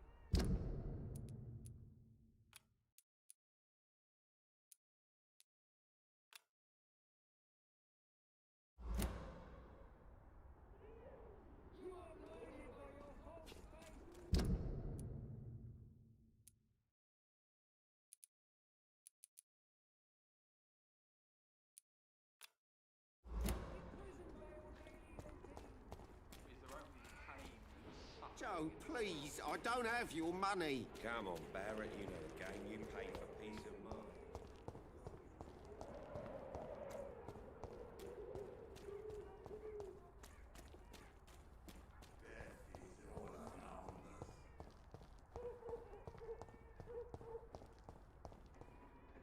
Good evening. You look ill, Miss. I have no... Well, there you have it. Take this remedy, but be discreet. It may damage your business otherwise. Thank you. How is the sanitary situation evolving in Whitechapel these days? When people buy guns instead of medication, it means they have already traded hope for fear in their hearts. In my book, that's never a good thing, Doctor.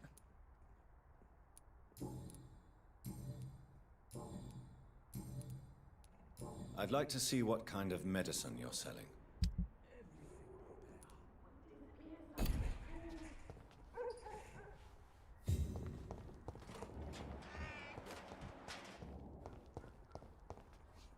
Good evening, Ben. I'm afraid... You don't seem... I always fit... I can try to... The war destroyed me, Doctor. How are conditions in Whitechapel these days? I hear gunshots every night. It's just like the war in the trenches, Doctor.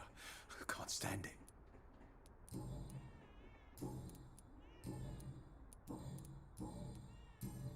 A gun, alcohol, and a bad temper make a terrible cocktail, sir. Goodbye for now.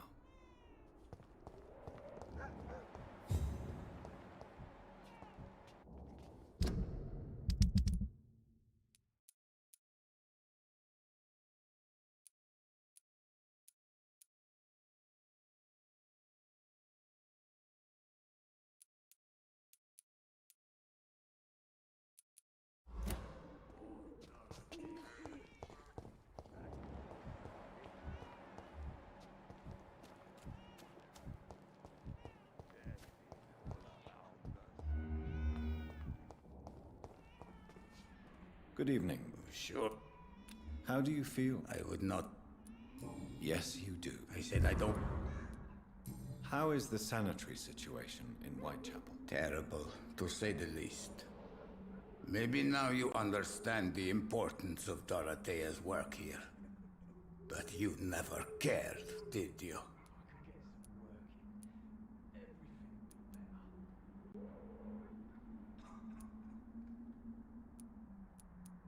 There isn't just one way to help Whitechapel. Your way seems to attract sorrow and despair, Mr. Doctor. Your kind of care is not what Whitechapel needs. That's quite an accusation. Stop pretending, Mr. Doctor. All you wanted was to confront Dorothea. You never intended to help Whitechapel's people.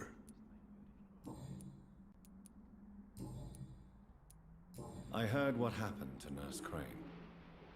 Everything was going well until you arrived. Dorothea helped people and will be sorely missed.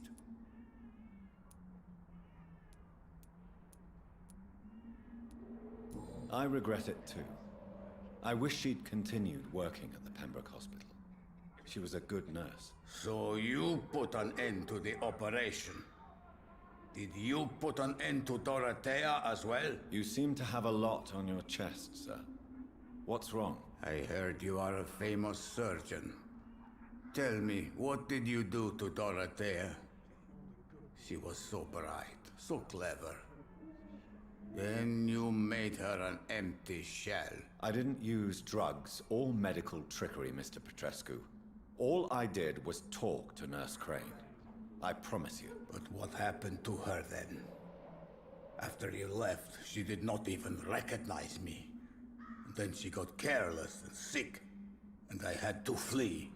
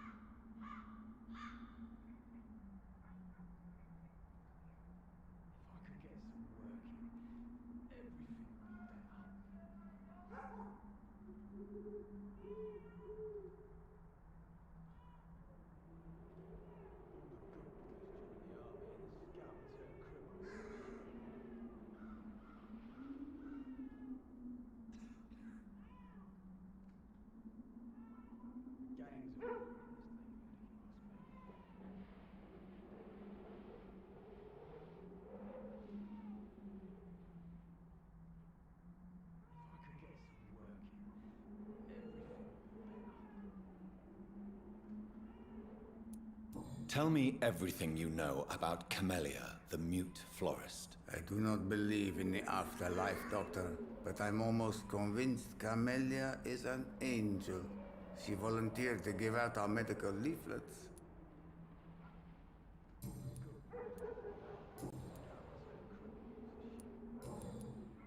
Tell me everything you... I do not... Are you not worried for her safety? She is as brave. Are you in love with Don't be... Goodbye, Mr. Petrescu. Gangs are rude. Good evening, Zhao Shu. Wang Shan. How do you feel? Physically speaking, I mean. I don't feel good, Dr. Reed. Not at all. You should recover quickly after taking this. Thank you, Doctor. How is the sanitary situation evolving in Whitechapel these days? My only relief is that my Matthew died before seeing the madness that approaches. I'm afraid we won't survive this trial, Dr. Reed. Goodbye for now.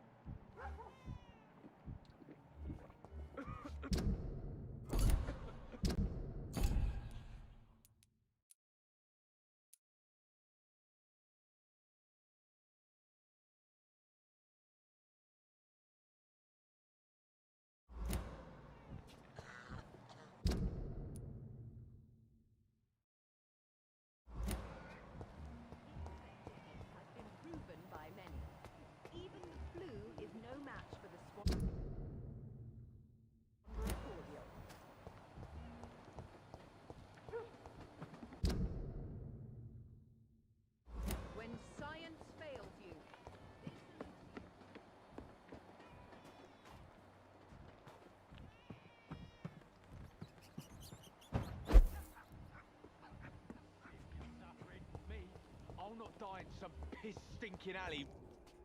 Good evening, Benjamin. Can I help you? I'm afraid not, Mr. Reed. A gun, alcohol, and a bad temper make a terrible cocktail, sir. Goodbye for now.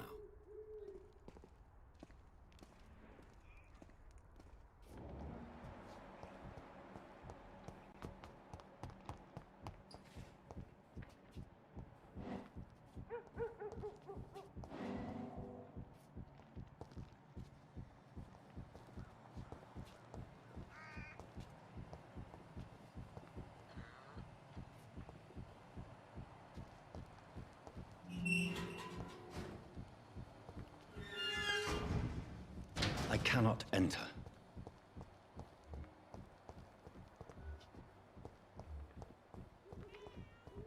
It's locked, all right.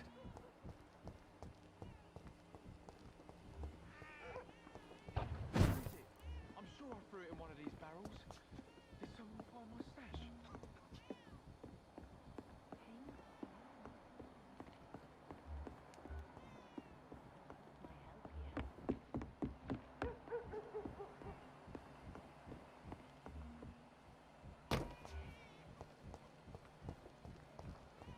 Damn, where is it?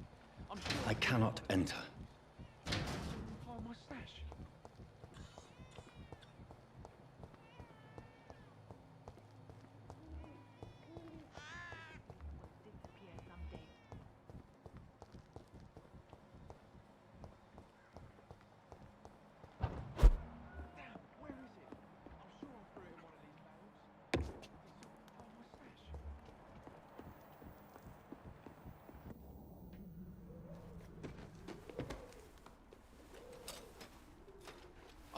There it is. Harmonil for severe anxiety and nervous disposition. Thanks for nothing, old fart. I'll get a good price for your precious pills.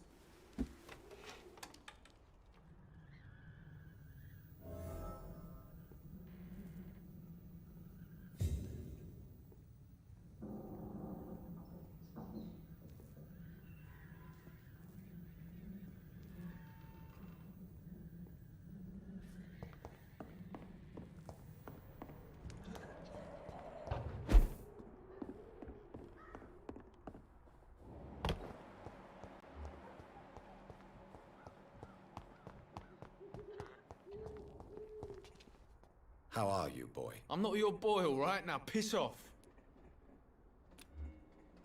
Do you need assistance? Please. Feeling tired these days. There you go. Let's hope nobody steals it from you. Very funny. Have conditions improved in Whitechapel? I'm ready for whatever's coming.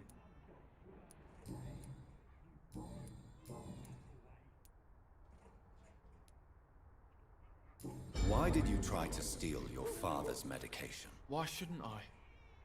What has he ever done to earn my respect? Your father seems to hold quite a grudge against you. Man's a walking gin bottle. I ain't seen him sober since he got back from the war. But the gun? Now that is a surprise.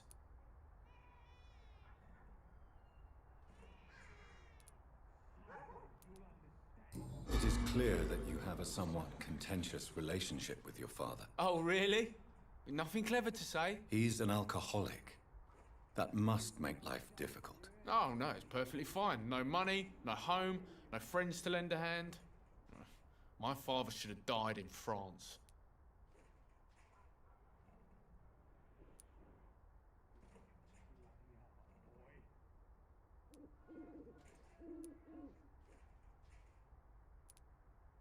War can change you. I have seen many men who have lost their wits on the battlefield. I'm not going to lose any more time with that drunken arse. Me?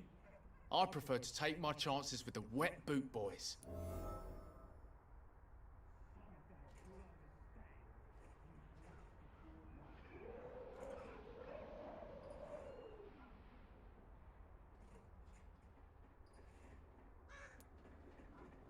Why do you want to join a gang, Albert? I'm not going to spend the rest of my life sleeping under bridges. I understand that living in poverty may be a doorway to a life of crime. But you are still young enough to turn back. I'm not a child anymore. I'm old enough to do what needs to be done.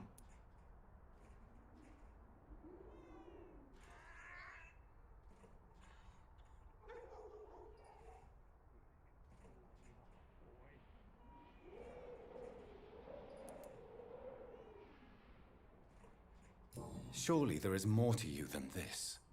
Why not choose a different path? Earn respect through righteous deeds.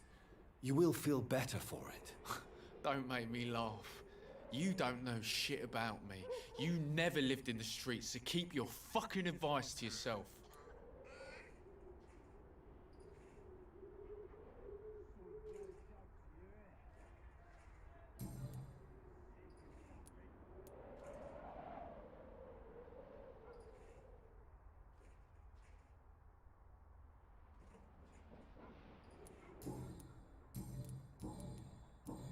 Goodbye, young man.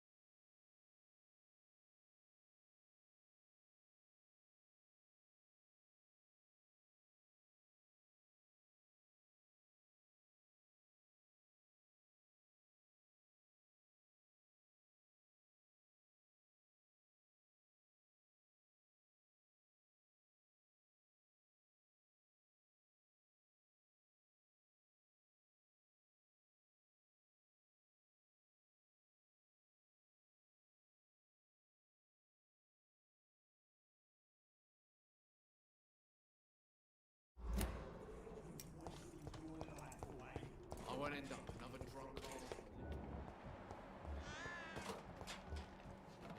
It's all a bloody joke to you, isn't it? Sick and suffering.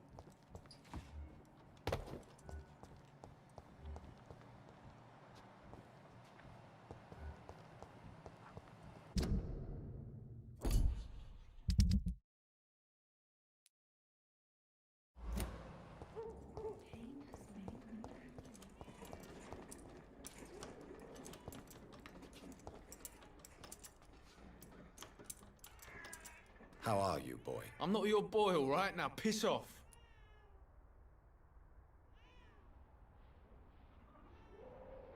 Goodbye, young man.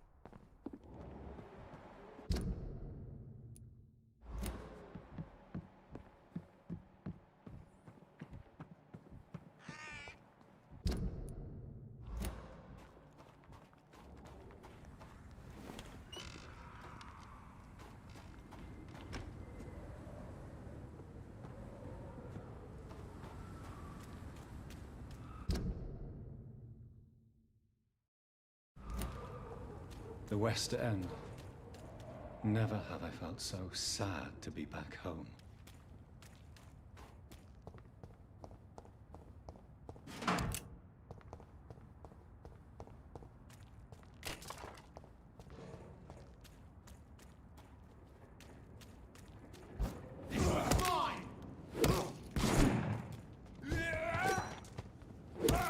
I'll kill it!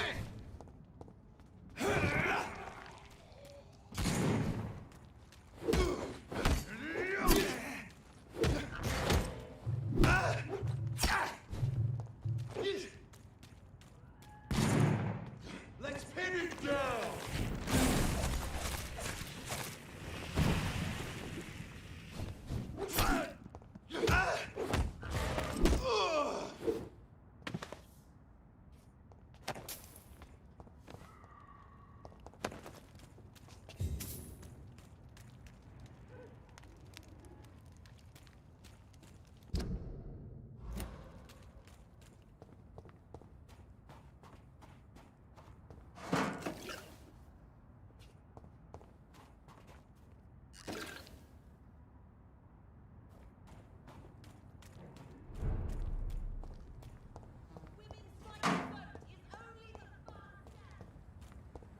The Ascalon Club.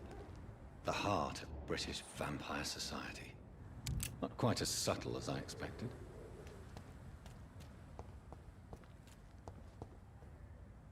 Good evening, miss. Oh my god, no.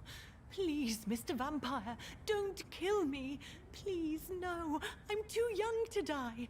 I still have so much to offer this world. Wait, no. Why do you think I would... What? Don't worry, Dr. Reed. I know you wouldn't harm me. Mother told me you were in this part of town and might drop by. Your mother? My name is Charlotte, sir. Charlotte Ashbury. My mother taught me long ago how to recognize the signs that betray a vampire. I understand she also taught you how to tease and gently mock innocent young Ekons. It's a pleasure to meet you, Miss Charlotte.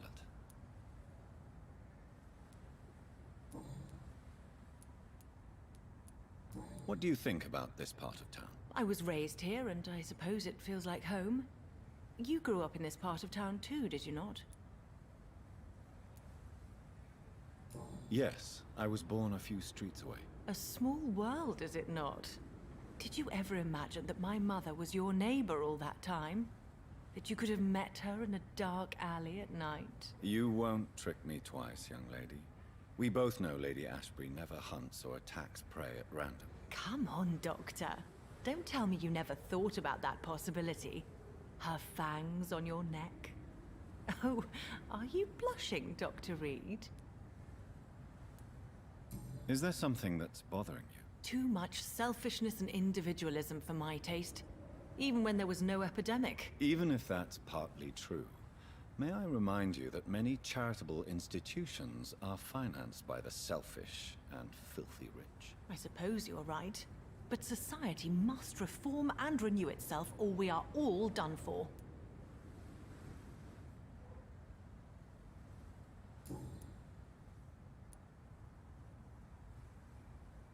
What are you doing out here? You mean, what do I do outside at night since I am a woman? Let me ask you a question, sir. Would you ask the same question of a man? Actually, yes. I ask the same question to everyone who dares to go outside at night, considering the risks. Well, if you must know, I campaign for the right to vote for all women. Why should I wait to the age of 30 years when men can vote at 21?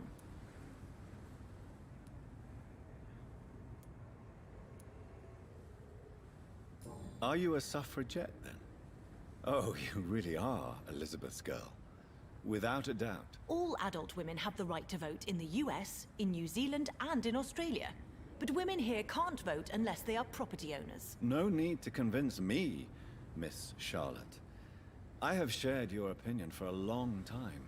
Even before I met Emmeline Pankhurst. Really? Oh. Now I see why my mother appreciates you so much. Too bad there aren't more men like you in the vicinity. How are the locals reacting to your claims? People here can't wait for a wall to be built to isolate the West End from the rest of town. That's how progressive they are. If this happens, Emily and I will blow it up. Explosives are very dangerous, young lady. And who is this Emily? She is my best friend, and a suffragette too. She was supposed to campaign with me tonight, but hasn't turned up. Have you any reason to be worried about her? Recently, Emily started to believe in... well, she got interested in vampires. I'm afraid she might be in trouble. Let me guess. You spoke to her about us, didn't you? Despite your mother's warning. I think I should try to find your friend. Oh, that would be top-notch. I can tell you where she might have gone. You have my thanks, Dr. Reed. And please, don't tell my mother.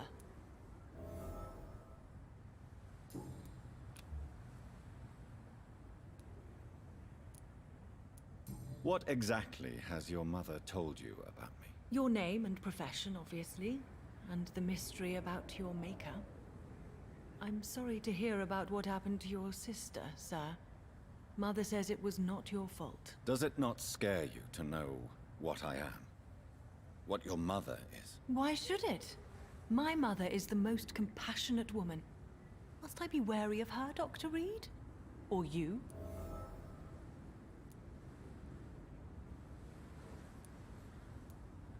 Of course not.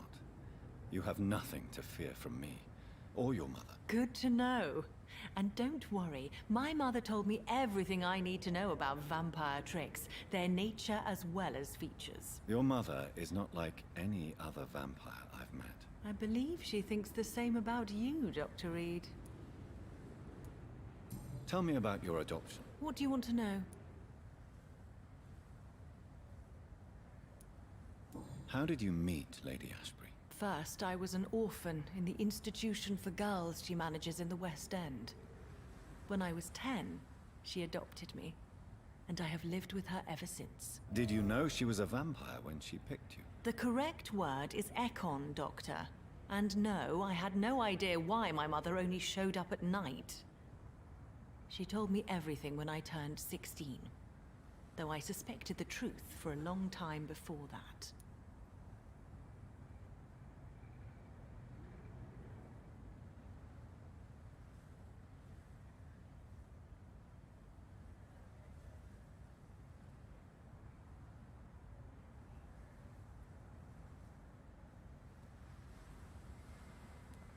Who are your real parents? Elizabeth Ashbury is my real mother. She raised me and has taken care of me all my life. I have no idea who my progenitors are or were. Do you live with her? I still spend a lot of time in my mother's mansion, but I have my own house now. I have a life to live, you see. And one day, I'll have my death to face.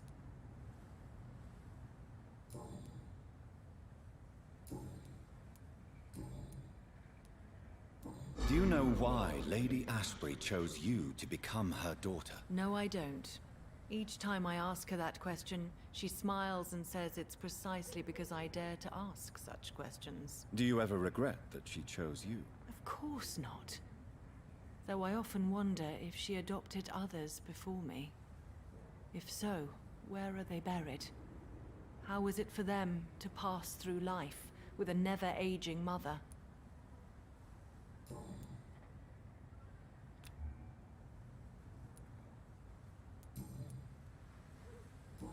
Goodbye, Charlotte. Give my best regards to your mother when you see her. She's been quite busy these last few nights. I suspect you may see her before me.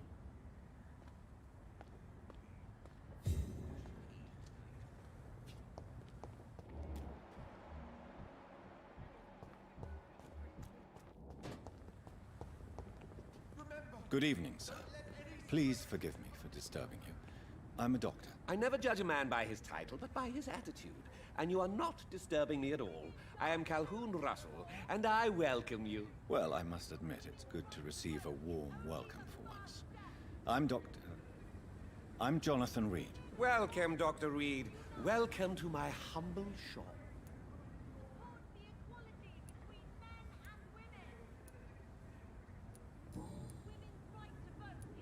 How is the situation in this part of town? Life is good and peaceful. We're lucky to live in such an era of progress and wonders. Are you not concerned about the epidemic? Oh, I'm sure the authorities would take the appropriate measure if the danger were that high.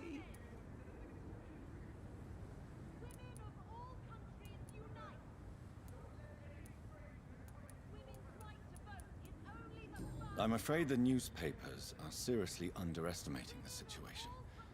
Things are critical, believe me. Well, that's news then. But I can't believe that things are that bad. Are you sure you're not exaggerating a bit? For the thrill of it?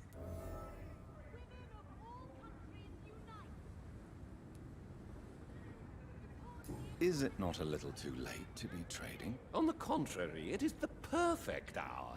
Believe me, my friend, it is always at night that you meet the most fascinating characters.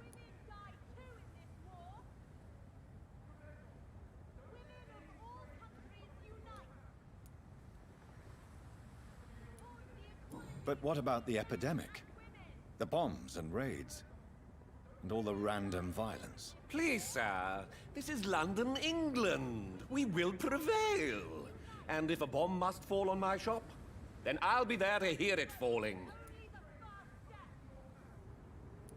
So you prefer to work at night? Oh, I also enjoy a sunny day like everybody else.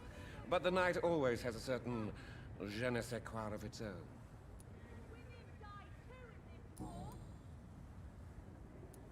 What can you tell me about this place? I recently found the best steak and kidney pie in the city.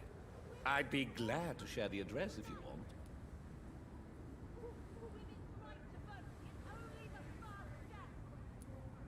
Finding a good restaurant? Is that really all that interests you? Oh, I have many passions, but nothing brings me ecstasy like subtle and exquisite flavors from my teeth to my belly.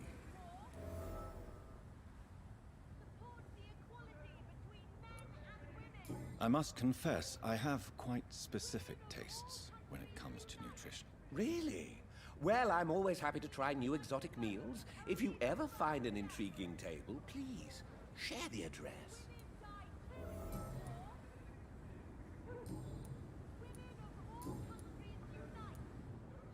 Do you have any family nearby? Not since my parents died. I'm London's lone gourmet.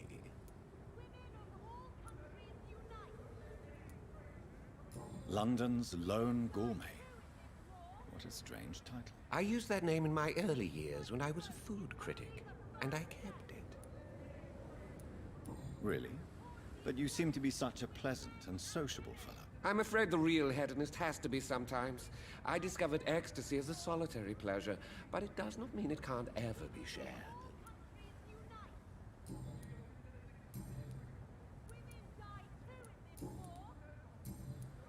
I may have a look at your goods, Mr. Russell. Only the first step.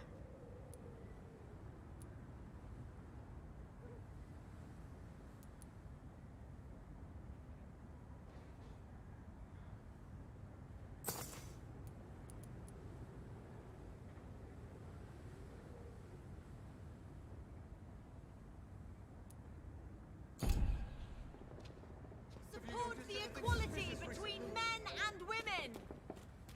remember.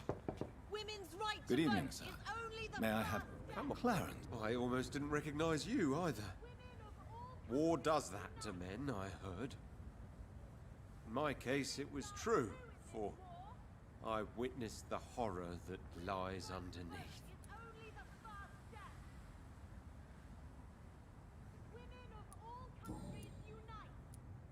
When did you escape the war and return to London? You know what's funny? I almost never think about the war. Not anymore. I'm involved in another kind of battle now.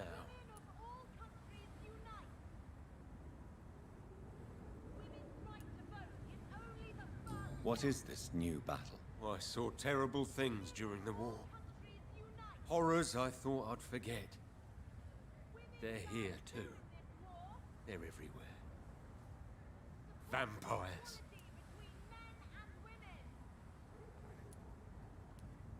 I know what you mean. I haven't had much time to think about the war either since my return. Of course. With the epidemic, I bet you've been busy as well. Forgive me, Johnny. I didn't want to sound selfish.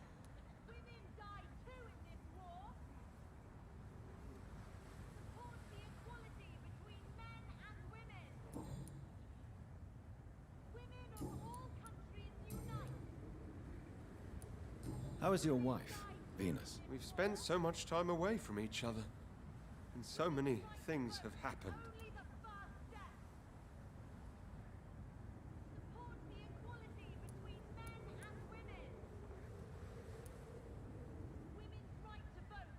But you're alive.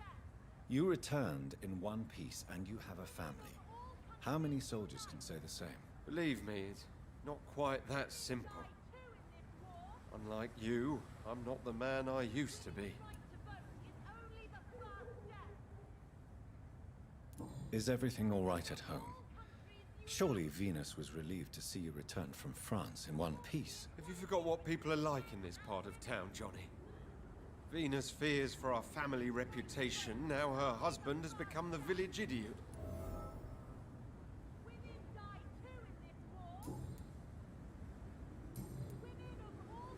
You need some rest, Clarence. You should try to sleep. The equality between men and women. Women's right to vote is only the first step. Women die too in this war. Women of all countries unite. Good evening, old chap. Are you all right? I won't lie to you, Johnny. I'm not a well man. You need some rest, Clarence. You should try to sleep.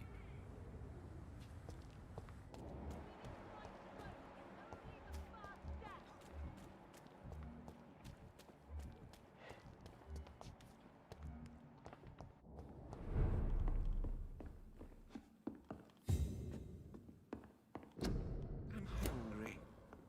Where shall I eat tonight? It's locked, all right.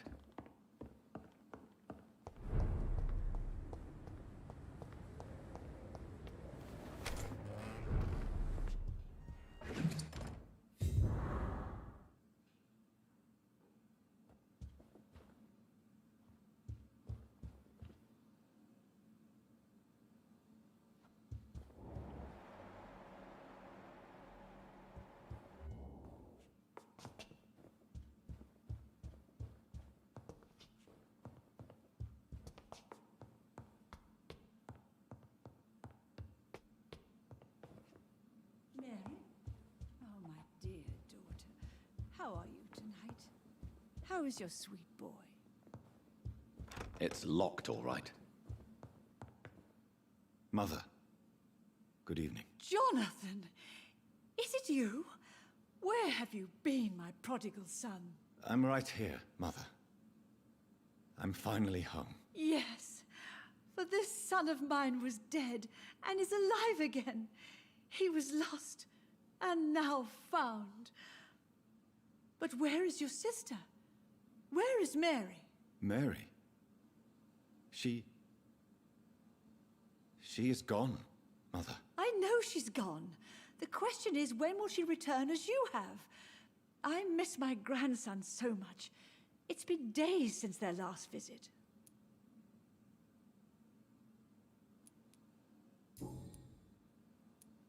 Mother, do you know what's been going on in this area? Not really. I don't go out much due to the epidemic, and when I do, I tend to get lost. What do you mean you get lost? I hope you don't go outside alone. Of course not. When I go out, your father always comes with me, but he leaves me there sometimes, and I have trouble finding the way back.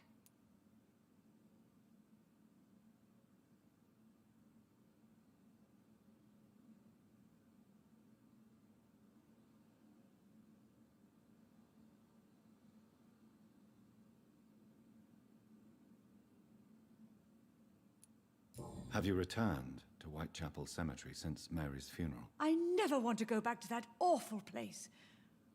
Wait. I think I went back once. And you were there too.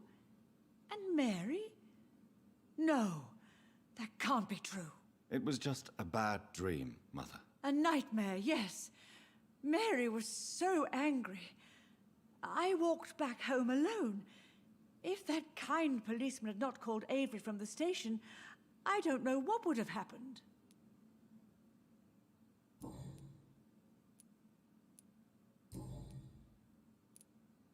Do you need anything, Mother? Can I help you? I just want you to stay with me, Jonathan. Your room is ready. I asked Avery to make your bed. I'll stay as long as I can, I promise. Do you need anything else? Just one thing. Stop staring at me like that. As much as I love you, it breaks my heart to look at those empty and dead eyes. Are you working on a new painting? Not recently. I have trouble focusing on my subject, and my mind quickly drifts. It's the same thing when I try to write poetry. I recently met a talented painter with an excellent technique. I wish you two could meet. I'm sure you'd like her. I'd be glad to meet her. What is her name? Is she famous? Is she dead too? She's not famous, and her name is of no importance.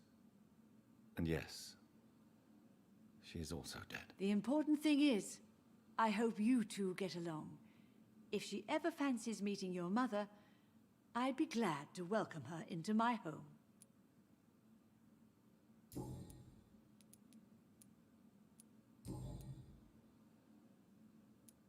Why do you say Mary is visiting you, Mother?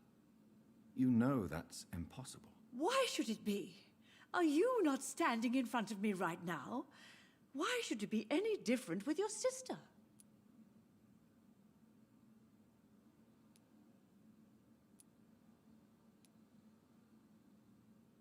But I'm not dead, Mother.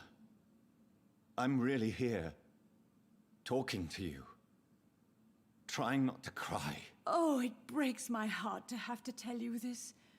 But of course you're dead, my darling boy. Just look at you, as pale as my Mary. But Mary really is dead, Mother. Yes. And are you not dead too? Isn't your father dead? And my grandson, and my son-in-law, you're all gone. But you all still visit me from time to time.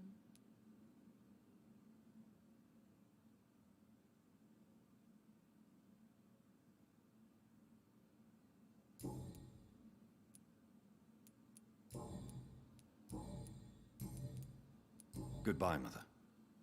Try to rest now. Goodbye, son. Please come back soon. Aubrey, I'm not sure I cannot visiting enter. Italy is a good idea this time of the year.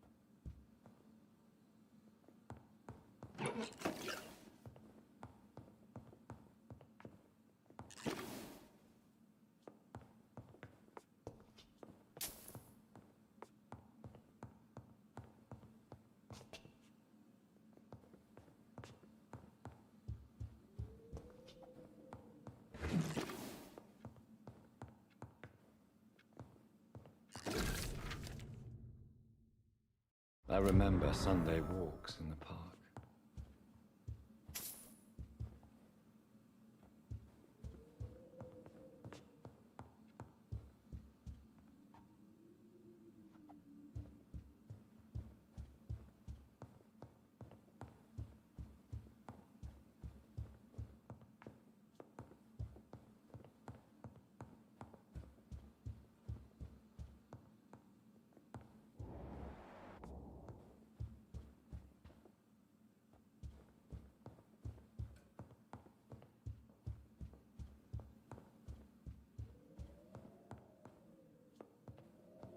Yes, Jonathan. Spending next summer in France. Absolutely. Why not?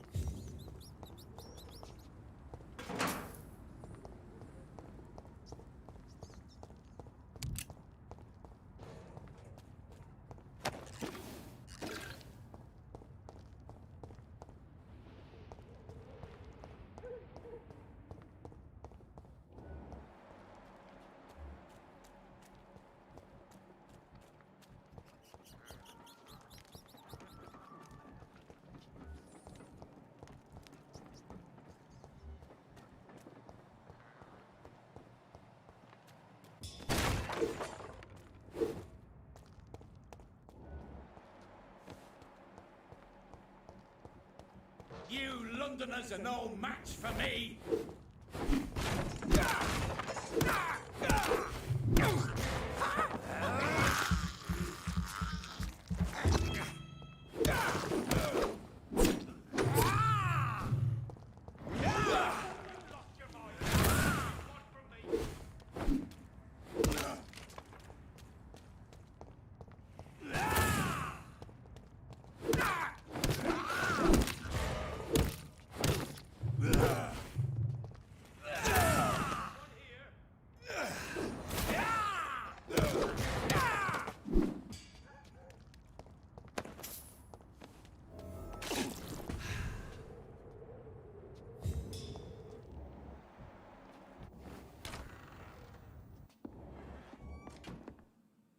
I'm Dr. Jonathan Reed. Do you need help, sir? I think I'm fine. But what happened to my jailer? Be careful. He's as vicious as he is strong. You don't have to worry about him anymore. What happened here? I am Tadao Kimura. I was imprisoned by this lunatic for several days. I thought I was going to die here. You're not going to die now, Mr. Kimura. If you hurry, you should be able to get home safely. It seems that I owe you my life. You have all my gratitude, Dr. Reed, since it is the most precious thing I possess.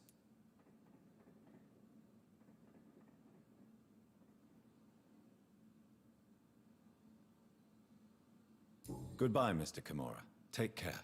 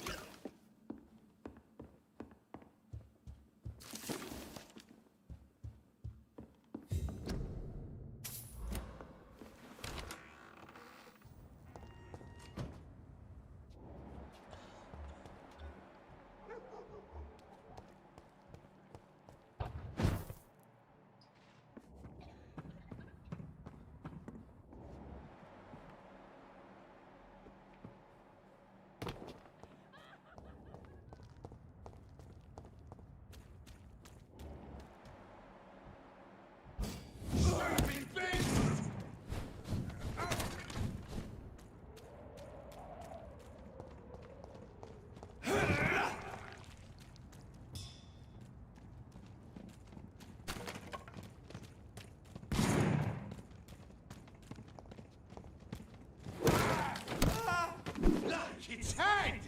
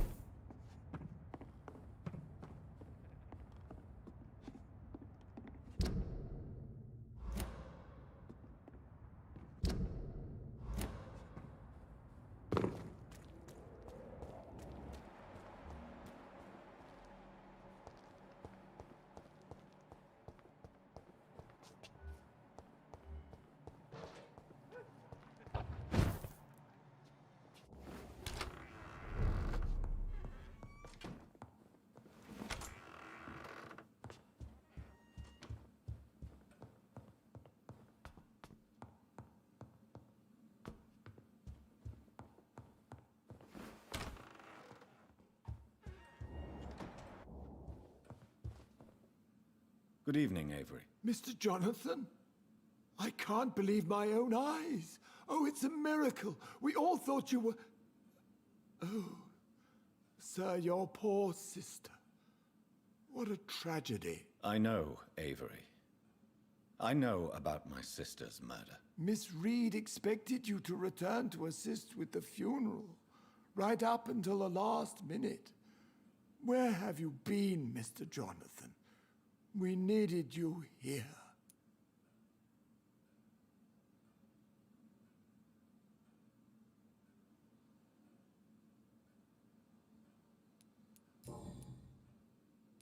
How is my mother? Not well, I'm afraid, sir. Miss Reed is very fragile since the police brought her back home. The police? What happened? Miss Reed was found walking in the streets. She kept saying she had spoken with her son and daughter. She's resting now. Has she received appropriate medical care? I'm taking care of Miss Reed myself. Hospitals are so overwhelmed by the epidemic that they can only accept patients infected by influenza.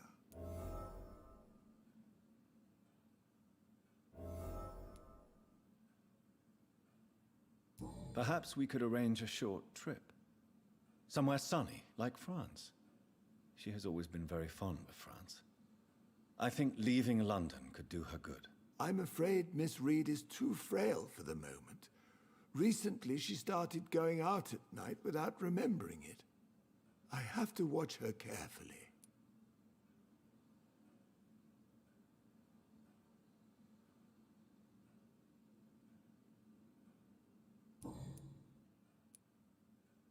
What is the situation in this part of town? For a time, the West End seemed spared by the epidemic. But the situation is getting much worse. Have you no relatives anywhere?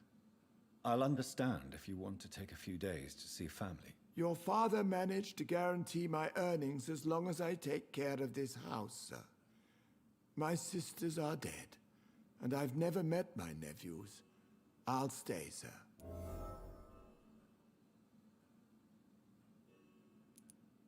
I'm sorry I could not be here for Mary's funeral. Your mother was strong, sir, but your support would have been appreciated.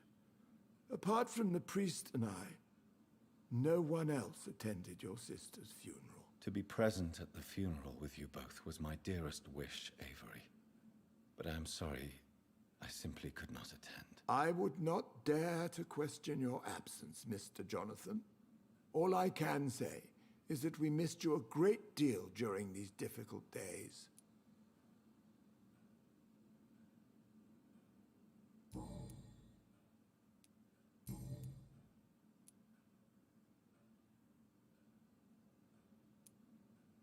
I found an old letter written by my father and addressed to me.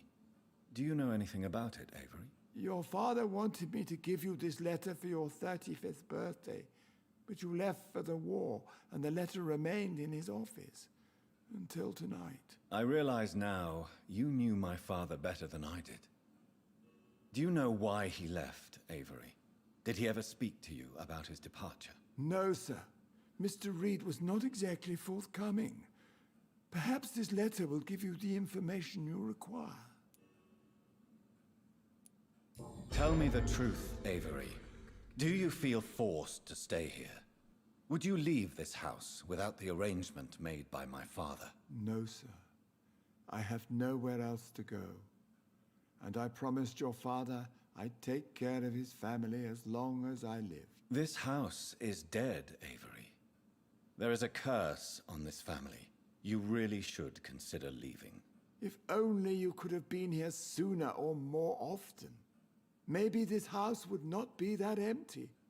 But you're here now, sir, so my task is not over.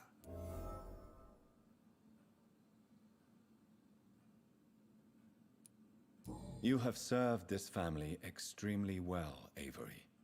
Your support during these terrible times is much appreciated. Then I will stay. All I ask is that you take care of my own funeral if I die before the end of the epidemic. No mass grave, please, sir.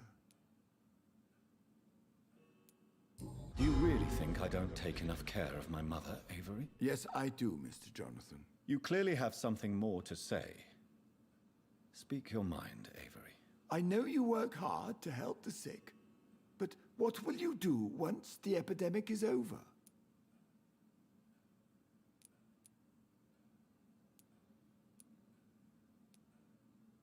I really don't know. I have always enjoyed seeing new horizons.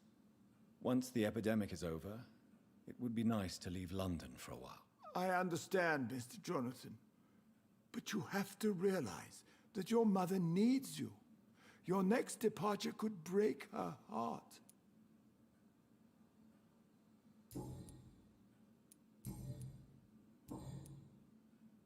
Goodbye, Avery. Please watch over my mother until I return. Of course, Mr. Jonathan. But please return as soon as possible.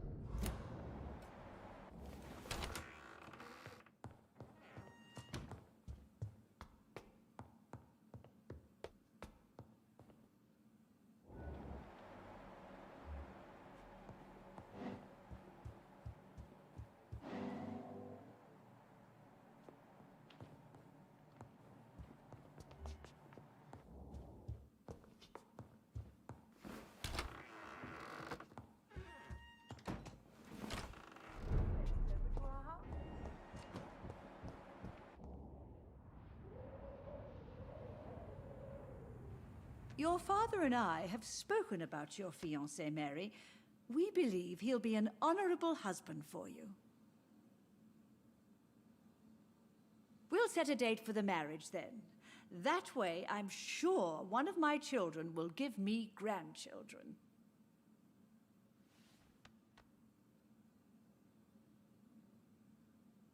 I understand your thirst for knowledge, Jonathan, and your father and I are proud of it.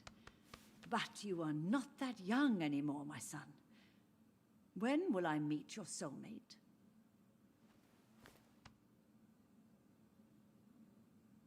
You can ascribe my romantic tendencies to my French origins if you want, Aubrey.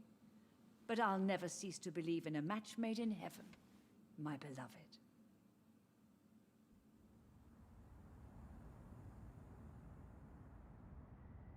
I really wish you could meet her mother.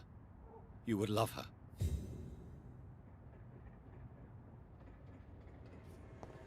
It's locked.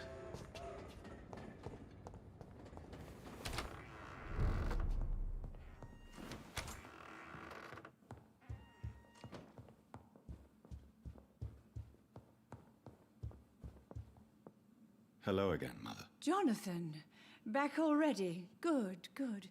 I was just about to go outside to find you. You shouldn't stay away for so long. Tell me, Mother, how are you? All alone in this big house with only Avery to take care of you. I'm sad most of the time. Sad that you have left me here alone. Sad that you don't tell me when you come or go. I'm so sorry, Mother. It wasn't supposed to be like this. I was coming home. I was home. London, the Thames, and then it happened. What happened, Johnny?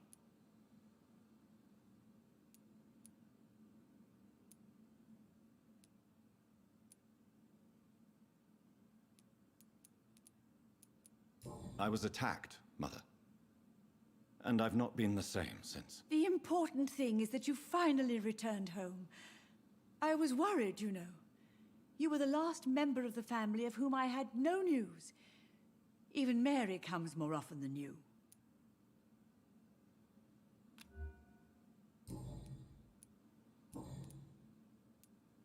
Do you think Avery is right? Do you think I should take better care of you? I don't blame you, but you abandoned me, son. A mother should not survive her children.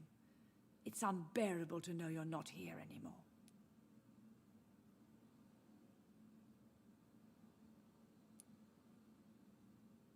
I know I have failed you since I returned. I even watched you bury Mary from a distance. From now on, I will protect you. You have my word. You don't have to apologize to me, Johnny.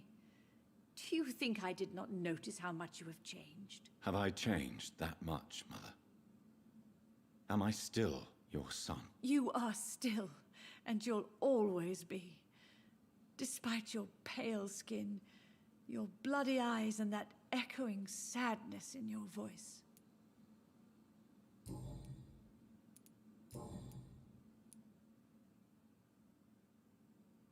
Do you really see Mary and Father?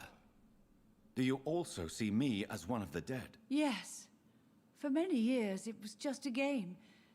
Since your father left us without a word, I took to the habit of speaking to him. Yes, I remember. I sometimes spied on you and listened to you talking with Father in the garden. It made me so angry then. But it was just a game, wasn't it? Yes, it was. But since then, my poor dead Mary visited me in my room. She led me to her grave, and there you were. I now know the dead can haunt us.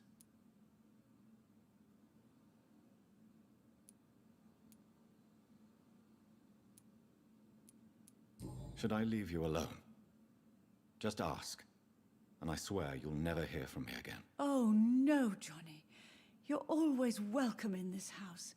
And one day, when I finally die, we'll all be together again, just as Mary promised us.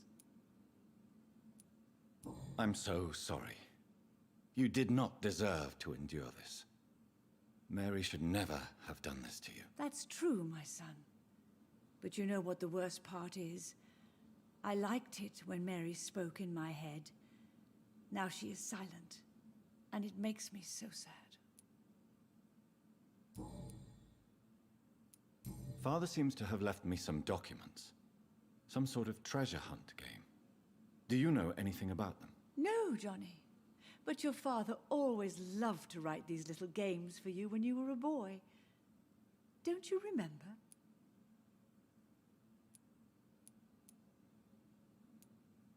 I remember now.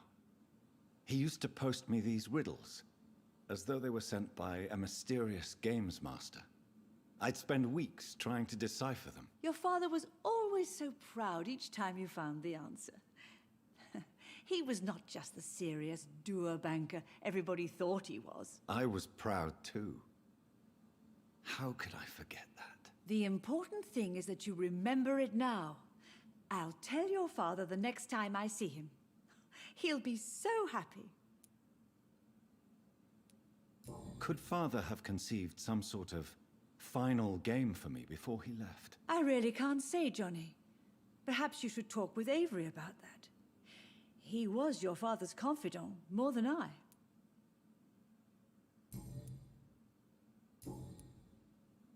Goodbye, Mother. Try to rest now. Goodbye, son. Please come back soon.